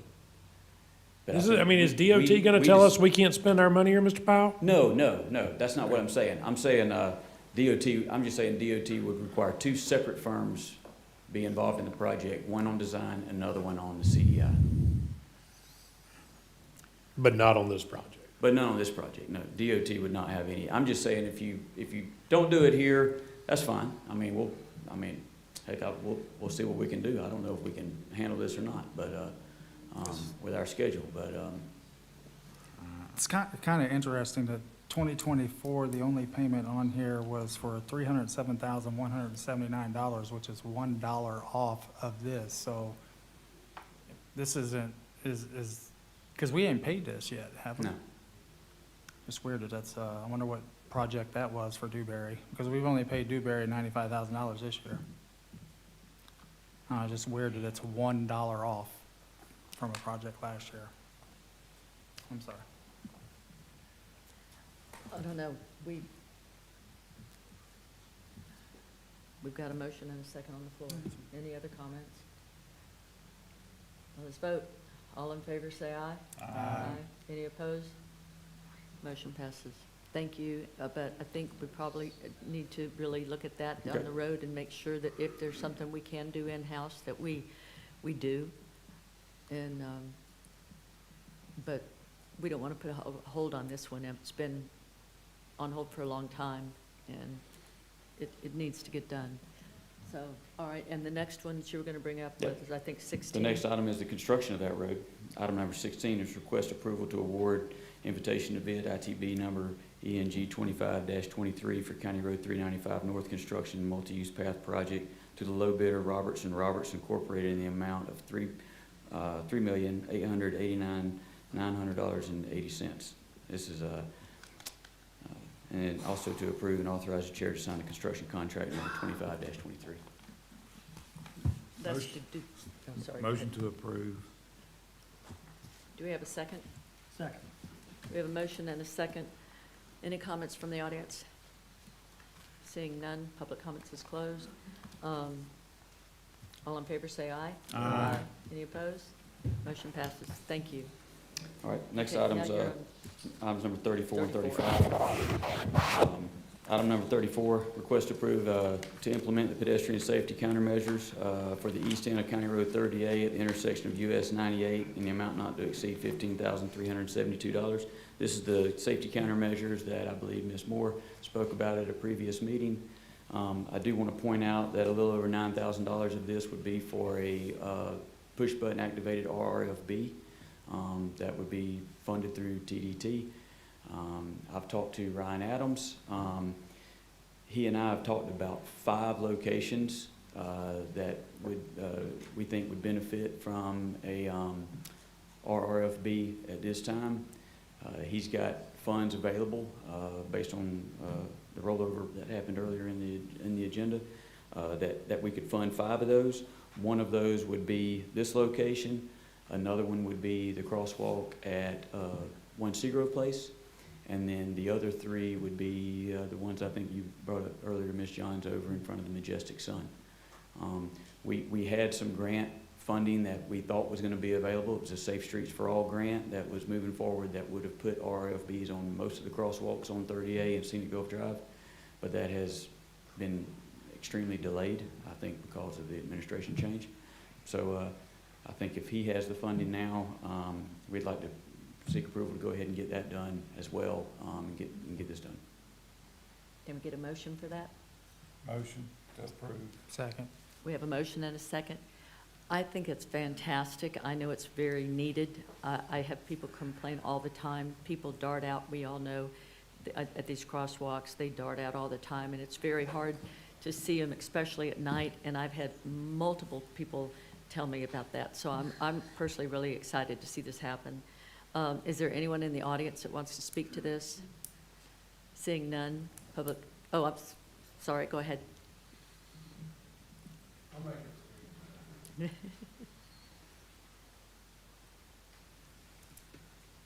brought this issue up, so I support Mr. Powell. My name is Brian Core, C-O-R-R, Sea Garden Alley, Inlet Beach. My family owns and operates the 30 Avenue Shopping Center, which is at the north end of the underpass that he's talking about. We do have, all the locals are using the underpass. The problem is the tourists that don't know it's there, apparently. And so I've personally talked to probably 100 people that I've seen come across Highway 98, many of them pushing baby strollers. And I'm going, what are you doing? And they don't know it's there. So Chance came up with this plan to try to direct people over to the eastern side of the intersection. And we're gonna make some changes on our side as well to try to move the sidewalks over. But thank y'all for taking this up. Thank you. Thank you. We have a motion. Anyone else? Okay. Motion and a second on the floor. So all in favor say aye. Aye. Any opposed? Motion passes. Thank you, Chance. Appreciate that. Let's see, the next item on the agenda, update to temporary closure of South Andalusia Street and the multi-use path improvements. There might be a little map. Yes, right here. This is the western end of that red line there is County Road 395.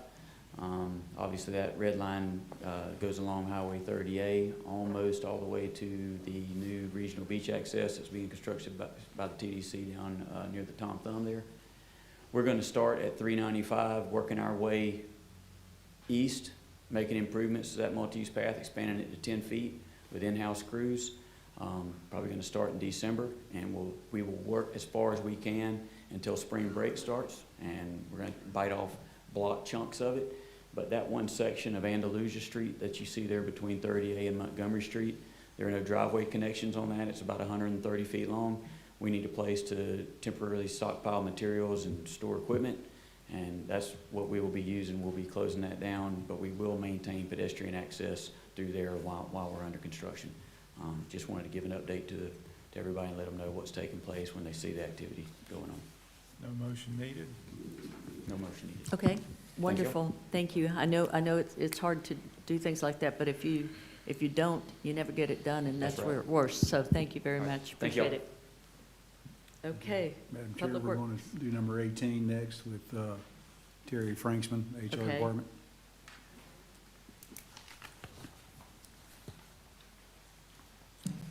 Good evening, Terry with Human Resources, Terry Franksman. Yeah, item 18, Human Resources, a consent item, and I'll kind of explain what's going on. This is a request to approve and authorize the chair to sign amendment number 2 to renew the service agreement for consumer reports with Assure Hire. And there are background services. They check backgrounds on our new employees, determine whether we do drug hiring and the testing that goes along with that. So I'm just asking to get the signature of the chair so we can go ahead and renew the contract with them. I think I pulled it because I didn't see any, and I could have missed it. Is there a price associated with this service? Yeah, there's no change, and basically the price is associated with the service. So as I'm bringing a new employee in and I'm just doing their basic background, I'll get a particular price. If I'm tying in a drug screen with that, we'll get a different price off of that. But there's been no change in price whatsoever, and I may not have included that, but I thought it was just pretty straight cross, and it's typically set up for a renewal with us. So we had a 3-year contract and it just renews this year, but I needed the signature. And so that's why I'm bringing that in front of the board. So just, so you have a list of, okay, if you do this kind of background check, it's $50. If you do this, it's X. So Yes, sir. you pay that on top of the service, or is that inclusive No, of? no, that's strictly the cost right there. No additional cost. So the service by itself isn't a cost, it's what we use out of the service? Yes, sir. Okay, that's all I want to know. That was easy. Motion? Oh, I'm sorry, a motion to approve? We have a motion and a second. Any comments from the audience? Seeing none, all in favor say aye. Aye. Motion passes. Thank you very much. Okay, we're going to go on to items number 20 and 21. 20 and Those are 21. pulled off of the consent, and those will be by the planning department. Okay. Stephen?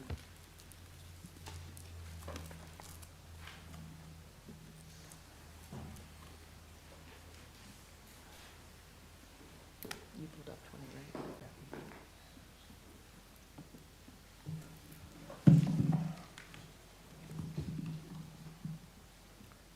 Good evening. Item number 20 is the SEC Freeport Hot Mix Asphalt Plant. We are asking the board to consider the ALJ recommended order of approval of the final order and approval of the final order. Project number MAJ 25-000035 has been reviewed by Rosanna Edwards. This is a major development order application that was submitted by Baker Engineers LLC on behalf of Highway 20 Properties LLC. They're requesting to develop a hot mix asphalt plant and associated infrastructure on 15.3 plus or minus acres with the future land use of industrial and extractive uses and a zoning district of heavy industrial. The property is located in District 1 and identified by the parcel ID in your staff report. If I could please enter that report. So, Well, there's no report to enter. We're not taking it, it's not a public hearing, so. Hey, old habits die hard, though. Well, if there's any questions, I can answer. I basically have a statement, and then I got a legal question for Clay. Behind the scenes, because we can't speak on any of this, any of us up here, social media, email, whatever the case may be. I had several meetings, 2 at least, that I brought everybody into my office. Mr. Howell, I've had, I believe staff was in there. And one of the ideas that I tried to throw at the wall to see if we could make everybody happy and compromise and all that stuff was, we happen to have an industrial park at Woodlawn. And I had suggested that, you know, how about if we move the asphalt plant there, then since we don't have a drop yard in Freeport, then we take over that spot where the asphalt plant was going, and then everybody wins. You know, we get a drop yard, I don't have equipment sitting on the side of the road everywhere, we have a central whatever, and the asphalt plant gets right there off of 331. I figured that would be a great compromise on everything, but I found out that our heavy industrial yard doesn't have natural gas or three-phase. So with all that being said, that was squashed. Now to my legal question, our legal statement. I sent a email to, at the time, Mr. Carpenter, and asked him to switch a venue because I had just went prior to this being moved to a major. And it was going to be at Freeport, or I can't remember where, but I said, hey, can you, because I just went to a meeting in Hammock Bay and it was huge. I mean, there's people everywhere. So I don't know, he sent this back to me. I didn't ask all this, but I appreciate his in-depth detail. But I just want to read this, and then I have a question after I read it. It says, good morning. Section 1.13.11-A-7 of the Walton County Land Development Code provides the director the authority to elevate the review of a development application to a major development review for any development the Director of Planning and Development Services determines should be subject to a more thorough consideration and review due to its potential impact on the public facilities, natural resources, or public safety based on location, complexity, or the hazardous nature of the use. So my question is, I guess legally is, why wasn't this entered or considered at the magistrate level? Because if he's determining that to be that, almost like legislative wise, why wasn't that talked about during the magistrate? I believe the opposition also had some folks that wanted to talk on this, but they were deemed not an expert, so they couldn't talk, but yet we send it to the magistrate saying what I just said. So I mean, I guess I'm kind of confused. Why would we determine it to be in the public's, hazardous location, safety, all that good stuff, but then we're not allowed to use that as a decision-making apparatus? So, first off, I don't know that that was the proper method for determining this was a minor that should be elevated to major. I think there's probably grounds in the comp plan that should have triggered this to be major to start with. But I'm not going to replow old ground. Mr. Carpenter used that as his basis. So what I'll say is the operative word in this is potential, and it will have a potential impact. The point of the decision to have additional review is in his sole discretion. He can put it forward for additional review, which would send it before the Planning Commission, and now in this case, the special magistrate, to have a full hearing if he believed that was the case. I have the same email. Mr. Carpenter didn't specify exactly what he believed the nature of those were. Candidly, I don't know if that would have survived an appeal, if somebody had appealed his determination that it should not have gone up if he did not provide that additional language. The last time a director did this was about 2.5 months before my tenure here, and it was on the solar farm specifically.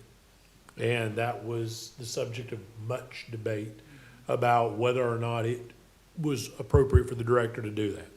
What I would say is that the potential impact on public facilities, natural resources, or public safety are all issues that, can be addressed. It appears, and I've read the magistrate's order, it appears that there were a number of considerations under the magistrate's hearing of those issues, and it appears there are provisions made for that. Whether those are the same ones Mr. Carpenter meant or not, I do not know. But I don't see anything where they're gonna do anything to Highway 20 to alleviate any of that public safety coming in and out of there with 60 to 80 trucks. And go ahead, Madam Chair. I was just going to say, is Chance Powell still here? We cannot take Well- testimony on this matter. Well, but Sure. the reason I'm asking is because I think they're looking at doing that. They're looking at finding ways to do just that. Yeah, I've sent emails to FDOT and asked them to have meetings out there at 7:30 a.m. and 5 p.m. and I have not gotten a response yet. I don't want a meeting in my office. I want a meeting out there on Highway 20. So, And I think you can ask that of county staff. I'll say paragraphs 8 and 9 of the magistrate's order state the following. The applicant was required to obtain and did obtain a permit from the Department of Transportation since traffic will access the project via a state-owned roadway, State Highway 20 West. Intervenor sought to introduce the testimony of Jeffrey Buckholz as an expert in traffic engineering. The applicant objected to the introduction as Mr. Buckholz's testimony is irrelevant.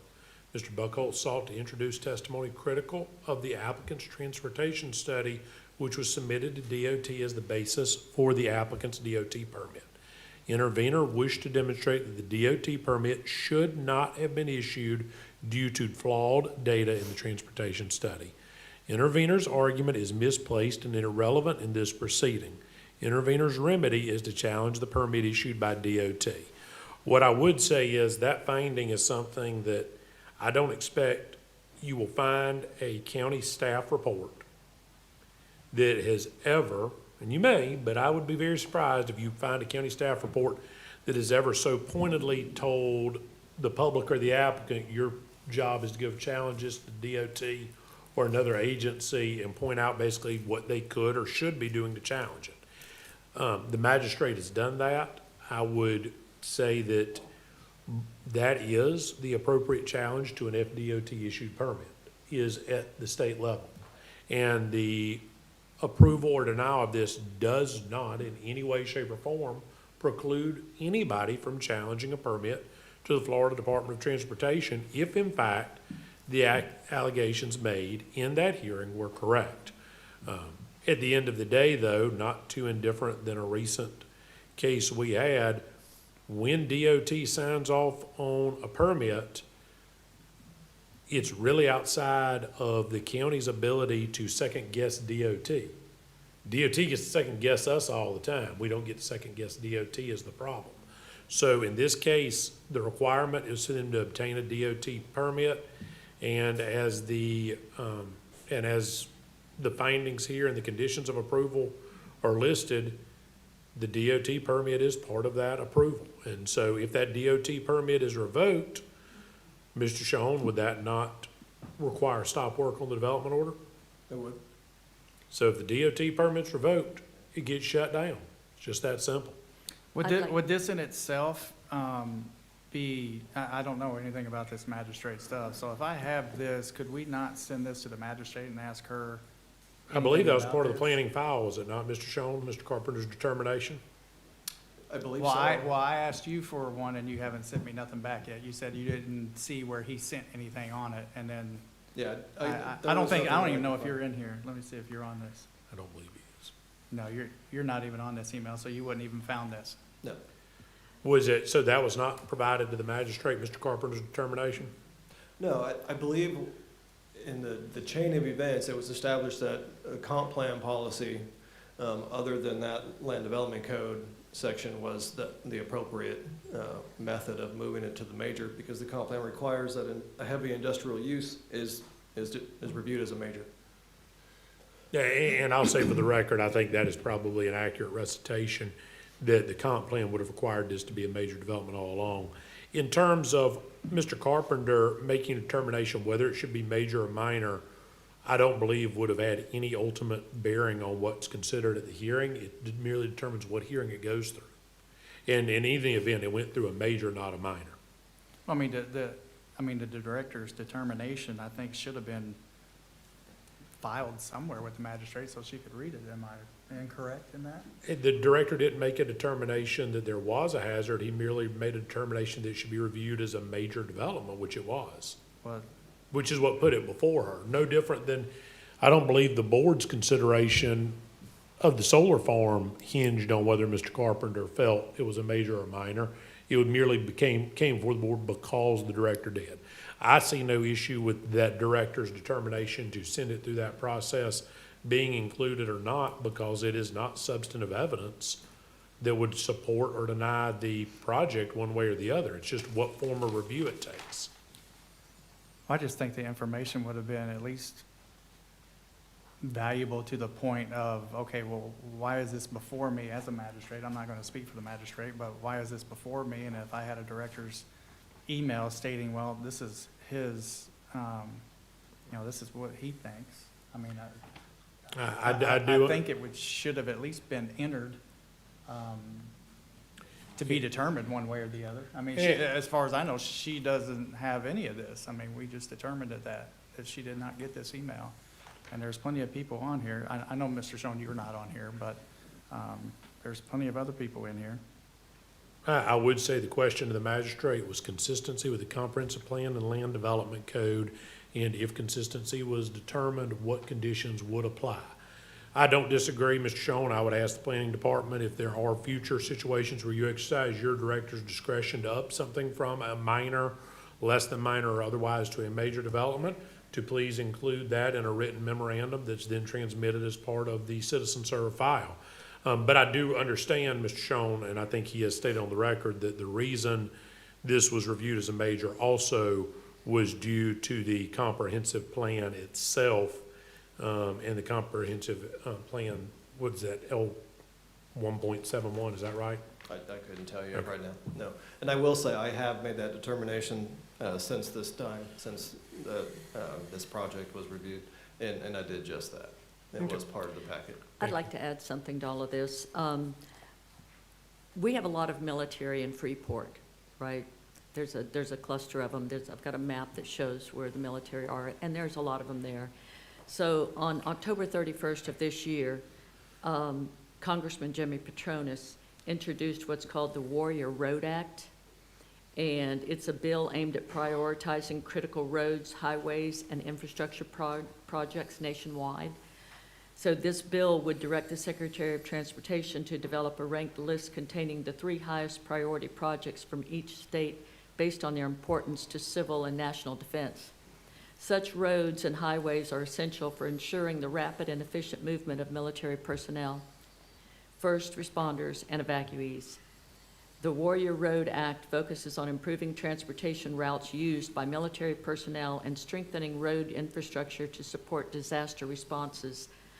And it goes on to say, you know, as Florida's 1st Congressional District is home to numerous military installations and evacuation routes, a greater national focus on supporting defense-related infrastructure will directly benefit the district. So basically, because there are so many military that live in Freeport, and it's crucial that they're able to get to work. And my concern is if these dump trucks are going to be coming in and out of there constantly, and there's so many dump trucks that are going to be coming out, what kind of effect is that going to have on our military readiness? How are they going to be, if you have an accident or truck breaks down, whatever the case might be, are they going to be able to get to work? Because we depend on them being able to get to work. And this is something that's just happened, just came up October 31st of this year. And I just feel like that's something that needs to be considered on all of this sort of thing. And Madam Chair, with all due respect, that is a bill that's been introduced before Congress. Obviously, we've just gone through a shutdown. That bill's not been passed. But what I would say is the magistrate's finding was very clear, and the roadway you're talking about is under the jurisdiction of the state of Florida. The board's obligation when we come to one of these hearings is to accept the magistrate's recommendation unless you choose to reject it. And if you choose to reject it, you're required to state on the record as part of the motion to reject the specific errors that this board finds with the magistrate's findings of fact and conclusions of law, providing record citations to the evidence that supports those being errors. So with that being said, I understand there's a concern. And certainly if the Warrior Roadway Act goes into effect and the state of Florida is then subject to review of that, then I would imagine FDOT will have to take that into consideration as part of that. And I would imagine that if the FDOT permit is under challenge or appeal through collateral attack, which is what the magistrate recommended in this case, would be the appropriate method, then it could be heard at that stage. Unfortunately, even if this had not gone to the magistrate, I have to say to this board lacks the ability to make an independent determination about roadway requirements when the state of Florida has already approved it. The state of Florida issued a permit. We don't issue that permit. Now, if this was a county roadway, we might have an entirely different conversation. But unfortunately, with a project that is going onto a state road, understanding those issues, that is the state of Florida's sole province, and DOT has issued that permit. So I would say to the board that While those are considerations, I would also note that bill came up after the magistrate's decision had already been heard and after this project had already been in the hopper. After the fact changes in law are not grounds to change the determination that this board would have, even if you were hearing it for the first time at your level. Well, Even if it had been passed. I'm on the Defense Strategic Initiative Committee, and when they brought this up at the last meeting, I asked them to include Highway 20 on the list. That doesn't mean that it's going to be, because they're only going to pick a few out of the whole state, but at least it's on the list. So I'm glad that that's happening, but I still have a great concern with the fact that Highway 20 is, we definitely need to find some areas that we can widen it, have turn lanes, things like that, because with all the building that's going on in Freeport and all the building that's going to be going on in Freeport, we've just got to think ahead and make sure that we make these infrastructure better than we have. We know we've messed up South Walton. We don't need to mess up Freeport. Madam Chair, Yes. if you remember, a few years ago, the district chairman for DOT, Mr. Philip Gaynor, tried to four-lane, county line to county line, Highway 20. And it would take some land from Eglin in Choctaw Beach. And they said absolutely not. So, Well, maybe we need to look at it again. They're beginning to have a different I hope so, mindset. because I don't disagree with you. I think it needs to be four-lane, county line to county line.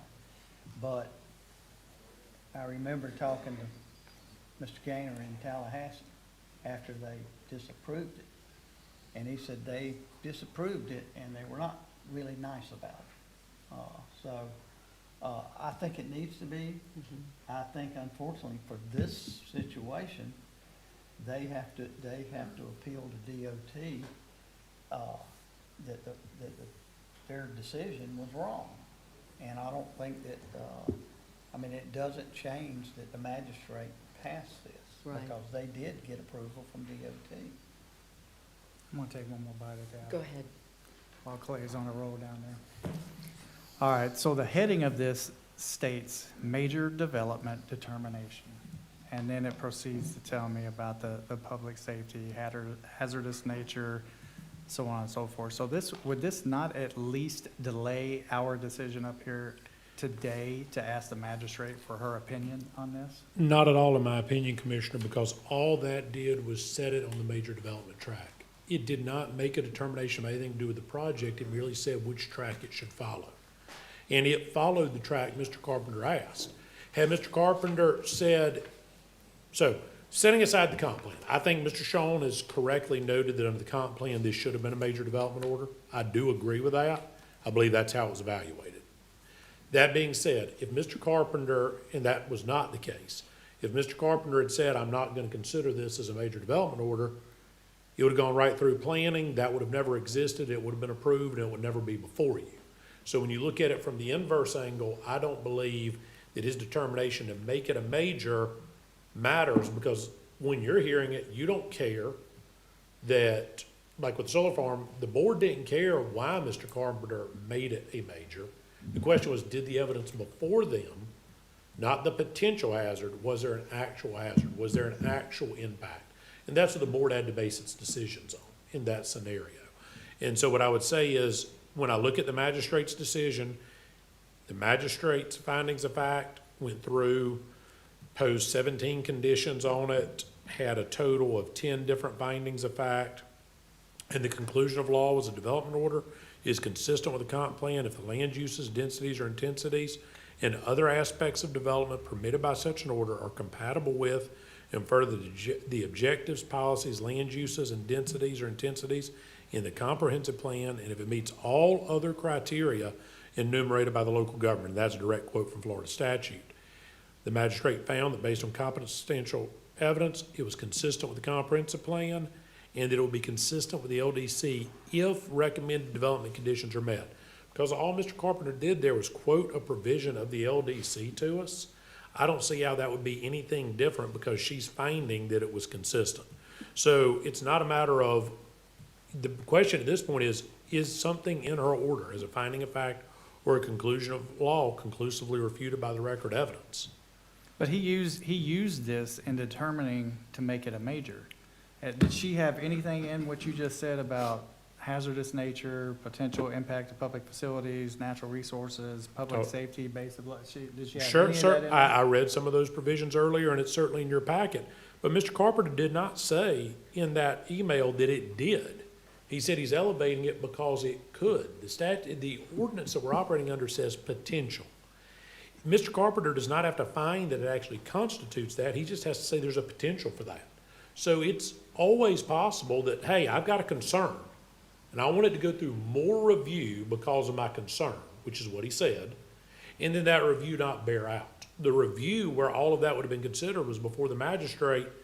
Our county staff presented it. I assume our county staff did their job correctly. I have no reason to assume they didn't, but if they didn't, they didn't.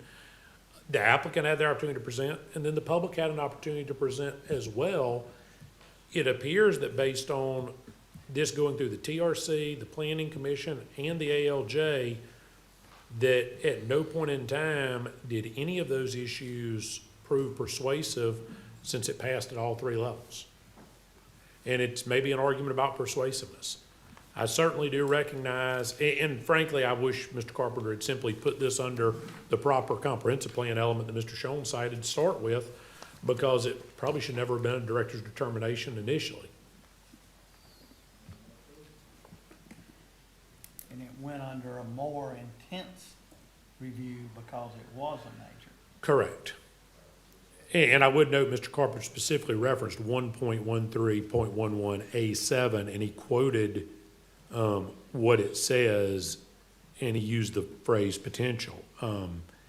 He goes on to say the minor development application for an asphalt plant in the vicinity of the Coyote landfill west of Freeport on State Road 20 is hereby determined to need more thorough consideration and review, and thus must proceed as a major development with public hearings at the Planning Commission and BCC.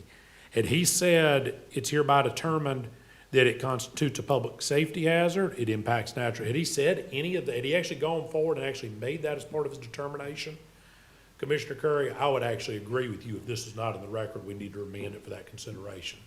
But his actual determination was it just needs more thorough consideration and review. That's the verbatim quote.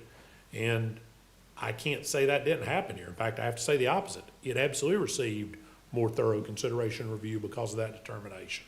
The first part you read was him quoting that.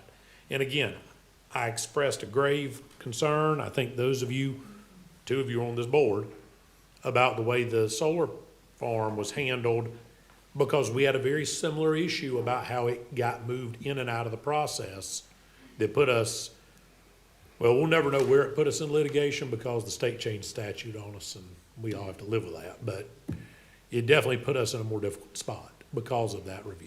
But it is to the board at this point. Need a motion. Motion to approve. Second. We have a motion and a second to approve. Any comments from the audience? There are no public comments. I'm sorry, I apologize. Old No public habits. comments. I apologize.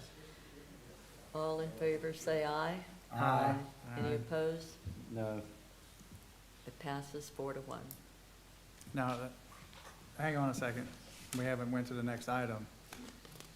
Doesn't he have to show his reason for saying no? No, it says if the motion is made to reject, the motion has to include all of that. Then I'd like to change my vote to no. 3-2. Oh, goodness. I don't want any talk from the audience, please. I've got to think on this. If the motion fails 3-2, you're still gonna have to come back with another motion. It doesn't die. We're just still gonna be sitting here at the table until somebody makes a motion and puts all those reasons on the record, is all I'll say. Are you prepared to put the reasons on the record? What reason? We don't have to have any reasons. He just said If we it did. didn't No, only, I said if, so it's 3-2 right now, it passes, correct? Right. So it's 3-2, it passes with him changing. The vote's finished at Well, this. no, it's not, we haven't finished. because Right, it's so not- I mean, I'm assuming you're considering changing your vote. That's what I'm So if considering. you consider changing your vote, the effect of that is the motion fails. We sit here with no motion on the floor. The motion failing to pass it does not result in a denial. You would then have to have a rejection. If we get that far down the road, whoever makes the motion to reject is gonna have to put the explicit reasons and errors in the magistrate's order on the record. And I have not heard anything that is an error with the magistrate's order thus far tonight. Well, I'm going to go ahead and change my motion to no, or my vote to no, so it's, it dies 3-2. So now we need another motion. So now we need another motion. What's the motion needed to say? Since To it deny failed? it? Oh, motion to deny? Okay, and you have to state the reasons for the record. Specific reason. Well, he shot down my reason, so I don't know. You need to state the specific reasons, though, in order for us to. We are required, I'll read again, shall state on the record as part of the motion, if you reject the magistrate's decision, the specific errors it finds with the special magistrate's findings of fact and conclusions of law, and shall provide record citation to the evidence supporting such errors. Board, I will caution you, if the board's decision is to deny this without evidence, not only will we be sent back very quickly from circuit court because we will have no basis under our own ordinances, we'll be departing from the essential requirements of law, which is following our own ordinance. But two, I'd imagine we're not just gonna see a petition for writ of certiorari, we're probably gonna see a Harris Act claim. And that will be available to them if we deny without reason. And I would probably say Mr. Shipman's sitting right there, and if he could comment, which he can't, to my understanding, he'd tell us he's fixing to sue us. And we're gonna lose a Burt Harris claim and a writ of certiorari. You're gonna end up with asphalt I want to claims. hear your reasons. I explained my reasons. I'd like to hear Commissioner Drake's. Commissioner Drake, do you have any reasons? Everything the two of you said earlier. Which is nothing. I just I think don't that like this this any more determination. than anybody, but we have to follow the law at some point. And are you sitting there saying that you, I need the audience to stop talking so that she can listen to us and she can write this down, please. I mean, I don't want to vote yes, but we are required to vote yes without substantial, competent evidence that we can refute the order of that judge. Okay. And Okay, you're, I know I'm flipping back and forth, but I'm going to go back to my original, and I'm not going to vote to disapprove it, okay? I'm going to vote to approve it. So call it 3-2, Madam Chair, is that correct? And to 3-2 approve. to approve. Call the next item, Madam Chair, please. 21. Item 21, Hidden Pines Townhomes. I pulled that. Yes, Do you want me to tell you why I pulled it? Let me That explain. that would actually be the helpful way to approach this, yes. Let's, I pulled this because there's a change in the plat fees or proportionate fair share from $79,343.70 to $42,316. So I look at the final order, and then I look at the DRMP Major Development Plan, and it states that the first review comments have been addressed. Based on the result of the traffic study, trips generated by this project will affect one overcapacity segment on US 98. Therefore, the project does not meet the transportation concurrency. And it says that the amount is the $79,300, blah, blah, blah.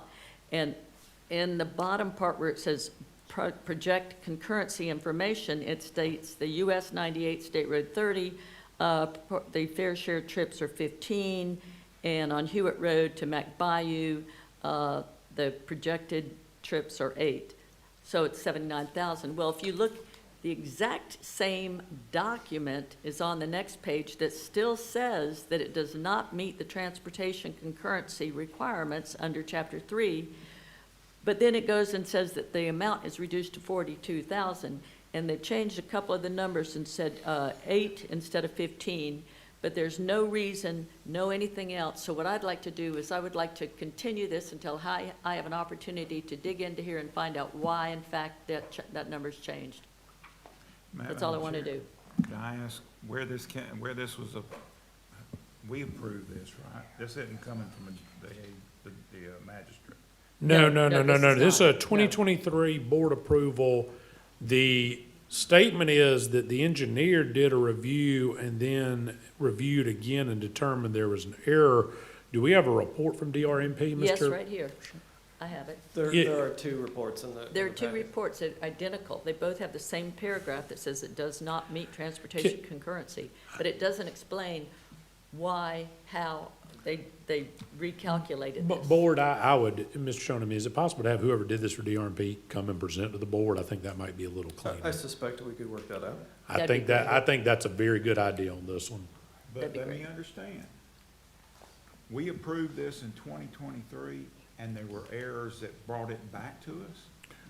How did the error come up, Mr. Shonem? I mean, what's the During the process? That's what I'm Yeah, so- concerned, right, is so how during- that did. During the plating process, the engineer of record realized when it came time to pay the fee that there was an error in the calculation. He emailed staff and DRMP. They went back and forth determining what that error was and how to rectify it. DRMP issued the final say there, indicating that they miscalculated and used all 15 trips on the 98 corridor, I believe is what the situation is, when it only should have been 8. So could we just, deny this? Go back and Tell them to let pay them the start over? 79? Let No, them- no. You have a development order issued. If you deny it today, the original development order stays in effect, and we have $79,343.70. Have they paid that? I don't believe so. Why haven't they paid it? Well, How in the world did That's they a get problem. this far without paying their fee? They don't pay it until the plat. And are they coming forward to the plat? That's when it was caught, during the plat review process, when they were getting ready to prepare and pay the fees. It was determined at the time by the engineer of record that there was a miscalculation. Under 784, how close are we to the time frame where their plat has to be approved? There's not a plat timeframe in this. They haven't submitted a plat for us to sign off on, so we're not under the statutory trigger? So you're talking about 120 days for developments that don't require public hearing? Yeah. When was the submission date, do you know, Tim? I don't want us to violate state law by doing this, but Yeah, good evening, Tim Brown with Planning Development. They have submitted their plat, but they're not in a gigantic hurry to get it recorded because they're doing the 50% building permits under the preliminary. So I can't tell you when we're gonna finalize that plat. It's in their court. We've sent them comments, we're waiting for them to resubmit the plat. But they did point out that 15 trips was not what their traffic study said. 15 is an error. Their traffic study said 8 trips. So DRMP has revised it to say 8 trips. It So should they have did their always own been 8 traffic study? trips. Did they do their own traffic study? The engineer of record did the traffic study and DRMP reviewed it. Well, there's nothing in here that tells me why the change. It's just a little bit of change, but there's not a single change in the verbiage in the paragraph above it. No, So, he just changed the number. right. But let me But the get this traffic straight. study did say 8. Let me get this straight. They've got stuff in the ground, and they need a final order. And to save $30,000, they challenged the figures, and now, if it was within my power, I'd deny it. They met with DRMP to go over it. DRMP admitted we made an error. 15 trips is not correct. So they did the new they did the new memo that says, okay, this should say 8, and 8 is 42,000. So they're going through the process like they're supposed to, but right now they're using the 50% building permits you can pull under the preliminary plat. So we have not finalized the So plat. we are We've compliant not- with state statute if we take a pass to look at this, and I definitely think we should take a pass to look at how that we got here. Yeah, You I would don't- like to. You're see- right, Mhm. but Because the original final order is recorded in the official record, so right now that is. Can we make DRMP pay for this? I don't know how to answer that question. I think that's a legal question. I will defer answering that question until I understand why there was a mistake made. Madam Chair? Yes. You said you wanted to postpone this. Yes, or until how- we can What's get- the proper term? Motion to continue. Motion to continue. second. Okay, we have a motion to continue in a second. Any comments from the audience? Seeing none, all in favor say aye. Aye. Any opposed? Motion passes. Thank you very much, Stephen. Appreciate it. Item number 36. Mr. Wright. Where are we now? 36. 36, okay, that's all right. Public Works, Buddy Wright, okay. Good evening, Commissioners. We got one agenda item for you this afternoon. It's a request to approve and authorize the chair to sign task order 2513 with HDR in the amount not to exceed $473,382 for professional engineering services for the County Road 280A bridge design and at Bruce Creek and the County Road 280E bridge design at Bruce Creek. Now, generally, you'll see one design for one bridge when we come up here. These two roads don't run parallel, but they feed traffic out of Defuniak down toward the valley. So what we wanted to do is have one design firm design both these bridges because what we want to do when we let this out for construction, we want to get economy of scale and as far as managing those two projects with the detours that's going to come in place, we want to hire one contractor to build both bridges because they can't be closed at the same time. So there's a lot of coordination there. So, but this is just the design that we budgeted this year to replace these two. They're two box culverts around 60 years old. So they're next in the hopper to be replaced. Motion to approve. Second. We have a motion and a second. Any comments from the audience?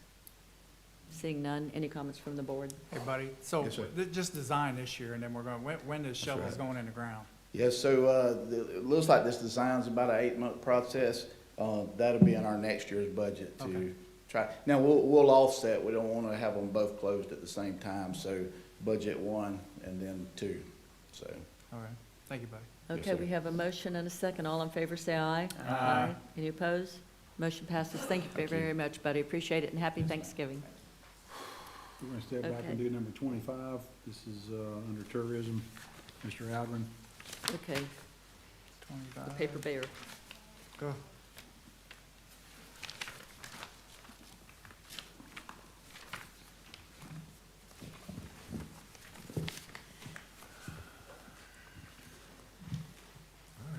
Good evening, Okay, Chair, hi. Commissioners, Matt Algren, Walton County Tourism. So the item we have before you is just a request to approve and authorize the chair to sign a renewal of the media partnership agreement with the Paper Bear Inc. So step back to 2023, when we first entered into this agreement, there were specific conditions that the Paper Bear had agreed to meet as part of this media partnership. They haven't met, some of those agreements, mainly the film being distributed and the production of the plush and things of that nature, right? So understanding that that agreement expires at the end of this month, we thought it was prudent to bring this back to the board to renew that agreement. There are no additional dollars being allocated towards the project. This is merely just so we can say, hey, we understand we didn't get what we signed up for. We want to continue that partnership to ensure we get that return. So they want 2 years. Correct. Extension. Correct. That's their ask. I think that's extreme. Personally, if we could do a 6-month extension, I mean, I would be okay with a 6-month extension. I think 2 years is excessive. They were gonna, they've had 2 years. So, we thought we would have something by now. Absolutely. Yeah. I mean, I can't answer for them, Right, but I I mean, we're understand. open, obviously, to I any understand. direction that the board wants to go. Okay, go ahead. So let's say we do 6 months.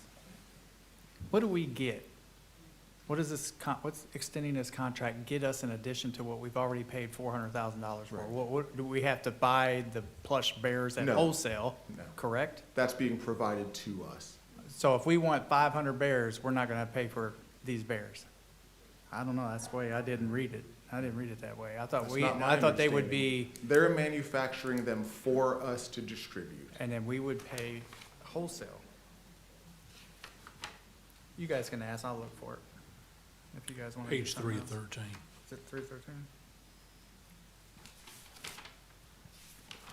Well, the premiere is in February, correct? So they're doing a local premiere in Defuniak Springs, the first week of December. And they're gonna distribute it I got in it. 26. So then, between spring break and summer, they anticipate launching it on streaming platforms, Apple TV, Google TV, YouTube TV, and Fandango, and a couple of those digital streaming platforms. I found it, there, go ahead. Oh, it So says they're gonna sell it. They're gonna complete it probably in 6 months, by June, so. Okay, I found it.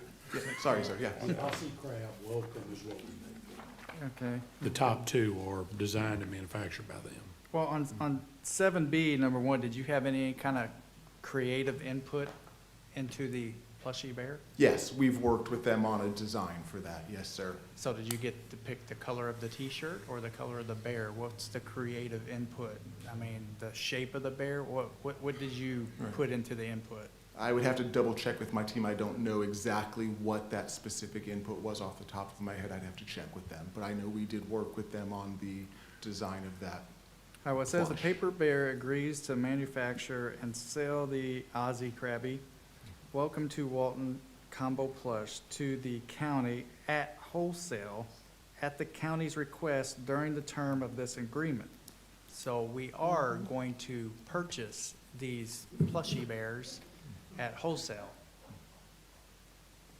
Yeah. correct? I have to go back and look. If I misread that, It would that's my be item apology. 7C. Sorry, let me go back. But then we turn around and sell them, do we get the money back that we paid So for we them? would sell them Yes. in the visitor center. So we Yes. buy them for 50 and we sell them for 55, but we're still paying for these bears. Yes, yes. So on our, We pay wholesale for everything we sell. I'm just, Have we agreed to an initial quantity under D, Mr. Ogden? We have not agreed to an initial quantity, no, sir. So that's gonna make a big difference in that discussion. I feel like they should offer them to us. that's what I'm trying to get at. That's certainly up to the board. If that's the direction, we certainly don't mind approaching them with that concept. Under the term of this agreement, it is a 2-year term that both parties agreed would reconvene prior to the expiration of the agreement to discuss renewing the agreement for additional terms or entering into a new agreement. If the board wants to send us back, we've got 6 days before the end of the expiration, but we can start having that conversation. And That's what I will another say point. is, Why are we I've been waiting s- until 6 days before it expires, before it comes to us? I mean, we should have known about this before. We should have had something, had some information all along the way, what stage they were at and that sort of thing. Sure. But we don't. Has anybody seen the So- trailer yet? Yes, I've seen the movie. Well, the trailer doesn't show anything with Walton County in it. The movie No. shows extensive. I just watched the trailer 2 nights ago. I didn't No, see the anything. movie- with the it. movie does. Did it? Yes. The very first scene is that. Gotcha. I think some of us probably have buyer's remorse, Up to Nakusi. but it is what it is. What do you all want to do? I make a motion, we give them a year. And A year? negotiate, or we can do 6 months and negotiate during that 6-month period. And bring it back before 6 days before it happens. it's gonna be a 6-month,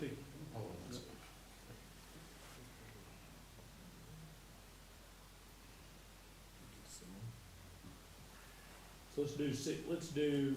Clay, let me ask you this. Yes, sir. What is in it for us by giving the maximum amount of time, let's say we authorize the 2 years that they asked for, what do we potentially stand to gain by doing that, and what do we potentially stand to lose by doing that? So the way I would read this is, at this point in time, all we're losing when we terminate this would be the exclusive merchandising rights, and signage opportunities, and the additional content exclusive. Basically, the exclusivities that we received, if we let the agreement lapse, we no longer have the exclusivities we've already paid for. But So I it's in our think, best interest to go to the maximum amount out? actually, I disagree.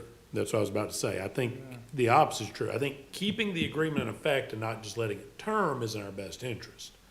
But if there's a question about negotiating additional terms related to the acquisition of the plushies or merch, things of that nature, let's tell them that we'll grant a 6-month extension, but that during that 6 months, we want to, because the film at that point in time should be coming to a completion and release. At that point in time, we want to come back with additional terms about what it would be for us to have that merch and what that looks like. I think that is a reasonable ask, and the reason I don't think you want to go 2 years at this point is because they still haven't released the movie. So why not kick it 6 months? Let's make sure they get the movie released and then look at what we want to do.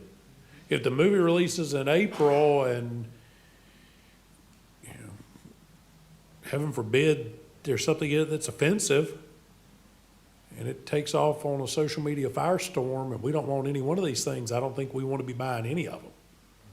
But we don't know that. So let's just, I think keeping the agreement in effect, now let's be clear, if they didn't provide us what they said they would about the Walton County, and I'm being told it's in the film, I have not seen it.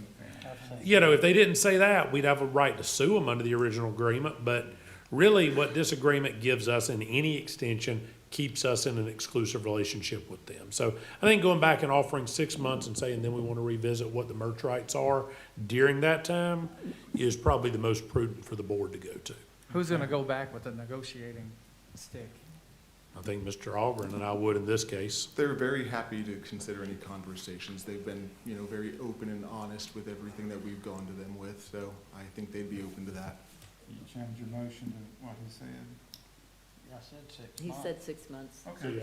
So we have a motion. Do we have a second on that? Second. Yeah. We have a motion and a second. Any comment from the audience? Okay, seeing none, all in favor? You got Oh. two. Okay, Matt, you're in the way, buddy. come on up.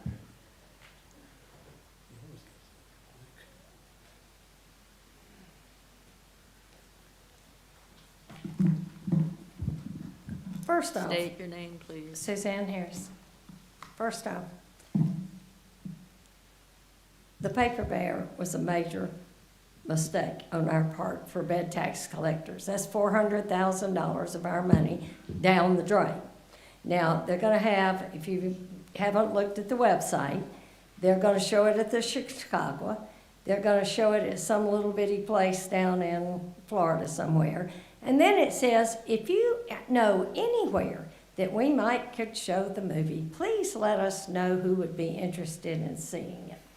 They had an opening at the Biophilia Center that I think probably Lloyd Blue and some of them that did raise money for this thing had. And I don't know how many people attended, but now the big premiere is going to be at the Chicago. We thought this was a film festival thing, but they have filed for a 501(c)(3), and they got it. And yet, I have not been able to find, and maybe somebody can show me, but if they don't file their return this year, because they haven't filed it, but this charitable organization that owns this black bear, who has now put it in to their charitable organization, is worth $27,498,230 in assets. And they gave the Biophilia Center a $100,000 donation. And yet we have given $400,000 of my bed tax money to this project. These people could have funded their own project. To have it in here that we're gonna have this plushy bear, we don't even have the plushy bear for the opening. So if they were gonna have the plushy bear made for their premiere, why aren't they selling it at the door? And the tickets to this thing are $20 a person. So if you're a mother and daddy and got 2 children, it's gonna cost you $40 to go to the Chautauqua. And you can't even buy the plushy bear because they haven't made it yet. This thing is a total disaster with our money. And to continue this for the bed tax collectors, it just doesn't make any sense. The only thing that we can possibly get out of this is to get a little bear. And I don't think this movie, if they can't get into any theaters now, and it's been 2 years, they haven't gotten anywhere with this thing. We had to hurry up and get them the money immediately because they were going to be in the big film festival and they were sure they were going to win the film festival. Well, they didn't win any of these film festivals. This is just a joke and a waste of our money and an embarrassment. And we need to cut our losses for the bed tax collectors and think of something we can invest in that might be a success. Mr. Bagby? It was a bed tax collector that changed my mind on that vote. I wasn't going to vote for it. Jim Bagby, VHEBY. Thank you, Madam Chair, Commissioners. You know, in the 20 years I've been coming to these meetings, this is probably the worst decision I've ever seen. I'll just be honest with you. And it is at all levels. The attention to detail, you gonna sue them? Well, there's no breach contract or failure to perform provision in here. There's nothing. I mean, you can sue them, but I'm not sure what you're gonna sue them for. It's been 2 years, they've had 400,000. So here's some of the things they should have provided, and Matt gave you a partial list. A video featuring the scenes, behind the scenes footage, content for the film that highlights the significance of Walton County as the location of the film. Hadn't been, at least I can't find it. They're gonna produce at least one exclusive interview with the director of the film that Walton County may generate content for its social media. Hasn't been produced. We know the plush bears with our Aussie and Krabby welcome hasn't been produced. How we got here, you know, I grew up in East Texas and in the middle of the East Texas oil field. Sometimes you just gotta cap that dry hole and cut your losses and move on. My recommendation to y'all is you just cap this hole, cut your losses, and move on. You wasted $400,000. Even if you do extend it for a year, even if you get a fluffy bear or a fluffy crabby thing or whatever, you're not going to be able to sell it. You know, sometimes it's just discretion is the better part of valor, and just move on. Tagging things, there are other things. Promotion in the exhibits. I mean, it's just the attention to detail and the lack of follow-through. You know, I agree with you, Madam Chair. Why is it 6 days before the expiration of this that somebody should have said, hey, 6 months ago, we're 6 months out, we haven't gotten anything. You know, you guys either got to deliver or the board's got to do something, or we got to start renegotiating now. What are you going to do when you go to them after Thanksgiving, after it's expired, and say, we want to renegotiate? Yeah, they'll probably do it just because they might be embarrassed, but they don't have to. We didn't do our job. Thank you. Thank you. Anyone else? Mr. Taylor?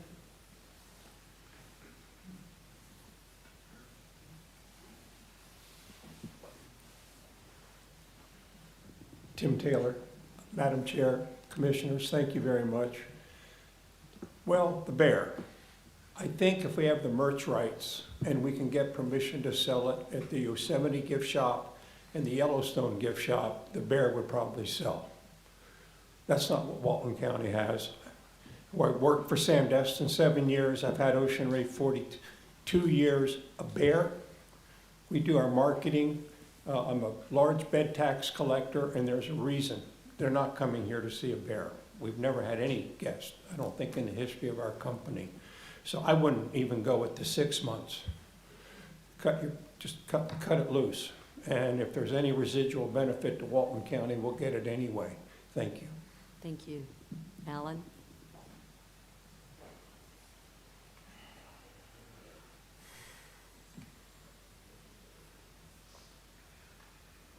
For the record, Alan Osborne, I never supported this anyway, but what this thing says to me is y'all have had a gross problem tonight, and it's in this issue too. What this contract lacks is deliverables. Everything you've had tonight is an issue about deliverables. I couldn't talk tonight, but I wanted to say during the 3 bids for the lobbyists, y'all all had questions about what they were going to give you. In a government contract, those are called deliverables, and they're decided before you pay them. Everything that you guys want should be a deliverable in the contract. If the TDC wanted something by a certain date, that is a deliverable. I did this for 20 years at the base, and every single thing that my bosses wanted when they came to me with a contract became a deliverable. You shouldn't be asking each other what we're going to get out of there, because it should be a deliverable. So I don't understand why this seems, tonight, you didn't have to pay that CEI service. It was a tip. You just chose to spend $300,000. You just chose to spend this. You didn't choose to get sued by the beachfront owners, and you didn't choose to pay that bill, but Danny knows you're going to have to pay it. You have got to become fiscally responsible. You must hold people accountable for their actions, and the way y'all write off $300,000-$400,000, none of you could personally sustain that in your life. None of you. And we can't either. I couldn't sustain a mistake of $300,000 without it impacting my life. I don't get paid what Clay does. So I just can't do that. So the common theme here, and it is here in the Bear, is we're poor at writing contracts, and we're poor at telling people what they've got to give us for that money, and we've got to get better at it. I say you cut this one loose too. This ain't Mickey Mouse, and we ain't gonna sell a bunch of them. Thank you. Anyone else? Seeing none, public comments are closed. Okay, we have a motion. Well, And a I second. want to make sure I understand. I mean, when it was originally, when it was presented tonight by Mr. Algerin, he said there's no more No funds. financial No. investment on No our more money. part. So what do we have? I mean, if we just depart from it, we got nothing, right? Right. You give up your exclusivity that you have in this agreement to whatever that is worth. Well, that doesn't make sense. That's why I'm recommending at least a 6-month option. If there's 1 penny more, I'd be sitting here saying we have gaps here. So let me say this about in terms of the inability. If the board honestly feels that it does not have deliverables from this agreement, and I admit most of the deliverables here are consistent with this being a sponsorship. In fact, that's how it was styled, as a sponsorship agreement. So it's not as though you've got 700 plush bears or, you know, this many T-shirts or this many widgets or whatsits. But what you do have is, if the board wants to sue, you have an agreement. There are material terms. Tell me what they violated at this point of those material terms, and we can certainly proceed to litigate if that's what the board wants to do. But I don't think that's consistent with what I heard tonight from the public and the bed tax collector saying cut your losses. Spending money in litigation to try to chase $400,000 back that I highly doubt they have in this entity at this point, as they are just now finishing this movie and have not made anything, doesn't seem prudent. But at the same time, I don't know where the county is harmed by staying in this. We certainly aren't gonna spend any money, are we, Mr. Algren, before it comes back to the TDC council?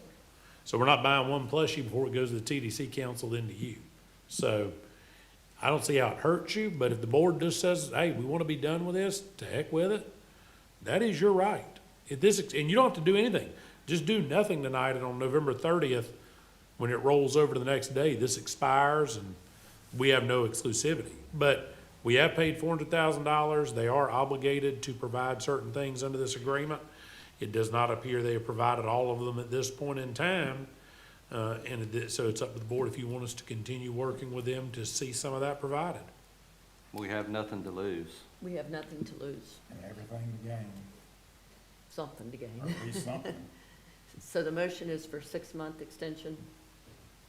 All in favor, say aye. Aye. Any opposed? Nay. Motion passed. 4-1.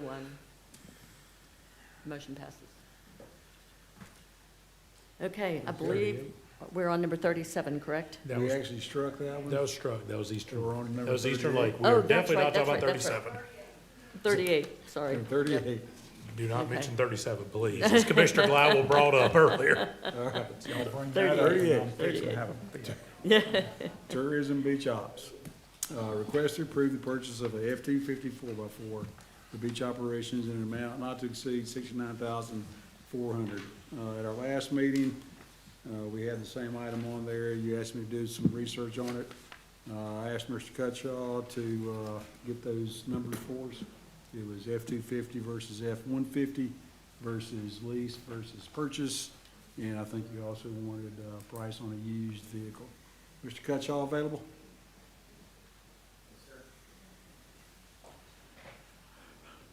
Thank you for still being here. Absolutely, yes, sir. One team, you know. All right. Good attitude, sir. Yes, thank you, sir. So inside this agenda item, you'll see there's a summary in there. I have a couple more detailed studies that I reached out and looked into. This was just a cultivation of state contract pricing that we have. And what I did was I pulled and compared a vehicle that we purchased last year that was similarly equipped. So we got a 2025 F-150 beach operations equipped for $60,394 and an F-250 beach op equipped for $63,715. And then I did some mile per gallon study. Of course, that one weighs a little bit more. It's going to get a little less mile per gallon. And the biggest thing is the neutral summary I had on there was F-150 remains economical choice for routine operations, while the F-250 offers increased towing, emergency response capability, and cross-department for long-term value. So if you were to transfer the vehicle to Public Works or another department, they'd be able to utilize it because of the towing. The biggest thing is just looking into the lease options. Reached out to a couple of places. They discouraged it only because of the usage. If it wasn't going to be on the beach and then the salt area, they said it would cause some challenges, or they saw it could predictability-wise could have caused some issues with the salt water and so forth and so on. But it's very similar. I know the other one was a little bit more expensive than what we paid last year, and I'm available. I can send more information if need be. I've got a couple other residual studies with the state contract pricing, looking at the used compared to that, 2 to 3 years old. It really was kind of close in pricing because you're buying more on the retail market and less on the contract market side. That makes sense. Okay, All right, my question is, we bought 3 Ford F-250s in June and July of this year. One of them at $86,000, another one at $63,000, another one at $67,000. We were, if we were in a deficit of vehicles, why didn't we purchase 4 F-250s and only 3? Did we know something in July, or do we know something more now than we did in July? I mean, what sparked the deficit? What was the question now? I'm like, if we knew that, because at the last meeting you said we were in a deficit, you know, we've been in a deficit on vehicles. But we purchased 3 in June and July of 2025, and the price range was 86 to 67. So I just wanted to know, what do we know now that we didn't know then, and we could have bought 4 then at that time? Maybe even got a better price if we bought 4. I don't know the purchasing We buy them all processes on for state that. contract. We don't get a discount for multiple ones. I think the difference is that last year at this time, Well, this is this year. We bought them this year. Right, so that would have been the FY '25 budget.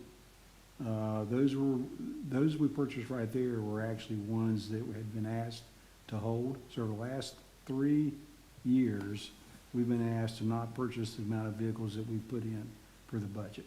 If you remember 2-3 years ago, y'all asked Quinn to find $2 million. Well, part of that $2 million you found was just simply cut vehicle purchases. But you had 120, I think, if I remember right, don't quote me, but you had 125 that was approved to buy vehicles this year. So I mean, I'm going to probably say yes to this, but I'm just wanting to realize, if we needed something 3 months ago, why didn't we buy it then, instead of now all of a sudden we're bringing it up to buy another F-250. I mean, Wasn't it the previous? Well, it was um, July administrator 30th. Wouldn't allow it? July So like I say, 30th. over the last several years, or 3 years, there's been a request to reduce the number of vehicles. I've been operating at a deficit in beach operations for vehicles. We've been simply, using old ones, not turning them in when we bought new vehicles. We have a pretty good rotation program to get the old vehicles out, new vehicles in. And as we've increased staff, not purchased vehicles, we've simply been making do with what we have. Well, I just would have encouraged you to buy the fourth one, July 30th, while you buying these other three, and then we wouldn't even be having this discussion. It's a little late. I'm just saying, I mean, why, I don't know, I guess the process I'm confused with, so, I mean, we have plenty of F-250s. Well, I can tell you, I believe that there was a prior person that was employed by us that didn't want him to have a truck. Well, this So is I think July, that's who part was of the reason. person in control in July? July 30th? Mr. Sunday, maybe? Yeah, I came on it in July. Okay. That's fine. But- I mean, there's also a bunch of old vehicles. I mean, what is the process of getting them out of there? Maybe you auction off 3 or 4 and buy you another new one or another. So typically, we send a few to auction every year. So like I say, I don't have the exact vehicle list in front of me, but we have in the neighborhood of around 100 and something pieces of equipment, trucks, trailers, tractors, mid-size heavy equipment, whatever you want to call it. But on our trucks we use on the beach, 3-year rotation program, trucks that are used in admin or management, I'll call it, crew leaders. This particular truck is actually for the new director coming in. Those trucks last a little bit longer, 5 or 6 years. When they get to a point where our mechanic says, it's time to go, we send them up to surplus. You put in, for new vehicles in a new annual budget. Madam Chair, Yes. sounds like what you're saying is, that in the past, the board has approved a budget that included X number of pieces of equipment, and then someone told you not to buy what the board had budgeted. Correct. And that's a problem, and that doesn't need to happen anymore. Because, I mean, if the board has budgeted it, so be it. And unless they come back to the board and say, cut this, then it should be bought. Correct. That's fair. Oh, I'm sorry. But the second thing is, there it is, right there. If we're talking about buying a supervisor vehicle that's gonna go home with him and go a pretty fair distance, there's a substantial difference in the gas mileage on those vehicles. And so I think it would be prudent to buy the F-150 unless there's some reason not to, but that's just my opinion. If it was gonna be, I'm sorry, if it was gonna be mainly for the beach and what an F-250 does, then I would agree to get the F-250, but I'm kinda leaning towards Commissioner Gladwell on this one. If it's gonna be going from South Walton to North Walton on a daily basis, probably need to get the best bang for our buck, especially with mileage. If y'all would like to do a F-150, we can do that. Mr. Kallenberger, is the reason, was it in the budget to buy a fourth one in the 25 budget? I'd have to go back and look at my budget and see. Okay. During budget formation, Because we're in the 26 budget now. Yes, sir. And that's what I'm thinking this was, that maybe it wasn't budgeted for last year, and it's budgeted for this year. So over the last 3 years, there's been a lot of changes after budgets have been made in what people have been allowed to purchase vehicle-wise. As I brought up the issue when Mr. Robertson was county administrator, there was a hold on all new vehicles. And then there was a partial release of those vehicles later in the year. The next year, once again, it was, I can't remember the exact reason, but there was some reason why I couldn't purchase all my vehicles. And so we do what we do. We may do.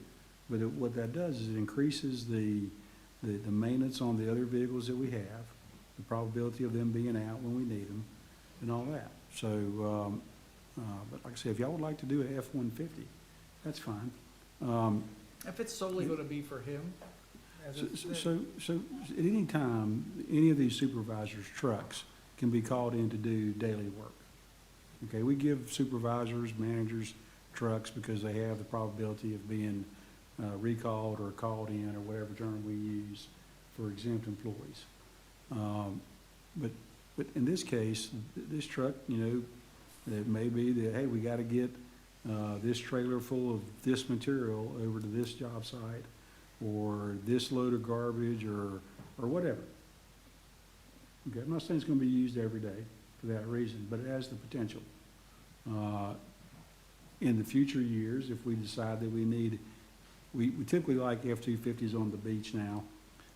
We can't get F-150s with the 8-foot bed. And so I would see this vehicle later in life being used on the beach. I'd just like to say something. I mean, we hired him to do a job. We give him the responsibility to do the job, and now we want to nitpick how he does it. If you give somebody the authority to do the job, and or if you give them the responsibility to do the job, you should give them the authority to do the job. It's his job. He knows what he needs. He's been working in there for over 11 years. He knows what works and what doesn't work. And we're talking about pennies over some gas. I mean, I'm embarrassed. I think this is ridiculous. He knows what he needs. I mean, if y'all told me what kind of car to buy, I'd be mad. You Well- know? I mean, I'm just saying. But it just, I can't believe we're actually wasting so much time talking about the difference in gas on a vehicle. We've got bigger things to do, I would hope. Madam Chair. So I'm not mad, but I do need a truck for the new guy coming in December 8th. Madam Chair, Yes. I make a motion, we buy the F-250 because I agree with you. I know Brian had one when he was there, or he had, and his vehicle was used on the beach quite a bit because we don't have a lot of those. And when you need to haul something on the beach, you can't, it's gonna be a strain on an F-50 or 150. So I make a motion, we buy the 250. Do we have a second? Do we have a second? Second. Okay, we have a motion and a second. Any comments from the audience? Oh, Alan? Don't you, is this number 5 for him? It's a total of 15 minutes, I've been watching my time. Hey, what's glaring about this is, again, I bought vehicles, is you got one brand here. A bid should be against 3 brands. You don't have a Ford dealer in Walton County, so how much logistics are you signing off for? And most F-150s tow, the new ones, and the Chevrolet even has a diesel 1500 that gets about 30 miles to the gallon. They tow over 10,000 pounds. A side-by-side and a trailer don't weigh that much. I'm just saying, I manage vehicles, and I'm not telling him what to buy, but I'm telling you, if I'd have walked in with one bid from one government system, I'd have been thrown out the door. So what's embarrassing to me is there's not a Chevrolet and a Dodge thing, so you can really compare what you're getting and what the capabilities for towing are. So if you're gonna hang your hat on that, then hang your hat. There's not one thing about what it tows up there, or what it does, or what mileage it gets. And no federal government could bid to a single manufacturer. You're just not allowed to. So I think if you're gonna look at savings for money and where you get them done, you don't have a dealer here, those are all considerations for money. Thank you. Anyone else? Can I make a comment? Ms. Harris, come on. Pardon me? Can I make a comment on that? Yes, you may. So the state bid has all those vehicles on it. Over the last 11 years since I've been in there, we've had excellent opportunity to do research and development on the 4 different manufacturers. We have determined that Fords hold up better, parts are less expensive, more readily available. And you know, if anybody wants to come down and hang out in the shop and work with us, they're welcome to. But to say that we didn't get enough bids is, Please don't speak from the audience. Alan, I'm asking you not to speak from the, don't talk to him. Okay, I've told him not We to gotta talk to set you, a Alan. rules. Yeah, we need to follow them. Ms. Harris?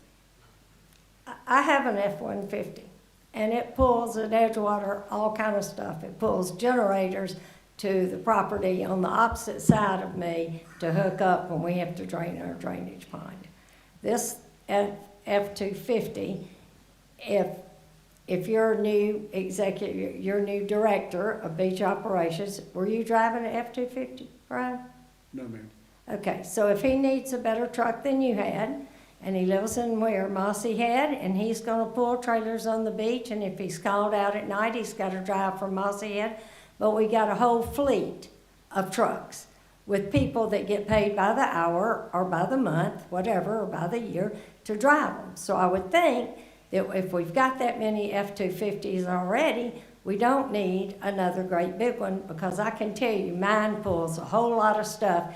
And the people that don't have beach access borrow my F-150 every time they need to get beach access and go haul something off the beach. Anyone else? Seeing none, public comments is closed. We have a motion and a second on the floor.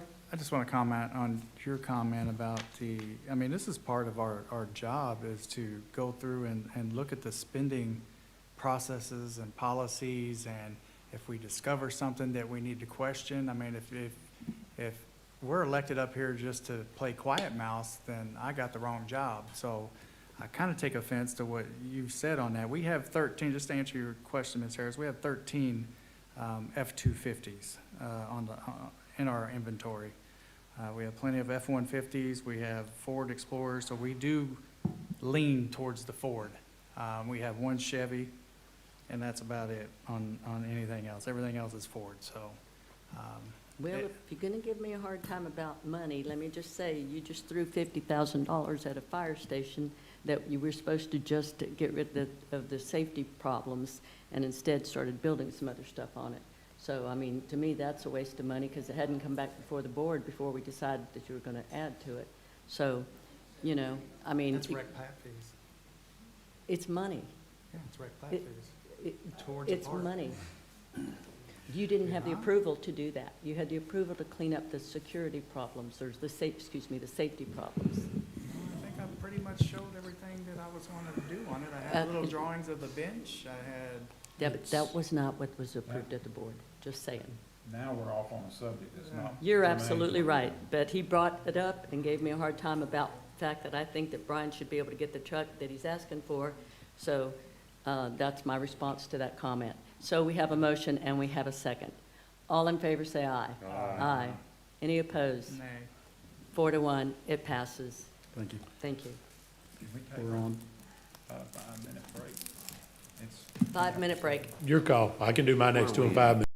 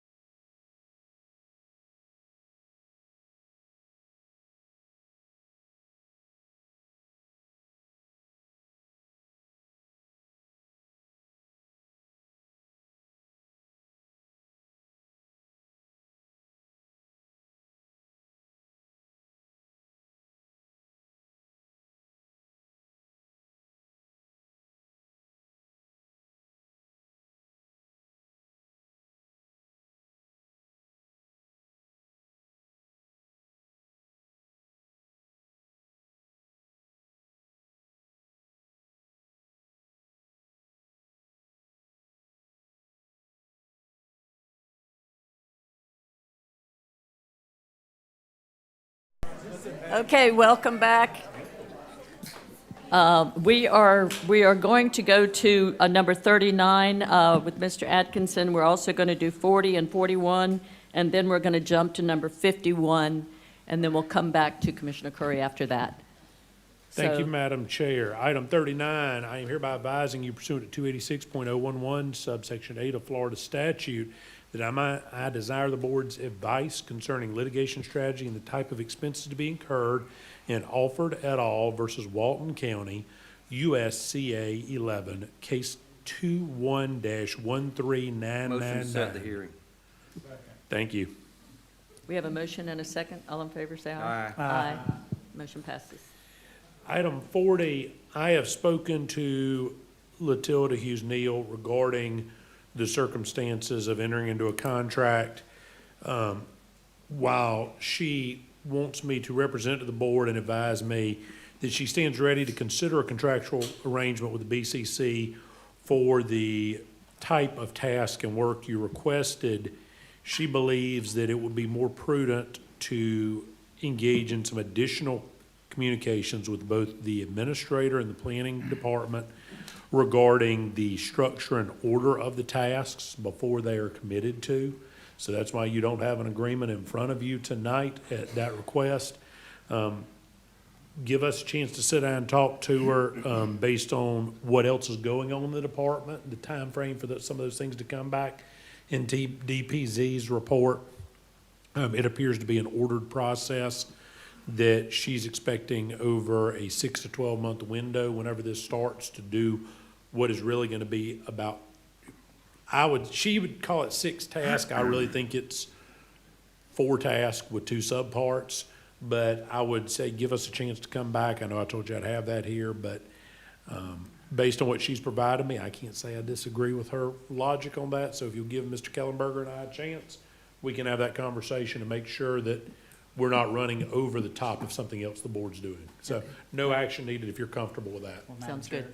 Yes. I'll take off the other part of my agenda item because this would be associated with this. Number 47? Yeah, Okay. okay, where I have planning and engineering, so I'll do this and I'll just take that item off. Okay, perfect. I've talked with Sabrina with SwiftGov, who we actually have a contract with the processes and all that right now. And she is willing to come December 9th to present to the board on other activities or processes or procedures that she can help us with, meaning that she could do some of the similar things that I think we were going to try and do a contract with Ms. Latilda. So it would just be another avenue. We already have this group here, and I'm telling you, if you watch the video that we did at the FACT conference, you were just like, I mean, they turned Hernando County around on a dime. So I think she's talked to all of us separately. So I would just, I'm going to have it on my agenda for her to speak on December 9th, but I would like to maybe, Brian, if you wouldn't mind getting with her and seeing the scope of everything that she could do for us that maybe we need a little bit more help on.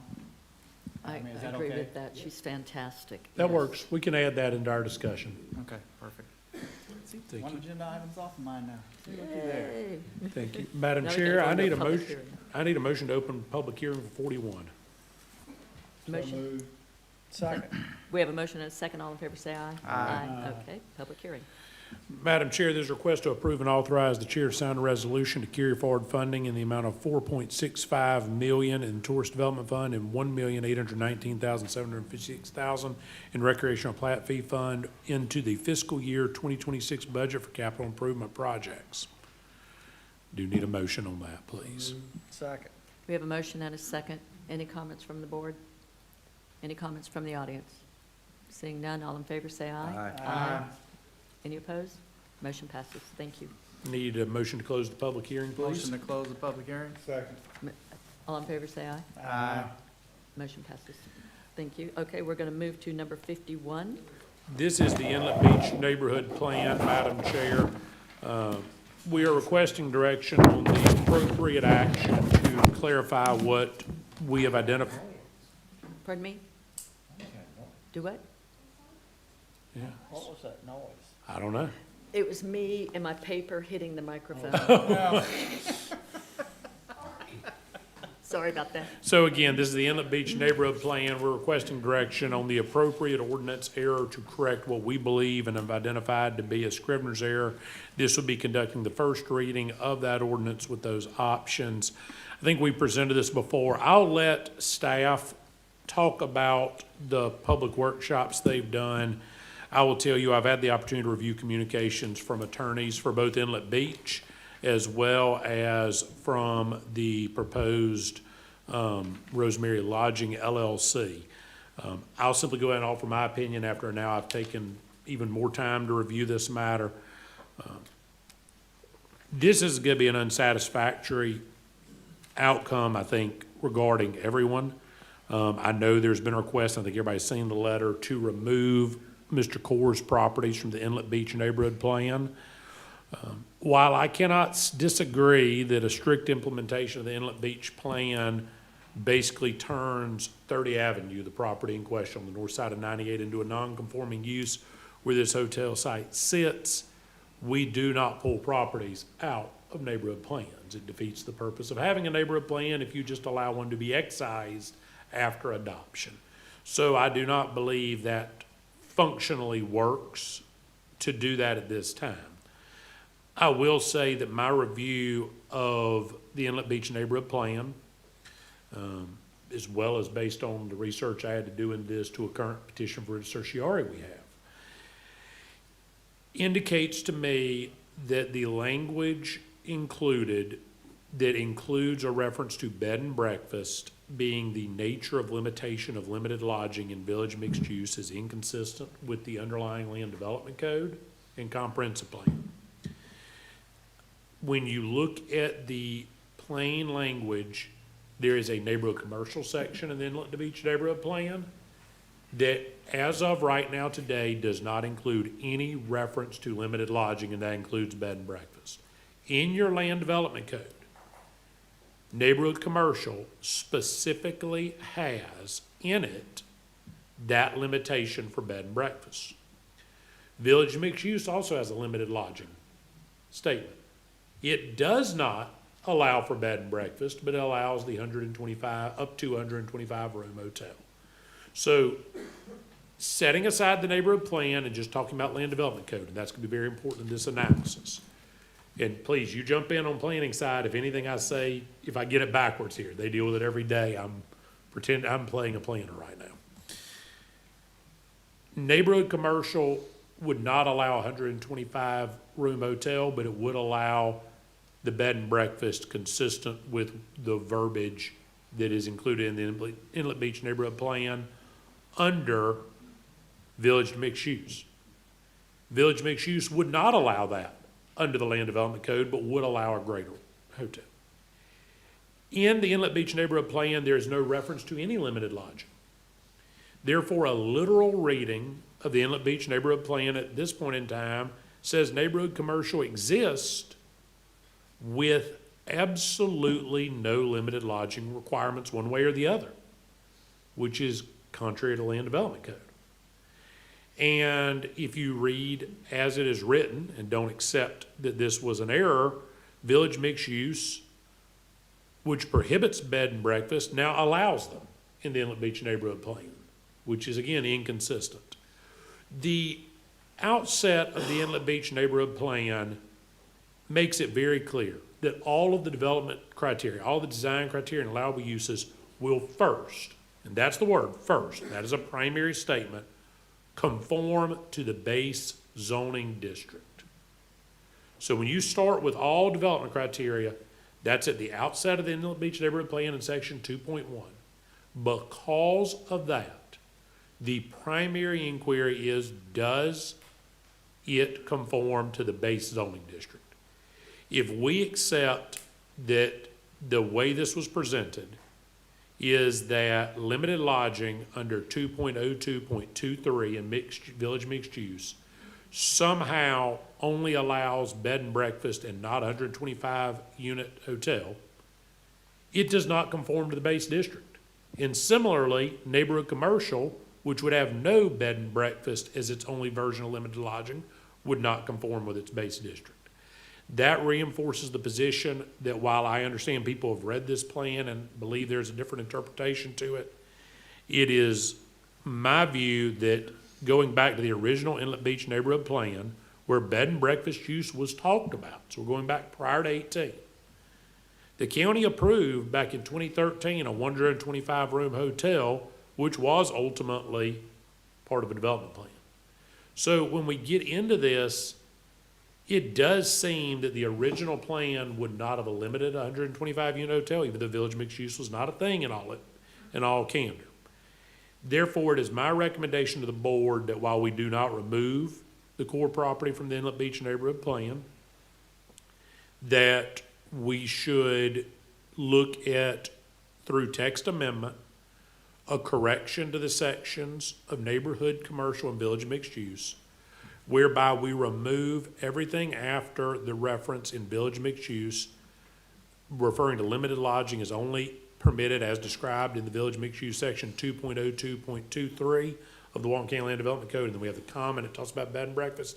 Take the bed and breakfast out of there, because that is inconsistent with village mixed use, and include that in the section above under neighborhood commercial, which would be consistent with the Land Development Code. That is the only way that I can read this. If we read it in any other way, limited lodging would effectively be prohibited in village mixed use. We are creating internal inconsistencies in not one, but two categories. I understand that is not well received by people who don't want to see this development there, but I would also note that when you look at where this site is proposed, the village mixed use greater than an 8-room bed and breakfast is more consistent with how that is developed and appears to resolve one of the significant errors in the Inlet Beach neighborhood plan. And I will tell you, it is my opinion, the Inlet Beach neighborhood plan has a number of existing errors that are not Scrivener's errors, but are just simply inconsistencies based on the newly created village mixed use in 2018 that I don't think anybody here could have predicted would have become as bad as they did. But it is my recommendation to the board that the board select an option that removes the bed and breakfast restriction under village mixed use and place that under neighborhood commercial. Would that bring, and I'll ask planning, would that bring both sections into consistency with the base zoning districts?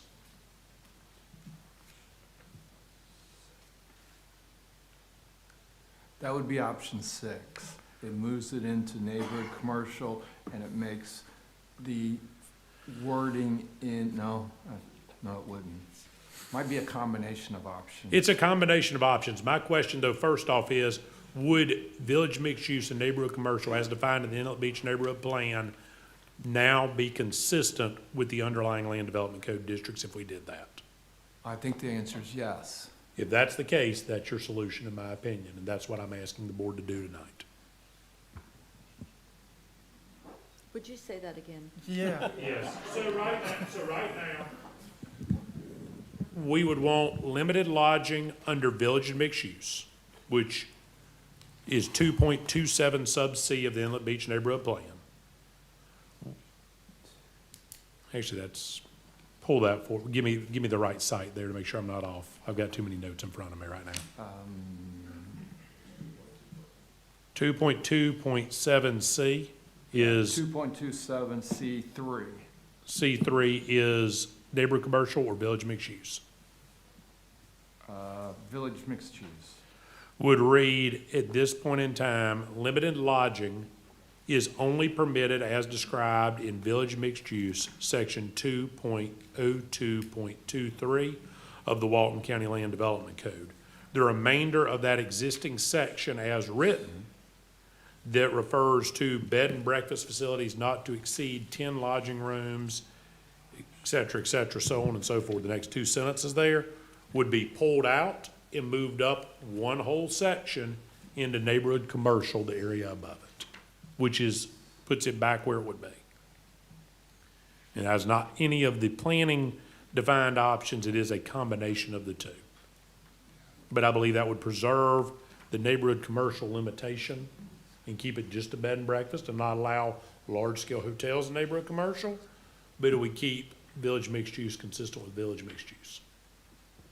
And that is then my interpretation of the only way we can reconcile this issue without undermining 2.1 of the Inlet Beach Plan, whereby we must first conform to base zoning districts. So basically what you're saying is that they could build a bed and breakfast, but not a hotel? No, in this one, they'll be able to build a hotel because they're in village mixed use. They will be able to build. They would be able to build. In the location that they're wanting to. Correct.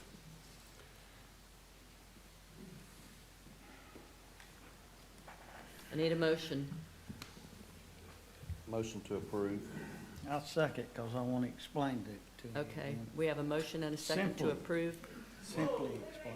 Wait, we're not done. We haven't voted yet. Wait a minute. I'm gonna let the board talk first. Tony wanted to say something. Commissioner Anderson? Check it down.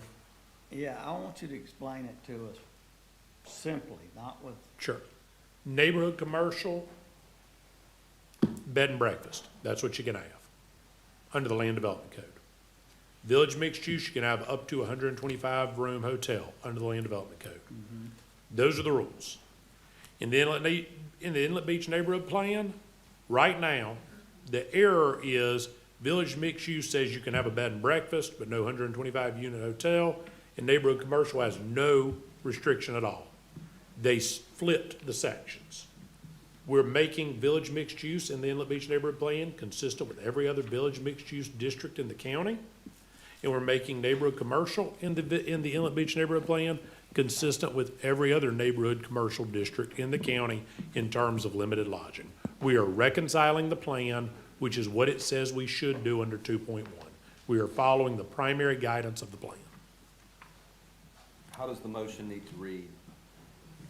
I believe, Madam Clerk, you got enough for me there?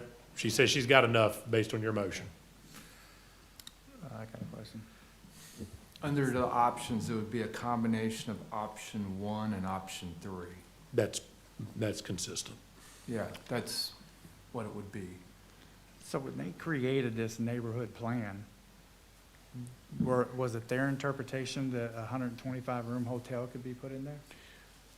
When People who created the neighborhood plan. when they created the neighborhood plan, a 125-room hotel was ultimately submitted and went through approval back in 2013 before the 2018 was ever done. I can't speak to whether they thought that was not, but I can tell you the county in 2013 didn't see it was a problem. And they had a neighborhood plan in 2015? Yes, yes. It was the Inn on the Gulf, which Yes. is, Which is in a different area altogether. it's called something else now. They're condominiums now. The Point, yes. But it came in as the Inn on the Gulf, and it was a 125-unit limited lodging facility. And so that was under the original version of the plan. The 2018 plan amendment is what created this confusion. If it was allowable under the original plan, I don't Well, see how we would amend. That, and under the original plan, we didn't have zoning, so when they updated it in 18, they also included zoning in it. The addition of village mixed use is what caused the confusion, based on what I can tell. We didn't have village mixed use when the original plan was done. And so that was the change, when that got added. But I still don't see how we get around, no matter what we do, I don't see how we get around 2.1, which is consistent across all Inlet Beach neighborhood plans, that, and I'm quoting here, all development criteria and allowable uses will first conform to the base zoning district. If you read the existing version literally to prohibit this hotel, you are not conforming to village mixed use. And if somebody applied for a hotel in neighborhood commercial, they'd be allowed to do it because it's not restricted to bed and breakfast. To me, it's clear that the two were split. And so under the LDC, village mixed use allows limited lodging, but no bed and breakfast. The opposite is true for neighborhood commercial. We have mixed those two up, and it looks to me to be a cut and paste error. Did they want option 4? What is option 4? Did I miss that one? It says Option 4 would take out the error, what we consider the error language, and it would say, limited lodging is a bed and breakfast facility not to exceed 10 rooms. That's what option 4 In would village say. mixed use. In village mixed use, Which would yes. be absolutely inconsistent with the underlying district. That is definitely what the neighbors want, but it is completely inconsistent with your land development code. And it therefore is in violation of 2.1 of the neighborhood plan. It accomplishes what they want, but it goes directly against the neighborhood plan. We have a lot of inconsistencies. This whole thing is There's more than 50. a mess. Yes, yes. Well, could you address the Scrivener's error? Yes, sir. I believe that from the way I read it, so I follow the statutory construction principle that Florida courts have, which basically is called supremacy of text. And that means that we have to give plain meaning to statutory language, considering its context, and avoiding any interpretation that would lead to an absurd result. To me, it is an absurd result to say that you can now put a bed and breakfast in village mixed use in Inlet Beach when you can't anywhere else in the county, and you can now put a hotel of any size in neighborhood commercial in Inlet Beach when you can only put bed and breakfast everywhere else in the county because we forgot to do it. So to me, the Scrivener's error is evidenced by the fact that you cite village and mixed use, you cite the proper sections of the code, you reference limited lodging, but then transpose the neighborhood commercial bed and breakfast language into that section while omitting it from neighborhood commercial. It literally appears it was cut and pasted into the wrong sections. And who did that? Whoever was typing it. I So will get planning? to you, I promise. What? So planning, I mean, who? I don't know who typed that one. Do y'all have any record? I mean, I will get to you in a minute, okay? No, I will get, as soon as they're done talking, I will have the audience talk. I'm done. This did go through planning, and we did the final cut of it, but who actually did that, I do not know. and I mean, ultimately, somebody sitting here reading it, I mean, you would literally have to have cross-referenced 4 subsections at the same time to find it. I'm not telling you it shouldn't have been found, it should have. But when conflicts arise, and I'm reading from Florida law, when conflicts arise, statutory text must be harmonized with related provisions. The related provision in this case to me is 2.1, which says you have to conform to the base district. Why is that in there if we're not conforming to the base district? Why is that the highest level discussion? And the word first is there. It doesn't say we'll endeavor to, or in cases of conflict, we'll look to it. No, it says the first rule is they have to conform. Literally, as it's written right now, it does not conform to either of the 2 base districts. I picked up on the error when I was reviewing the hotel. I went to section 2.02.23, and that's not neighborhood commercial, but that's how it reads. That's village mixed use. Which is under the village mixed use section. Correct. How did, you said a while ago that, that the property that this is part of, was a non-conforming use.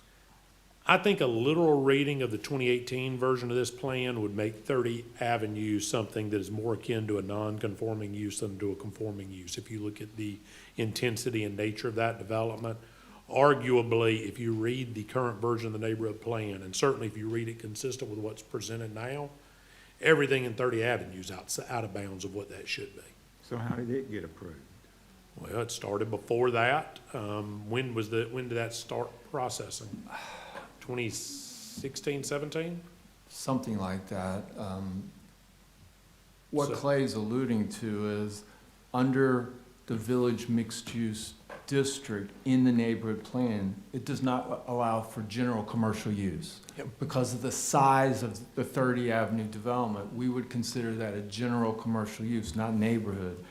But it limits VMU to neighborhood commercial. So if 30 Avenue came in today, the way this is written Yep. currently, it wouldn't be allowed.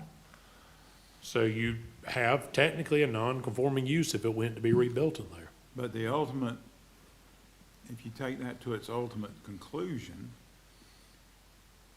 if a hurricane hit next year and tore it up, tore that development up, you couldn't rebuild if it's a non-conforming use. You'd have a window of time, correct? I think there's a window of time. There's a window of there. time. Now, they took too long. No, they couldn't. But they do have a window of time to start rebuilding. And I think it depends on the amount of damage too. Yeah, there's a percentage of damage element, but you are not wrong that if a Hurricane Michael situation came and basically they just closed the doors and it wasn't really damaged and they decided they'd come back in a year and it wasn't fully damaged, yeah, there's a chance that none of it will be able to be rebuilt. And so I go back to that supremacy of text language, I think we're getting really, really close to absurd results when we're talking about a property that is in that same area that would be being developed consistent with village mixed use, not inconsistent with village mixed use. To require it to be a bed and breakfast would be unlike every other VMU in the county.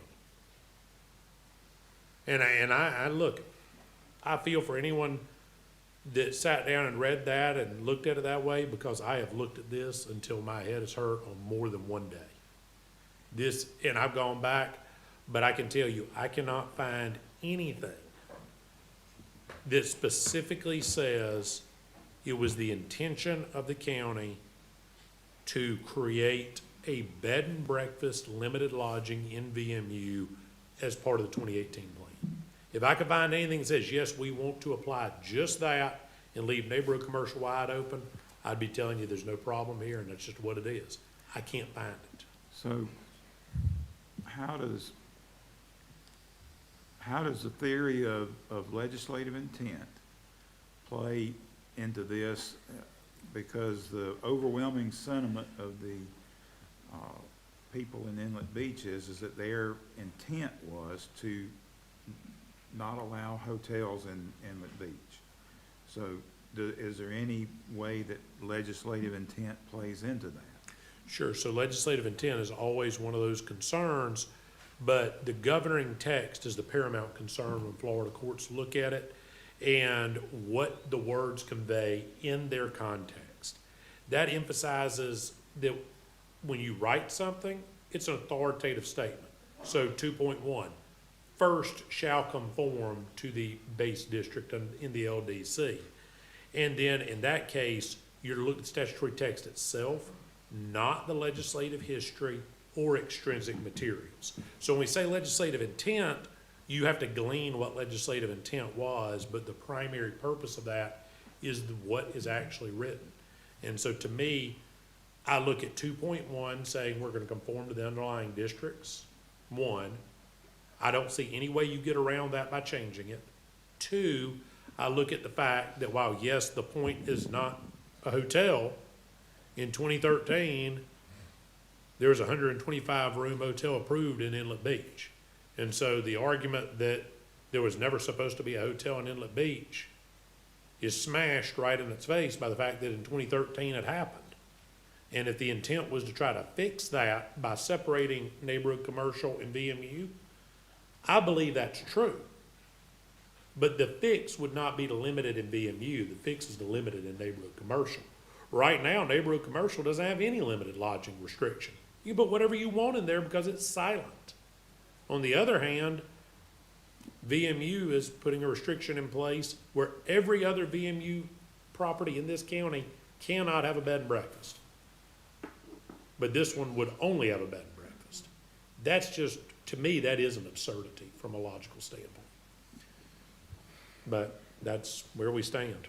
Okay, let's open it up to the audience. Yes, sir.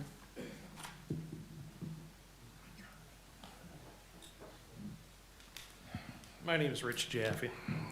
I live in Inlet Beach, and at the time we made those amendments, I was the president of the Historic Inlet Beach Neighborhood Association. We worked with county officials, planners in particular, for a couple of years, crafting our amendments. And you might be calling the point a hotel, but it was never a hotel. It has always, to my knowledge, been apartments, condominiums, whatever you want to call it. I was one of the people who had a hand in crafting those amendments in 2018, along with your county planners. While we came up with the concepts, it was your planners that actually wrote it. If there is a Scribner's error, if there is a mistake in it, if there is the wrong section of code cited, it was on your planners, not us. And in fact, that mistake by planning was compounded, and Mr. Brown will admit to the fact that he has said that he made a mistake. When this project came to him, he did not look at the historic Inlet Beach neighborhood plan to see if there was a conflict. And there would have been, because we always, from 2017 when we started talking about these amendments, said nothing bigger than a 10-bedroom bed and breakfast, because we didn't want to run into these issues. We had come close to such things in the past. We wanted to fix it. We wanted to protect the community from predators like the ones that are trying to build this thing now. And we specifically crafted language with your planners to try and protect our community from having a problem like this in the future. At no time did the people of Inlet Beach make a mistake except to trust your planners. If there's a mistake in the verbiage, we ask you to do the simplest thing possible. Fix it. But do not change our neighborhood plan. That is not what's at issue. What's at issue is a mistake or a few mistakes ongoing made by people here, not us. Our intent was always clear. It remains clear. And there should be no question at all in your minds as to what our community wants. And if it doesn't fit for other communities, so be it. It doesn't have to fit other communities. It's what we crafted. The Board of County Commissioners approved it. The state approved it. And it has been the law in Inlet Beach since. Thank you. Thank you. Thank you. Anyone else? Yes, ma'am. Madam Chair, Commissioners, I'm George Hatch from Gilday Law. We represent the Historic Inlet Beach Neighborhood Association. Taking a look at the neighborhood plan, and Mr. Exton referenced 2.1, if you read on in there, what it does say under 2.1.2, that all development criteria uses will first conform to the base zoning district as outlined in Chapter 2 of the Walton County Land Development Code. The very next sentence says, this neighborhood plan overlay then imposes additional limitations and guidelines which are addressed in this section. And that's what you have. There isn't any inconsistency or any problem. And it's curious that this came up there's a Scrivener's error, so we need to come and address these and look at these 6 options of ordinances. I still haven't heard what the Scrivener's error is. There's speculation. What Mr. Atkinson says the Scrivener's error is, move it all to a whole different section and then redline out 2 or 3 sentences at the end of it. That's not a Scrivener's error. And there's no problem with how it is now. Under the village mixed use section, they give permitted uses there. The permitted use that's permitted under the village mixed use section is neighborhood commercial. Neighborhood commercial, in its very definition, permits bed and breakfasts not to exceed 10 rooms. You don't need to do anything with the neighborhood commercial section of the neighborhood plan. The neighborhood commercial one, in the very definition of being neighborhood commercial, permits those permitted uses. What you have in the village mixed use section is they specifically limited, as permitted to do by 2.1.2, specifically limited the transient lodging that's permitted in the village mixed use section to bed and breakfast not to exceed 10 rooms. If you look at the Walton County Code, under the village mixed use section, permitted uses include neighborhood commercial and village mixed use 125 rooms. Look at the permitted uses under the neighborhood plan. Village mixed use 120 rooms isn't there. Neighborhood commercial is the only thing that's listed there for permitted uses, along with others, and village mixed use not there. Neighborhood commercial, in the definition, includes bed and breakfast up to 10 rooms. There isn't anything to be corrected here. And certainly what you've heard isn't, these wholesale changes is not addressing a Scrivener's error. So we've looked at the 6 proposed ordinances. Option 4 is the only one that the association agrees with. You heard what the original intent was already. That's the only option that conforms with the original intent, and that's the option that we asked you to select. I see I've got 25 seconds. If there's questions or anything, happy to answer those. Any questions? Anyone? No? And Madam Thank Chair, there are a few more people who will be speaking. Thank you. Yes. Who else would like to speak? Yes, sir.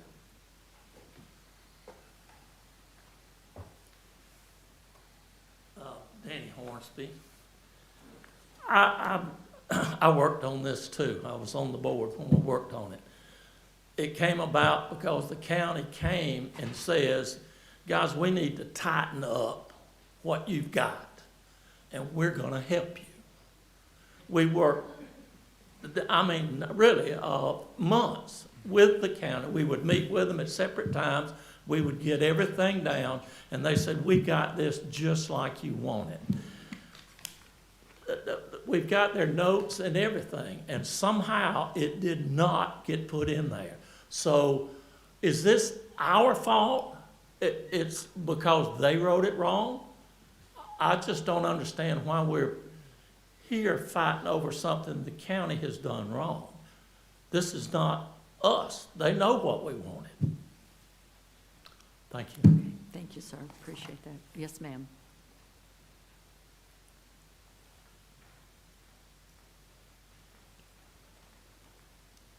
Hello, Kelly Frymire, Frymire. I am a landscape architect and development consultant. I'm currently the chair of the Design Review Board, but I am not here in that capacity tonight. I'm here because at the time when the Walton County was adopting the zoning ordinance and creating the neighborhood plan, I was the senior planner in charge. So you ask who wrote it, I wrote it, and I know that most of the staff was not involved that's currently on your staff, so I wanted to be here to share my experiences with what we were trying to accomplish and be available for questions.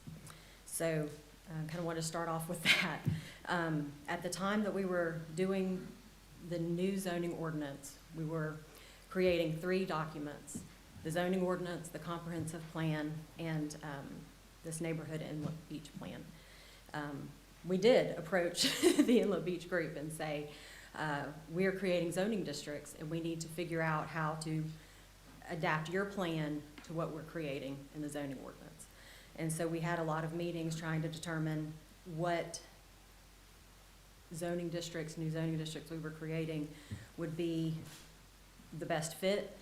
We were trying not to change the intent of the original plan, which was to limit a lot of the commercial development, to limit hotels. We were mostly just trying to facilitate how this new zoning ordinance was going to create this overlay. So that was a lot of our experiences. I facilitated almost all of those neighborhood meetings. I helped draft up some of the original versions. But also, we had hired an external consultant to write the original zoning ordinance. And when we got the drafts back of that, it was completely generic and did not address a lot of the issues that the county really needed addressed. So Kristen Shell basically rewrote all of those documents, and we were trying to redline them ahead of the deadlines. So I can see where a lot of things got missed. I can see where a lot of things made circular citations, and then we didn't get around to doing that. So I was only with the county for about 18 months, and this was kind of the project that I helped push through. So happy to answer anything I can answer, but that was what our intent was. Okay. Go ahead. So you said you worked on this plan with the folks in Inlet Beach, correct? That's correct, absolutely. What was your opinion on did they want 125 hotel room there? Absolutely not. We were trying, so the village mixed use was a brand new category. And we were trying to say, this is the most appropriate thing to describe what we want to see development-wise, as long as we don't allow the general commercial uses and only allow neighborhood commercial and lower.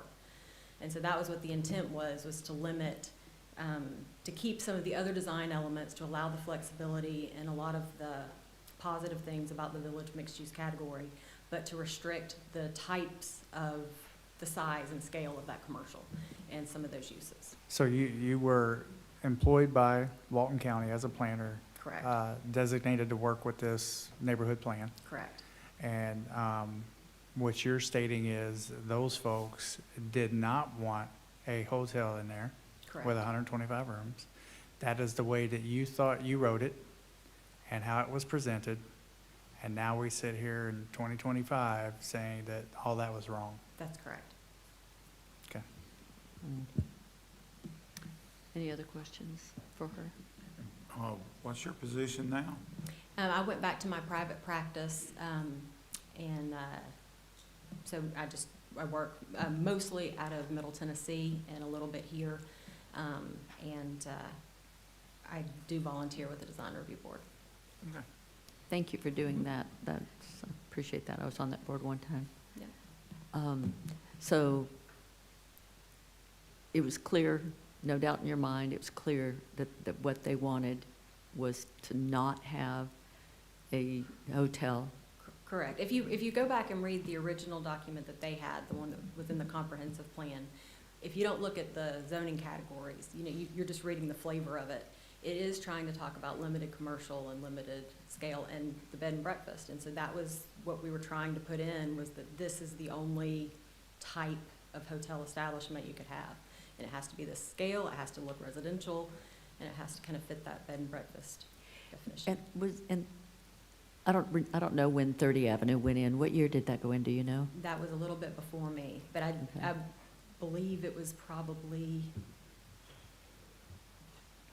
I don't know. Probably Okay. better, but it was, a part of that discussion wasn't fully built out. But I still think, a lot of the issue was not, it wasn't, that small broken down units, it's not one big huge development, it's not one single retailer type of thing that you'd see in the general commercial. Right. Doesn't necessarily feel non-conforming in a lot of ways to me. So in your opinion, this I think it's 75 or 78 room hotel that they're proposing is not at all what they were? Mr. Core is here. He owns 30 Avenue. He said 2012. 2012, okay. And the proposed hotel is 78 units, 78 rooms. Okay. Your question was? Okay.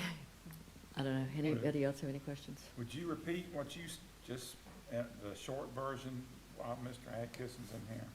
Absolutely.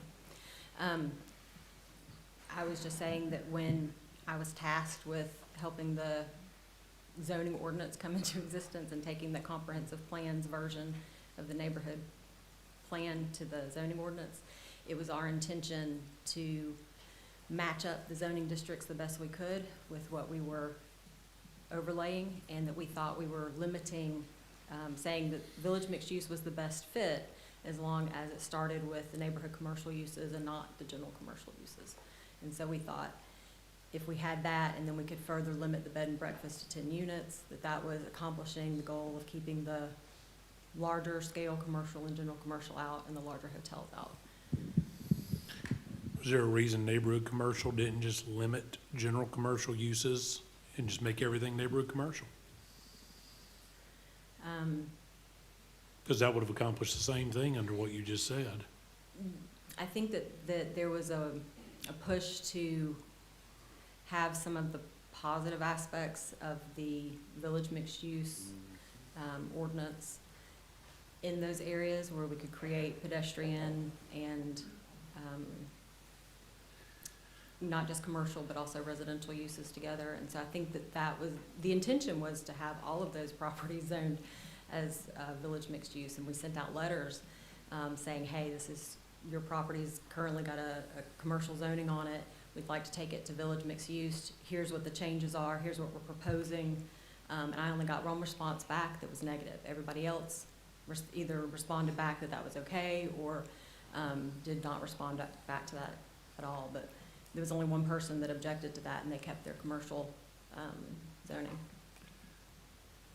And to be clear, there was not 100% sign off on the 2018 amendment. So we sent out a lot of notification of different things, different notifications through the process. At the very last of that was a ballot for them to, vote on the plan as it was. And I don't remember how many we got back of that, but the majority of those that we got back, overwhelming majority, was to accept the plan. Hopefully, all of those boxes are still in your archives, because we had several of the big banker boxes with all that data. Anything else? No? Anybody else? Any questions? Thank you very much. Appreciate Absolutely. it. Thank you. Anyone else? Yes.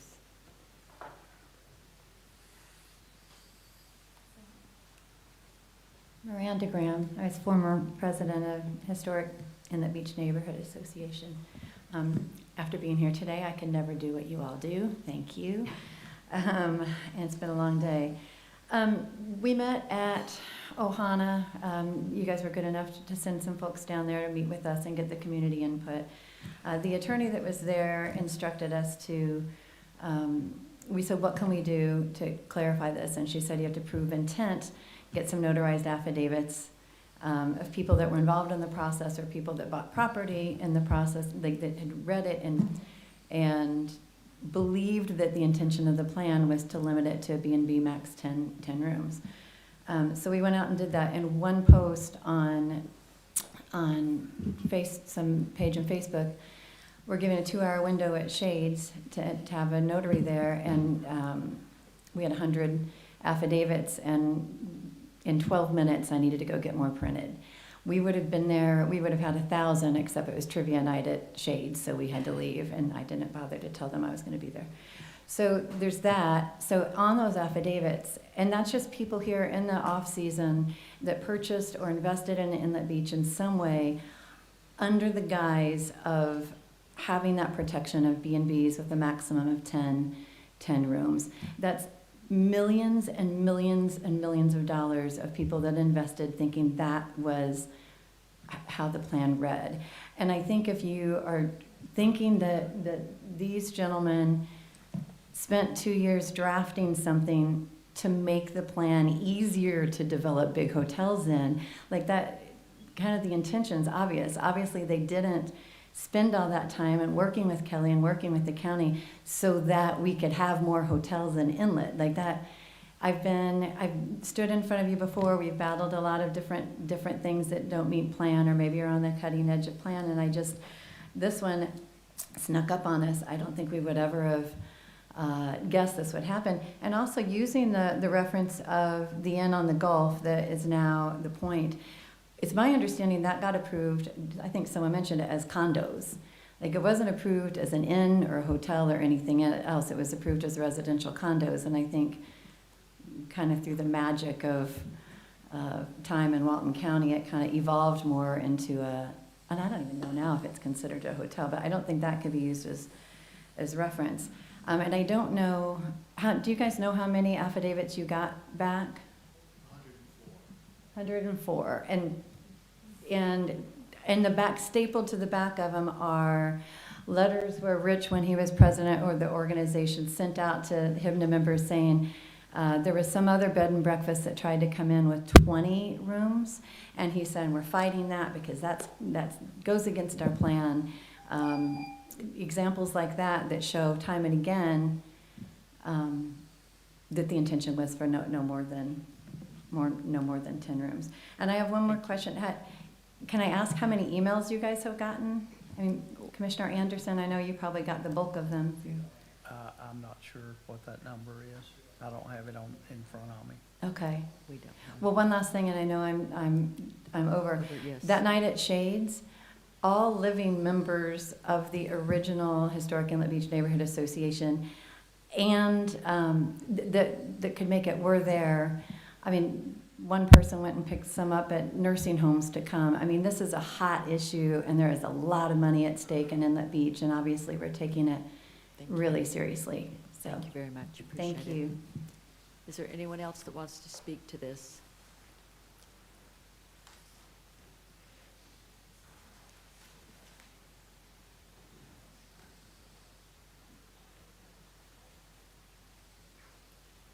Good evening, y'all. Hello. I'm Brian Core. My family owns 30 Avenue. I'm not a member of the Inlet Beach Neighborhood Association, although I did send them an email trying to apply several years ago. I was also not included in these conversations about changing the zoning laws or the overlay of Inlet Beach. I didn't even know it was going on. I did get an emailed map from Kelly Fryemeyer. I actually recall getting that. And it was the new map that showed the new zoning. And she was like, you know, we're trying to rationalize the VMU in the neighborhood commercial and all that. I looked at it and said, yeah, that makes sense. Never saw, didn't know all this conversation was going on. So where we are now, we have a conflict with that and the underlying law. We're kind of caught in the middle of it. It's not just about a hotel now. It's, my place is non-conforming, right? So my buildings are over 40 feet tall. So the limit now is 40 feet. So if I get a wall knocked down, I theoretically can't put it back up. And that's a bit of a problem. We have a large school on a property that we need to add on to. I would like for that building next door to be the same height as the one that's there now. And that's something that we're working on now. And so because of all that, that's why I request that we just be pulled out of the Inlet Beach overlay.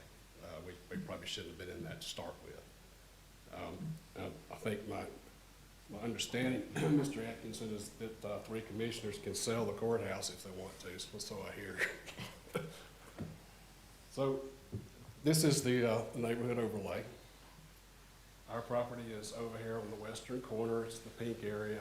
We border, actually over here is a highway retaining pond, so there's really nothing over there. So because we're on the border, we can easily be cut out. We own all the property within those confines.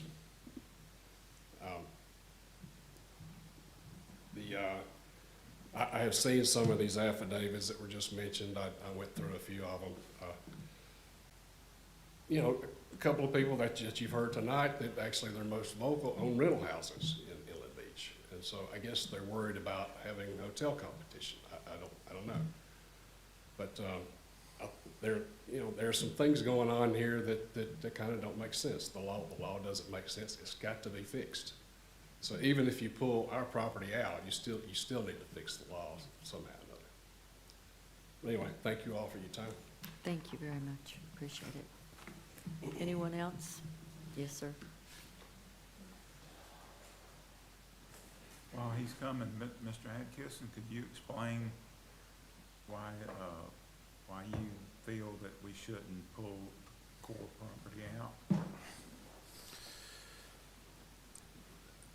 I'm going to defer to planning. Planning has taken a position consistently that once in a neighborhood plan, properties are not subject to being removed because it defeats the entire purpose of the neighborhood plan. Is that a fair statement, Mr. Shawn?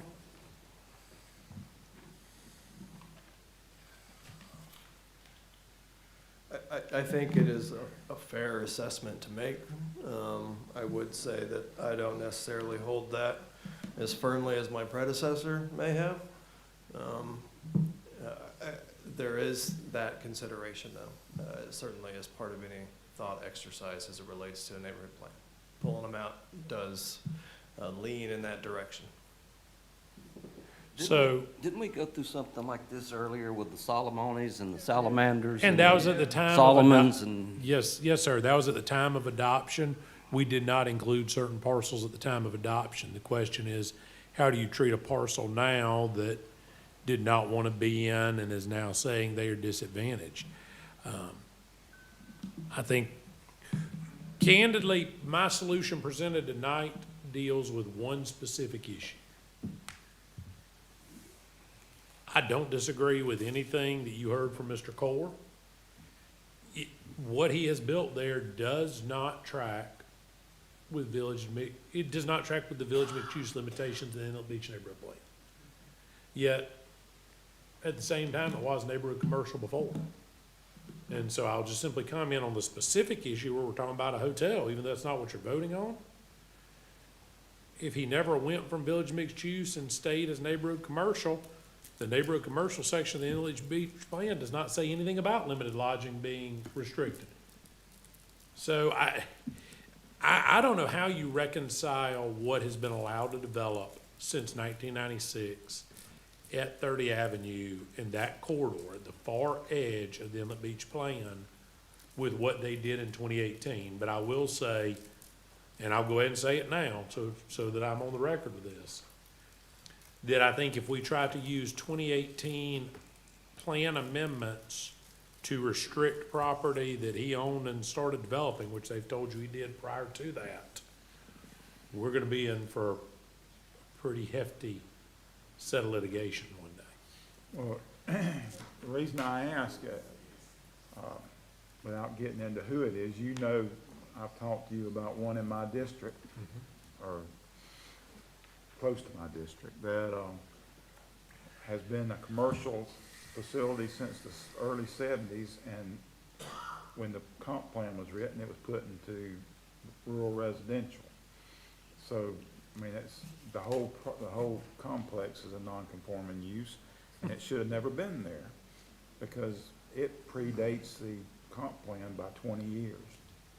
And Mr. Core's property is sort of the same, and I think we need to try to get out of these non-conforming uses that really aren't non-conforming uses. That is in your comp plan.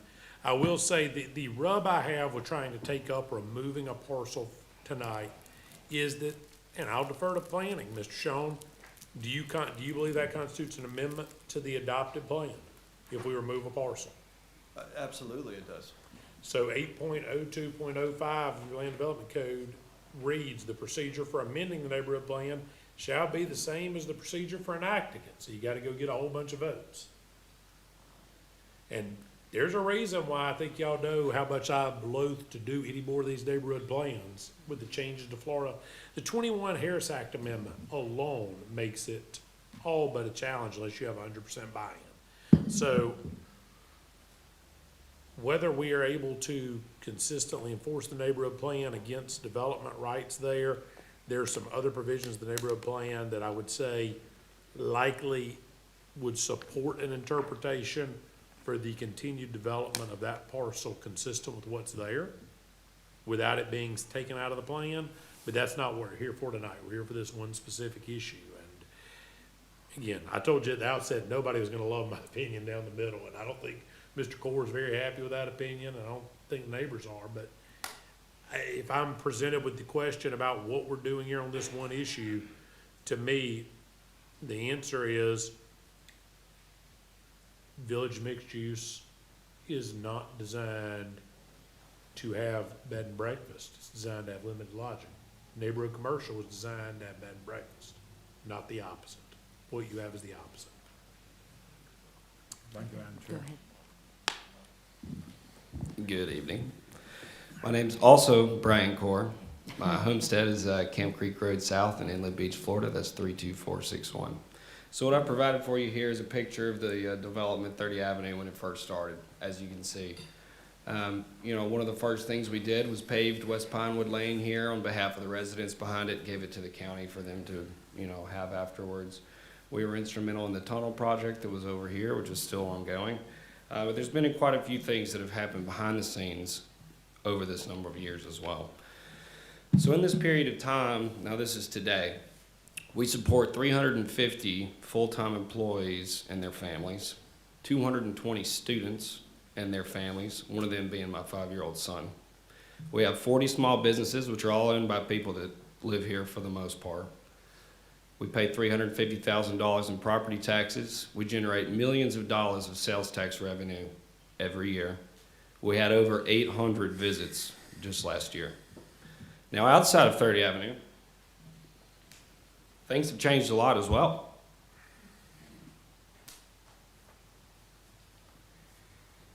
So every purple dot you have here is a short-term rental house. Right there is where 30 Avenue is. Okay, we have thousands of short-term bedrooms next to our development, which for our businesses is great. It has come up a lot that this hotel could potentially impact these short-term rental houses. And so as a part of that, it sparked my curiosity. So I took the list of everyone that came to the meeting at 30 Avenue that came to Ohana. And I was curious to, you know, see Where's their primary residence? Do they have short-term rental houses, et cetera, right? So if their homestead was in Florida, I notated that and moved on. If I found they had a rental house, I notated that. If they own multiple properties, I notated that. If they have a homestead from out of state, I notated that. So of the 35 people that showed up against it, 25 of them appear to be real estate developers. Now, how can I say that? Well, if you go to the tax records from their primary residence in a different county in a different state, it notates whether or not that's their homestead. If you go to their property in Inlet Beach, it's easy to find, it's not their homestead. Ladies and gentlemen, what we have here is not anti-growth, it's not anti-development. This is an anti-competition stance versus a family that wants to continue to do great things for this county. If you have any questions, 20 more seconds. Any questions from anyone? Thank you. Thank you. Thank you. Yes, sir. No, I'm sorry, but this gentleman can come up.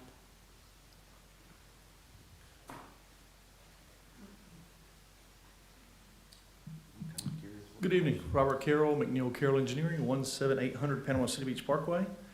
My firm has been involved in the site planning and the permitting for the majority of the commercial developments that you see in Inlet Beach for the past 10 to 15 years, even longer. The west end of Inlet Beach, prior to the modification that occurred in 2018, there were two sets of parcels on the north side and south side that were VMU. So VMU existed prior to the change in 2018. We came before this board in 2012, prior to the Corps purchasing their property, and changed the rest of the development on the north side all the way to Pinewood and all the way to Wall Street to VMU. So when they purchased it, every bit of their parcel was VMU. All right? And then across the street was the other one that was partially VMU. We talked about the hotel tonight, the Inn of the Gulf. We were on that design team. We permitted that development. It was 100% a hotel from the very beginning. It was 125 rooms. The developer was out of Texas. You can look at all the documents, and there is zero doubt that that was a hotel development. Somehow, after the fact, it was converted to a condominium, which should have come before the planning department at least, because there's a lot more parking that's required for condos versus hotels. It would have required more parking than what was currently done. So we were not part of that process. I don't know how that got achieved, but 100% the development order that was issued was for a 125-room hotel. What year was that? We did that probably around 2014, the hotel. 30 Avenue and Inlet the Gulf were going on about the same time. 15. 13. Oh, 13, 2013. So in 2018, the Inlet Beach Neighborhood Plan was updated, lots of input from the community. And what you had is the commercial corridor was neighborhood commercial. But if you look at the maps, they were all changed to VMU, all except for one piece. So our VMU, or 30 Avenue was already VMU. All the other pieces were changed, except one, to VMU. So the current language states that VMU should be treated as neighborhood commercial. Well, if that's the case, why change the maps? Why change all those parcels if you were gonna just treat them as neighborhood commercial? That didn't make any sense. So at the east end, here recently, we permitted shops at Inlet Beach, Phase 2. We did the 38 Surf Shop that no one was a fan of. That was treated as VMU. And also currently, right now, there's a convenience store that's being permitted, and it's being treated as VMU. So, but if you look at the language in the code, it says, page 86 in chapter 2 states gas stations and convenience stores with or without fuel bars are prohibited in neighborhood commercial. So we're treating 38 Surf Shop, the shops at Inlet, all these developments are all being treated as VMU that have gone through the planning department. So I don't know why we're not gonna treat the rest of these as VMU. 30 Avenue was already VMU from the very beginning. We never asked for a change. That's why the Corps didn't look at it as hard, because he already had VMU. So, thank you. Thank you very much. Appreciate that. Yes, sir.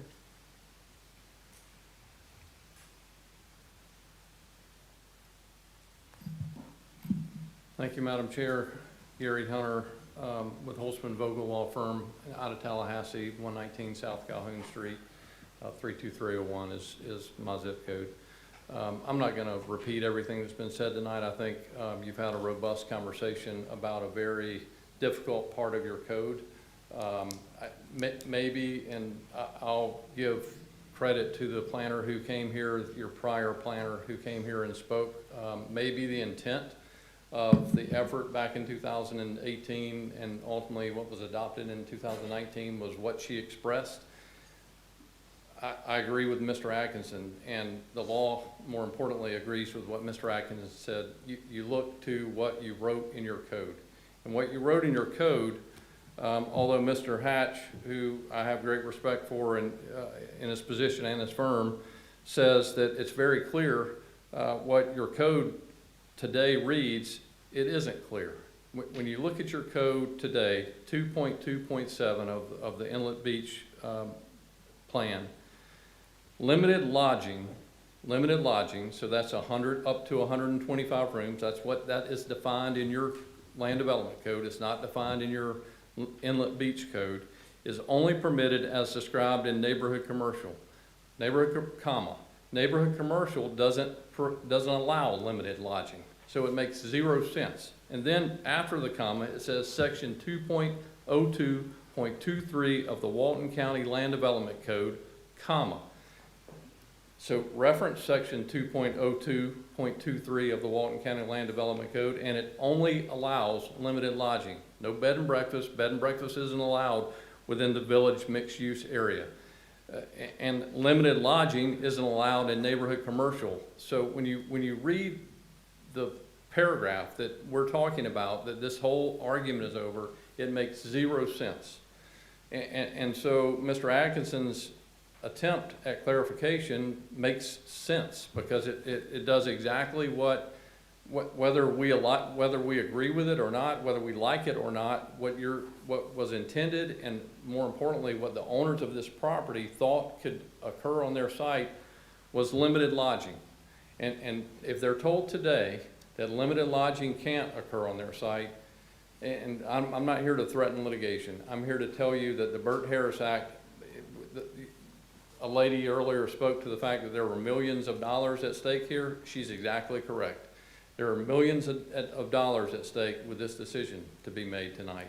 And the owners of that parcel candidly have no options but to pursue the rights of what's allowed on that site under admittedly a less than clear provision of your code. And so, you know, it's not ideal, but what Mr. Atkinson suggested, I'll be brief and I'll answer questions if you have any, but what Mr. Atkinson suggested clarifies the code going forward. There are probably some other provisions in the Inlet Beach plan that need some clarification, but at least as to this parcel, which by the way, is on the far northwest corner of the Inlet Beach planning area on the north side of US 98, which has 30,000 vehicles per day drive down US 98. So we're talking about a 78-room hotel, proposed hotel. That's not what we're here tonight to discuss. Candidly in an area of the county that has tremendous transportation issues, traffic issues, and next to an area that's has been developed inconsistent with what the neighbors are suggesting the code should read as. So I've taken longer than I should. I'll be quiet and answer questions if you have any, but otherwise we appreciate y'all's consideration of what has been a difficult issue and a long day, and I know y'all have got more work to do. Thank you very much. I appreciate that. Yes, Does ma'am. anyone Thank have any y'all. questions? Anyone? I got a statement, but Okay. she's raising All her right, hand. thank you. I'll wait till the end. Yes, ma'am.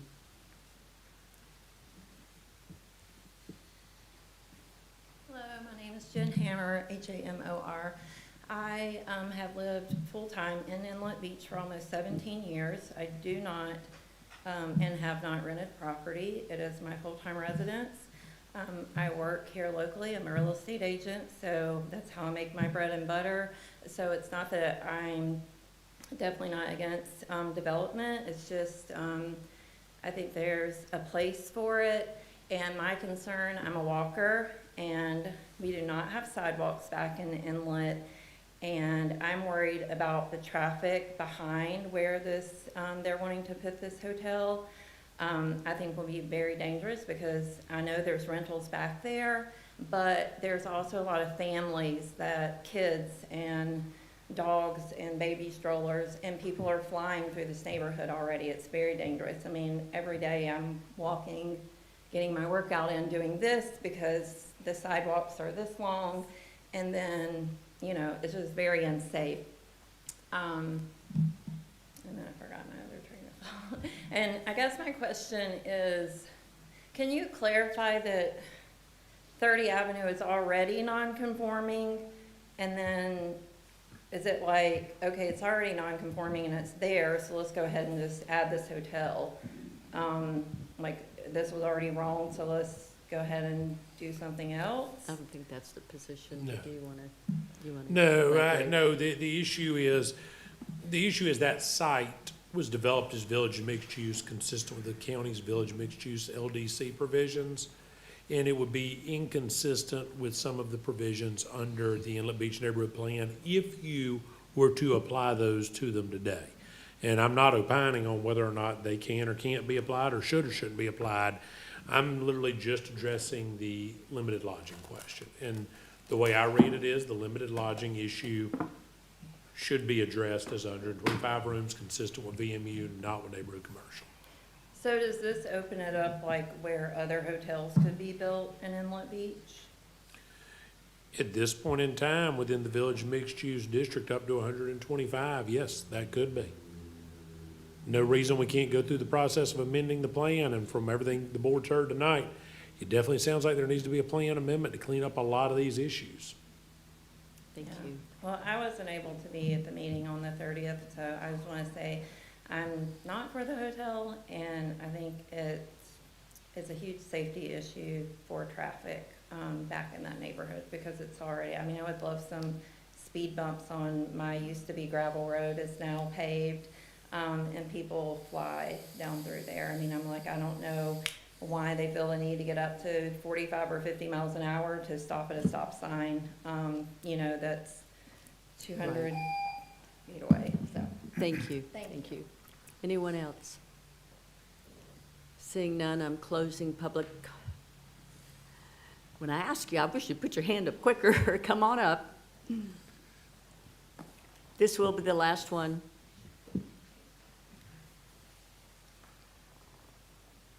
Hello. Good evening. My name is Neva Herschel, N-E-V-A, H-E-R-S-C-H-E-L-L.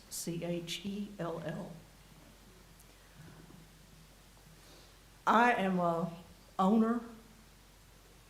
resident owner at Inlet Beach, directly behind where this development is planned.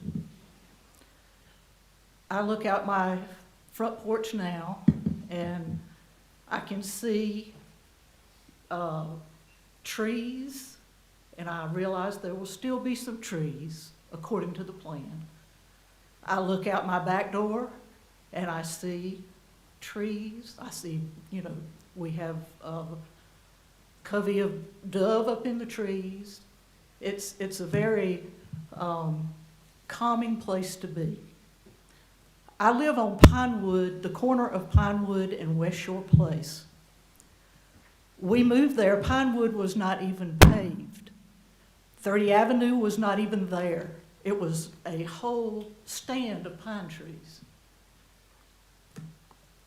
And the development that has been there so far, even though it might not go to plans, has been a positive thing, and I'm glad it's there. I do not rent my house, and I live on a very busy corner now. They cranked up some kind of mover this morning at 7 o'clock on the 30 Avenue property. I love my neighborhood. I love the fact that it's quiet, that we don't have to deal with a lot of people and more traffic than what we already have. The paving of Pinewood brought a lot of traffic on the block behind 98 Highway.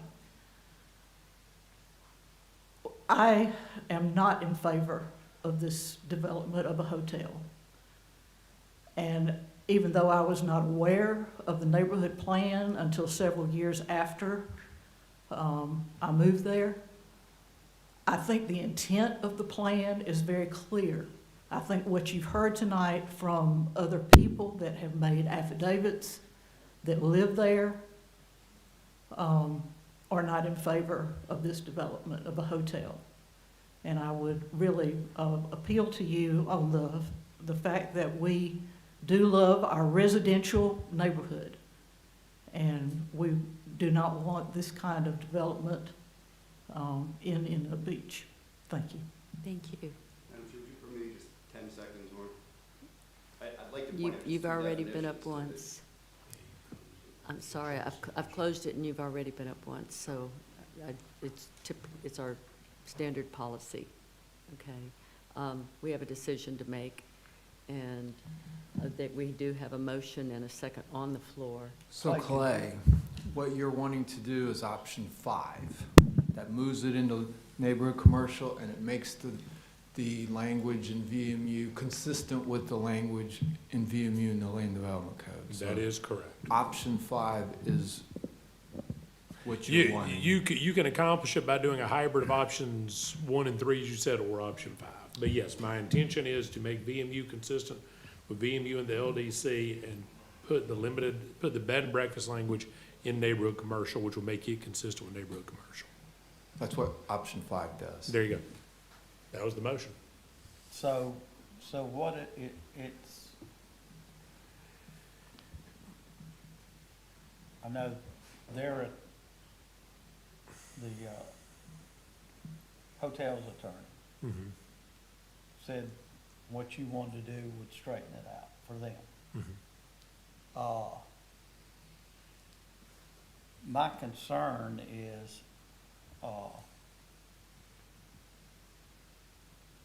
if there's a lot of inconsistencies in this neighborhood plan, then we didn't really do a good job of writing it.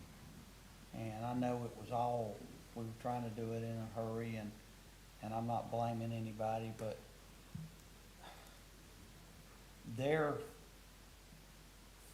first thing we have to do is we have to make sure that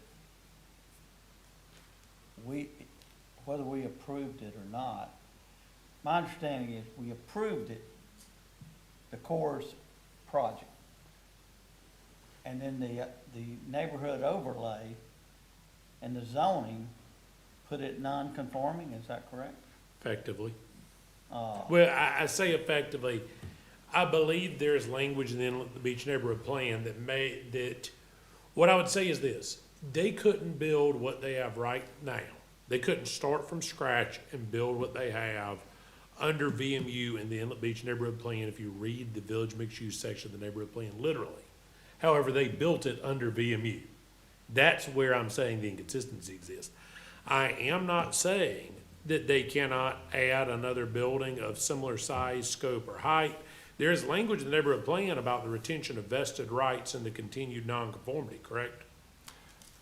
In our land development code, yes. So I'm not saying they can't, and I'm really trying to not opine on, because I can't begin to express what they would or wouldn't do, other than to say that that needs to be addressed. Ultimately, the right thing to do with this whole plan after tonight is to go through a plan amendment and to clean up the inconsistencies, sort it out. And at that time, the consideration of removing a parcel from the plan would be properly before the board, if that comes up. But that's not before you tonight. It's specifically this language is the only thing we have before us. And that's what the motion was made and the second. Yes, sir. Okay, we're ready for a vote? Well, I wanted to make some comments, if Okay. I could. Don't shoot me for using these two words, but in a lot of ways, this issue's like customary use. I mean, it's complicated in ways, but it's simple. It's simple in understanding, but complicated in enforcement.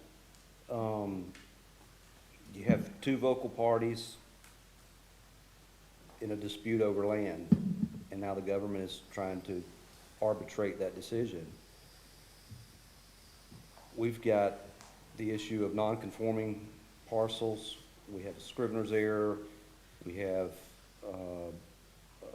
the issue of legislative intent,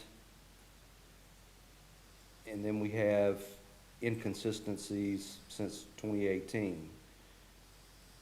So here we are today, we have to, now that this mess has culminated over time, now it's in our laps, and we have to fix it, and we have to fix it in a way that we avoid this type of problem, address the inconsistencies, and move on going forward. And it's just like customary use. You're not going to have, one side is going to be unhappy, and it's basically just whatever the decision is, it's going to affect one side positively and the other side negatively. What I don't understand is I don't dispute the legislative intent. I mean, prior to this meeting, after it was explained by the lady that used to work for us that talked about her involvement in planning this and in laying it out and writing it, I don't dispute the intent whatsoever, but I think we're past that because in 2018, when the amendment was addressed, since then, there have been inconsistent actions and approvals by the government that now have established a different direction going forward. So you had an establishment of what was just and good prior to 2018 or in 2018 in the intent, and then since moving forward, there has been an accepted reality, or there has been an accepted understanding by government approval that things that have evolved since 2018 are good and just. And so now it's all kind of bubbled up in 2025 with this issue, and now we have to call the ball and the strike. The only way that I see how to get out of this, and it's never going to be fair. It's never going to be fair. But we have to make that decision. To fix it, we have to do, I think, in my opinion, what the county attorney suggested in the new option, so that the inconsistencies are rectified henceforth going forward. I just don't, here's the hurdle that I'm having on the vested party, the homeowners that have been living there with the intent that it would be just as it was described in 2018, is that since then, since 2018 up until now, why has there been no one protesting all of the changes that violated the intent that they established in 2018? So for 7 years, there have been changes that have been made, and silence prevailed. But now here we are, and we're having to, now that it's no longer silent and it's very noisy, we're having to make this decision on how we split the baby, so to speak. There again, I don't dispute the intent.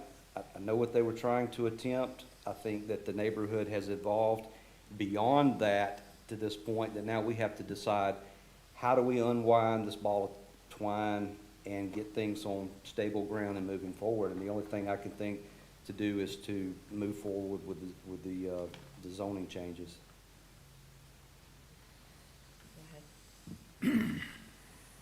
I would disagree with Commissioner Drake in one area, and that's that there hadn't been any noise about the Inlet Beach plan since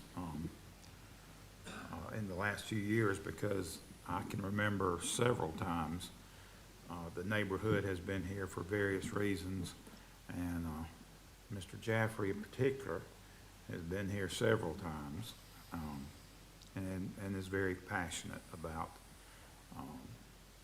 preserving Inlet Beach. Having said that, I do respect what you say about the intent, and that's why I asked the question about legislative intent, because I believe the clear intent of the neighborhood has always been to limit what happens as far as development. But having said that, I think the most telling factor in my decision going forward is the very real threat that we could have a substantial Bert Harris claim and lose. And that's taxpayer money that would be forfeited, that belongs to all the citizens, not just the ones in Inlet Beach, but also the ones in Freeport, Funiac, Paxton, and all the other little communities in this county. So I have a feeling we're going to be in litigation over this either way. But I simply cannot put the Bert Harris gun to the taxpayer's head. I just can't do it. And that's where I'm at.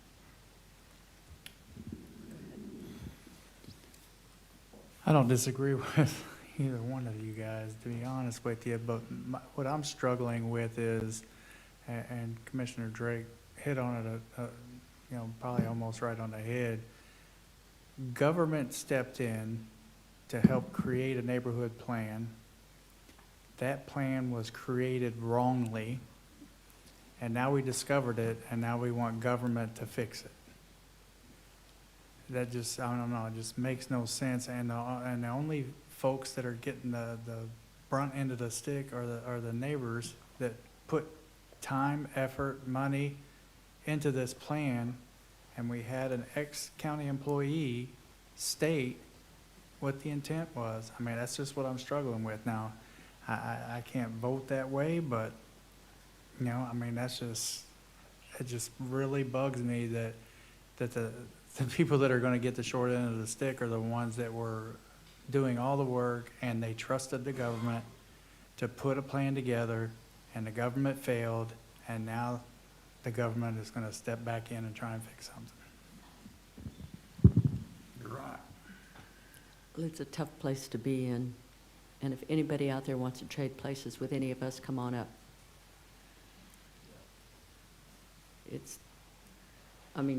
We don't want to have to do this, but we have to make a decision one way or the other. And we have a motion and a second on the floor to Option 5, approve effectively. option 5, to approve option 5. So all in favor, say aye. Any opposed? Motion passes. We trusted you then, and we trusted you a little bit now. You did it to us twice. Thanks.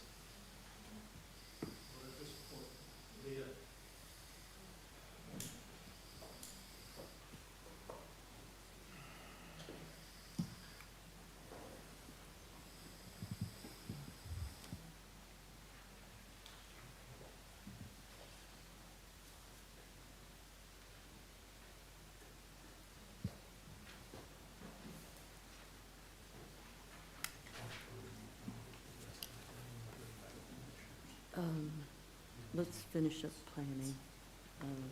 Is that all right with you? You finish up planning?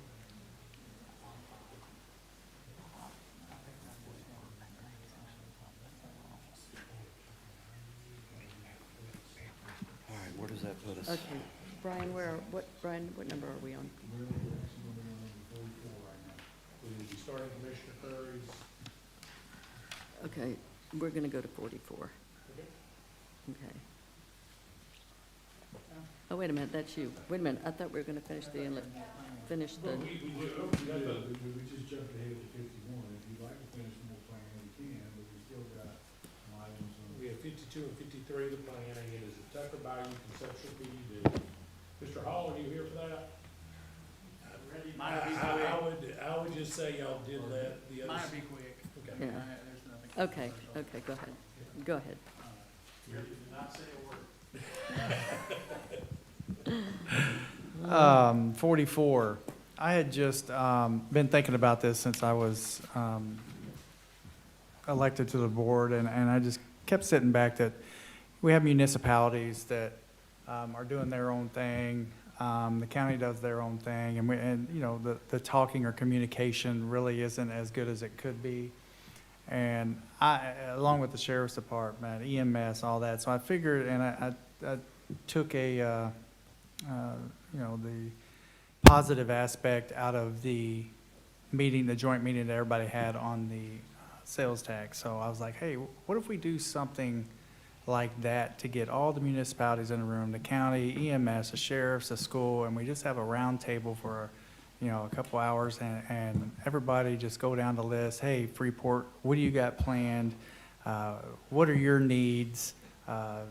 Defuniak, the same thing. EMS, the school. Hey, you know, Superintendent Hughes, what is your, you know, occupancy levels? Are you thinking about new schools?